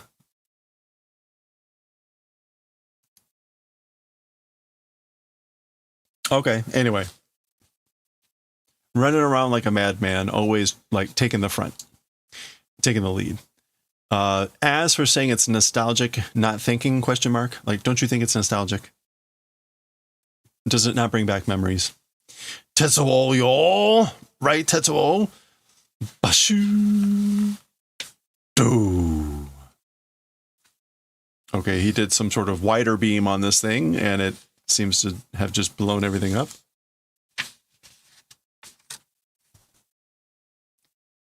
All right, smoke clearing. Mo. Smoking crater. Bah. Swings the gun around. Doko e ita. To what place went? Where'd you go? Soto ka? Is it outside? Are you outside? Doshita hayaku koi Kaneda? How did? What happened? What's wrong? Quickly come, Kaneda. So that's Tetsuo outside, beckoning to Kaneda, telling him to come out quickly. Like, what you waiting for? What you waiting for? Come out fast. Koko nara omoi zonbun yareru ze? If it's this place, omo zonbun, able to do. Able to do something as much as we want? Yeah, to one's heart's content. Omo zonbu. Zonbun. So able to do as much as we want to one's heart content if it's this place. Meaning outside, right? It's a bigger area instead of that cramped passageway. Kuso! Damn it. Doshita? Nani o mota mota yatte en dayo? How did, again, so what happened? What's wrong? You are doing mota mota of what? Basically, why mota mota is to be slow, sluggish. Yeah, inefficient. So basically, what are you being slow for? Why are you going so slowly? Rira sanyo, hey, Mr. Leader. So basically, he's mocking him. Like, hey, Mr. Leader, why are you being so slow? Rida. Kurae! Eat, absorb, take this. Ba. Do.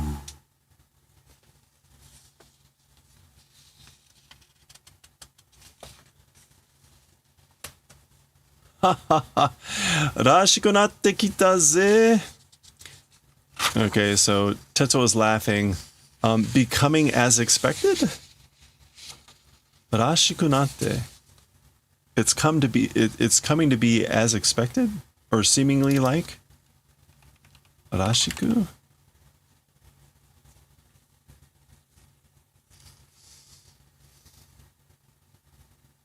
It's not Rashiku nai.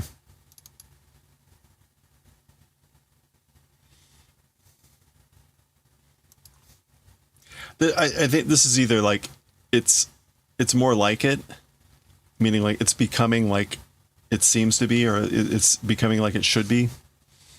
Anyway, Chiki Chiki. I guess he's loading something, clicking something here. Da da da da da. That's Kaneda running. Moo.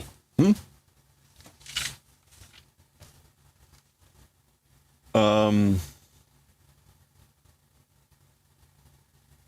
not quite sure what that's supposed to be. Pew. Wah! I guess there's some sort of light beam or something. And so I guess Tetsuo fired another beam from the gun. Yeah, okay. That maybe like is more like a big white slice or something. Because it's like lighting up the smoke clouds and Tetsuo. And he's kind of smoking on his chest, no? Deta. It came out. What does that mean in this sense of like having attacked? Appeared, answered the door. Yeah, I'm not kind of sure what deta means there. Ah! Tobe! Okay, tobe means fly, leap, jump, like an order, a command. Is that supposed to be Tetsuo saying that? Shimatta! Oh no! Mishi? The ground is cracking. That's the sound of the rocks cracking and stuff. I guess it's a gwa. So maybe Tetsuo did some sort of reverse attack there. Okay, we're switching scenes apparently. Okay, this is Kai on this thing. He's got Akira. Joker! Oi, Joker! Kochira Kai. So Joker, hey Joker, this is Kai. So he's on the comms line or whatever. Otoseyo, do response. So come in, respond. Joker! Doko ni iru? Kikoeta ra otoshiro Joker.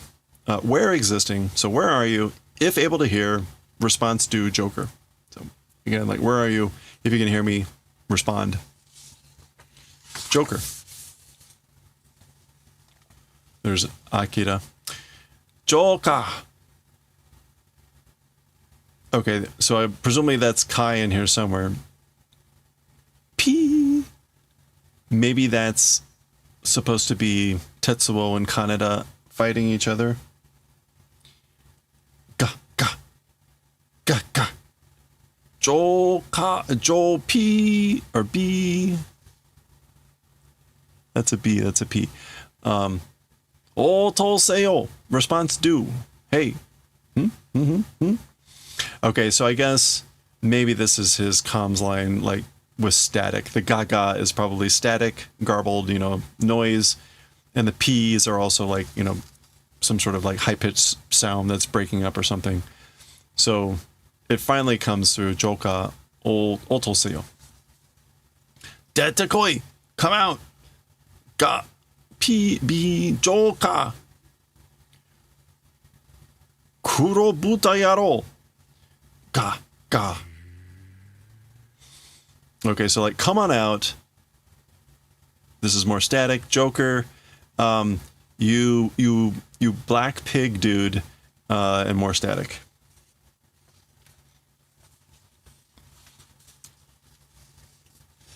Dosta kurobuta shinda no ka? Again, what happened? What's wrong? Black pig died? Did the black pig die? Gah. That's him finally grabbing the comms. Uruse! Shut up. You're noisy. Dare ga kurobuta da to? Who's a black pig? Like, who you calling a black pig? Kono yaro, you jerk. Ore wa ima shuri. As for me, right now, repairs. So he's repairing, or trying to repair, the flying machine, I guess, right?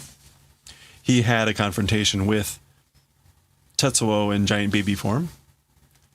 Okay, he's pausing. Oh. The cable's not connected. So Shurichu da kuso tare. I'm in the middle of repairs, you bastard, you asshole. Boom. And he tossed the broken comms thing. Yeah. Kusotare is not a polite term. Don't use it. B. Okay, so this is Kai, and this is whoever this is. Mu? Huh? Ah! Do we know who that is? On a bike?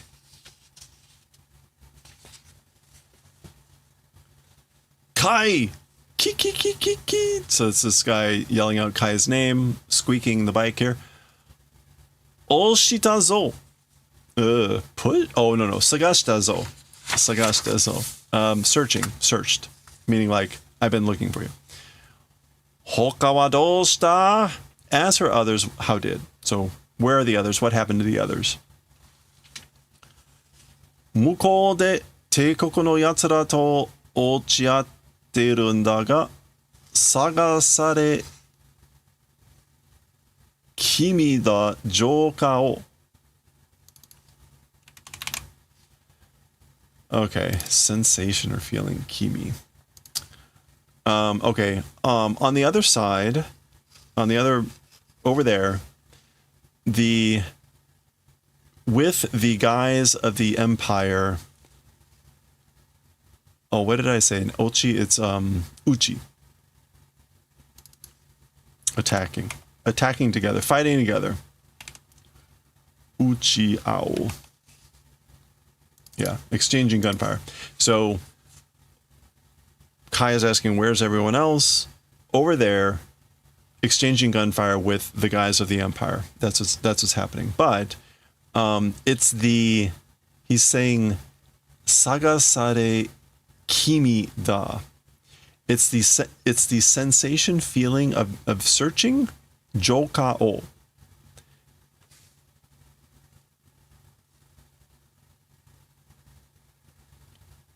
No. Now that is osareru. Okay. In one of those days. This is osare kimi da. So, but it's the sensation, the feeling of being pushed. Jouka o. So he means their friends are exchanging fire with the guys of the Empire over there, but it's the sensation that they're being pushed, meaning like they're not winning. Can also mean, yeah, to apply pressure. They're being pushed by the other guys. Jouka o. This is basically like implying we gotta find Joker. So he's implying the verb of like we gotta go grab Joker, gotta get Joker, whatever. Zen ni natsumatte kure. So kougeki o kakeru. Do the favor of gathering up, collecting all personnel, all out attack will do. So basically, let's grab everyone and we'll do an all out attack. Datte mada. But still, Tetsuo mitsuketanda. Found Tetsuo. So we found Tetsuo. We discovered where he was. Okay. Nani? Honto ka? What? Seriously? Is that true? Doko ni iru? Existing in what place? Where is he? Ta. That's Kai hopping down from this thing? Ima Kaneda ga jikan o fusaide iru ga hitori ja nagaku wa matanai. Okay, right now Kaneda is buying time. Fusagu. Is it fusaku? No. But it is buy time, earn time.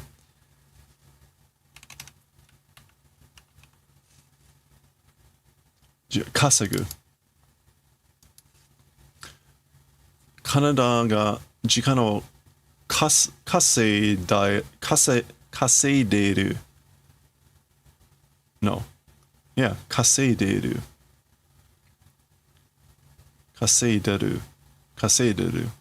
Yeah. Anyway, right now, Kaneda is buying time, earning time. Alone, as for a long time, will not hold. So basically, he's not going to be able to hold out for a long time.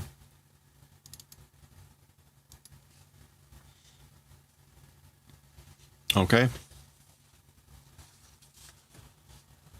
だからバイク貸してくれ. So therefore, bike, do the favor of lending. So let me borrow your bike.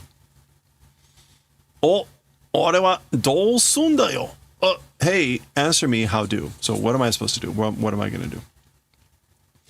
その中にアキラが乗ってるどっか安全なところまで頼む. Okay, so inside, I guess it's like Sononaka. He's saying inside that thing, he's talking about the machine over here. Inside that thing, Akira is writing, someplace safe, location to that point, please. So please take him somewhere safe. Huh? Oi, 本当に本物かよ? Hey, seriously, honestly, the real thing? Like, hey, are you really, or is he really the real thing, or are you really the real thing? ジョーカーにも言っといてくれ. Joker also, to Joker, do the favor of saying. So basically, also go tell Joker. Itoku, do that on purpose, do it in advance. I guess that's him revving up the bike. Kessendatte na, that it's a decisive battle. It's a decisive battle, meaning like, do the favor of telling it also to Joker that it's a decisive battle. Okay, off Kai goes. Mate yo, ore datte Joker o oshiten da ze. Oh, sagashiten da ze. Boy, I'm having a great time with sagasu and osu today. So, hey, wait. Talking about me, Joker's searching for. Like I'm looking for Joker. Meaning, I guess, like he doesn't know where he is. All right, switching scenes. Big smoking hole. Huh? Uh-oh. All right. There's Kaneda. Kuso! Damn it. Sasuga da ze. It's as expected. Undo shinkei wa batsugun datta mon na. So it's as expected. As for like movement nerves, it's batsugun, a thing, isn't it? Undo shinkei. Oh, motor nerves, reflexes. As for your motor nerves, your reflexes, they were batsugun thing, weren't they? Batsugun? Oh, outstanding. Okay.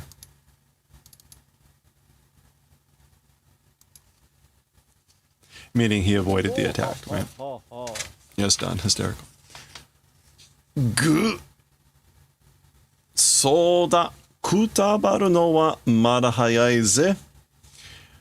That's right, it is that way. As for kicking the bucket, it's still early.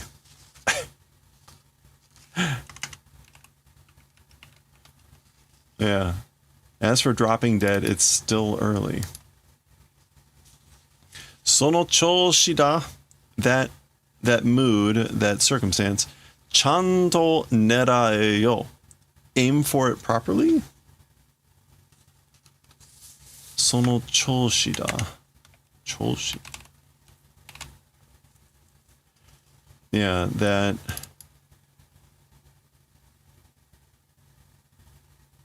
pitch, that rhythm, that mood, that manner. That condition, state of health. Aim properly. That impetus, that spur of the moment.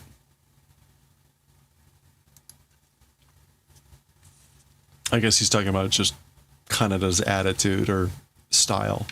It's like, it's that. Aim properly, okay? Okay. Suddenly, exclamation point. Nani? What? Another combatant has entered the battlefield. There we go.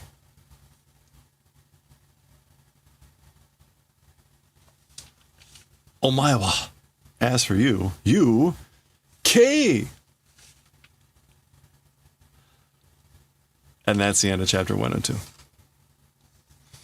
Okay, we haven't seen Kei in a while. She's back, and Tetsuo is clearly concerned. Remember, she's being controlled and or assisted by Miyako and folks. So that's it for 102. We'll read 103 next time. All right. Hey, sure, Misfire. How are we doing? Epic battle. Yeah, that was a good shot at K.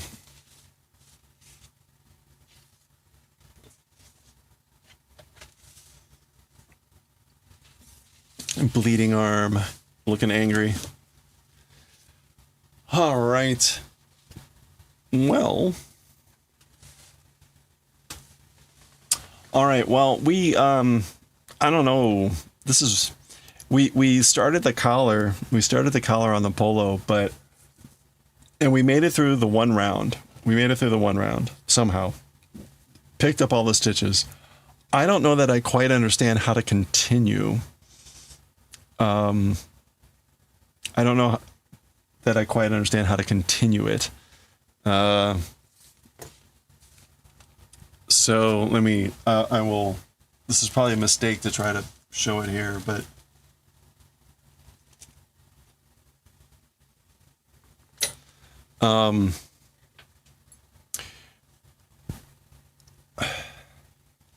we've got the collar now here. We've got a loop. It's in one giant loop. And we're going to be knitting 8 rounds in a loop. So, but I don't know that I quite understand how to continue from where I currently am. I'll have to just think about it tomorrow when we get back to it about like, how do I do this? Because the other problem is the needles are pretty full at this point. So I'm going to have to do some scrunching, which is probably fine. But,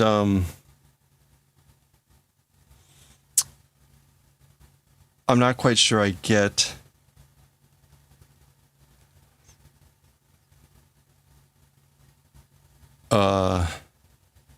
because the way it works is,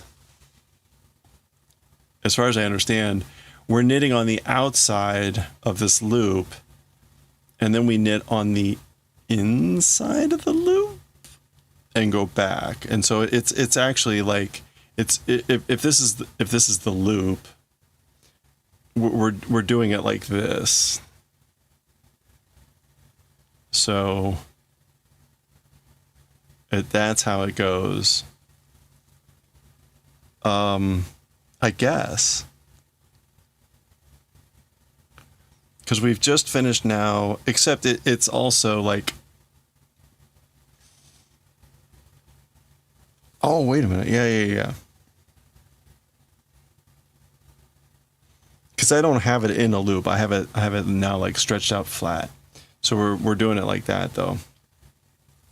But I mean, from the collar, if it looks like that on the shirt, that's kind of what we've done.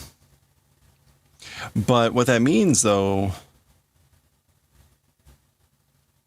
oh, okay, no, I guess that's the outside and that's the inside. So it's not like we're going back this way. Got it. Okay. But I still have to figure out how to get the angle right so that I'm knitting the stitches.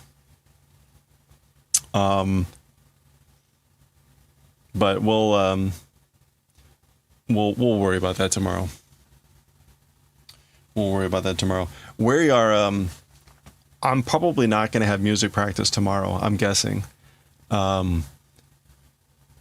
because even if I just got an email from our choir director asking people like, how's it looking for you? You know, can you make it?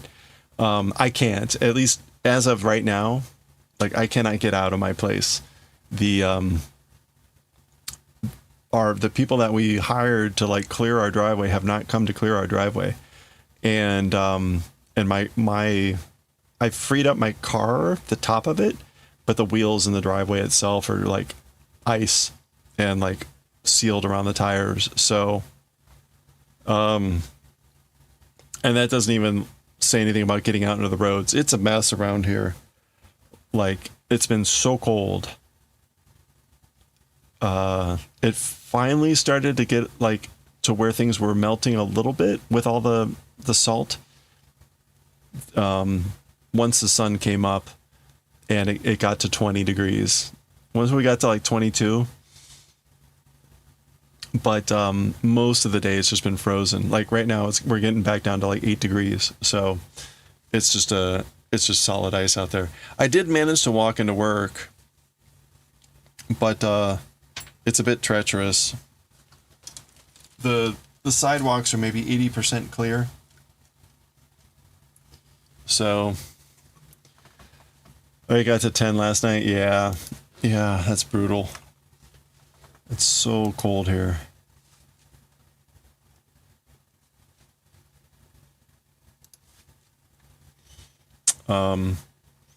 Yeah, like all week, right?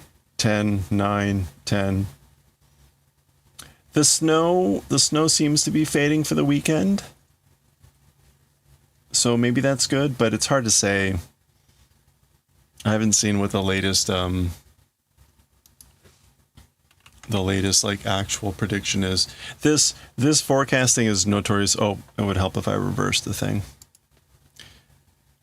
This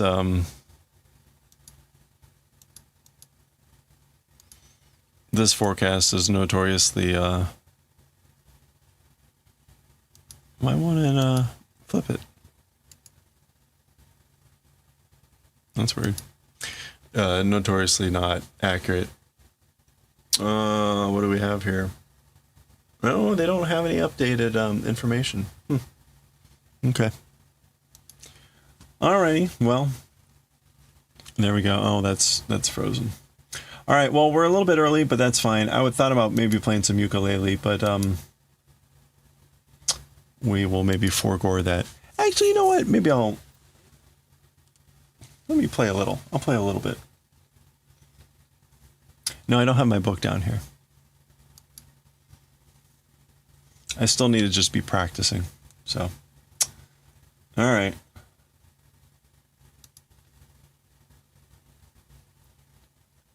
Well, where can we go?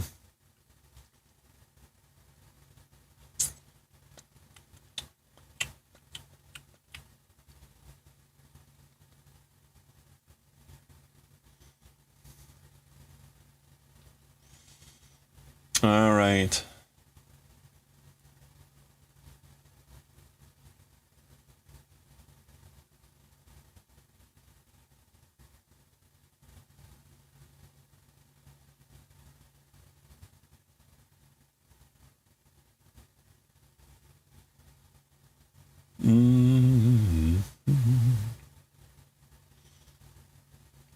Okay, let's go raid Sakila. Zach is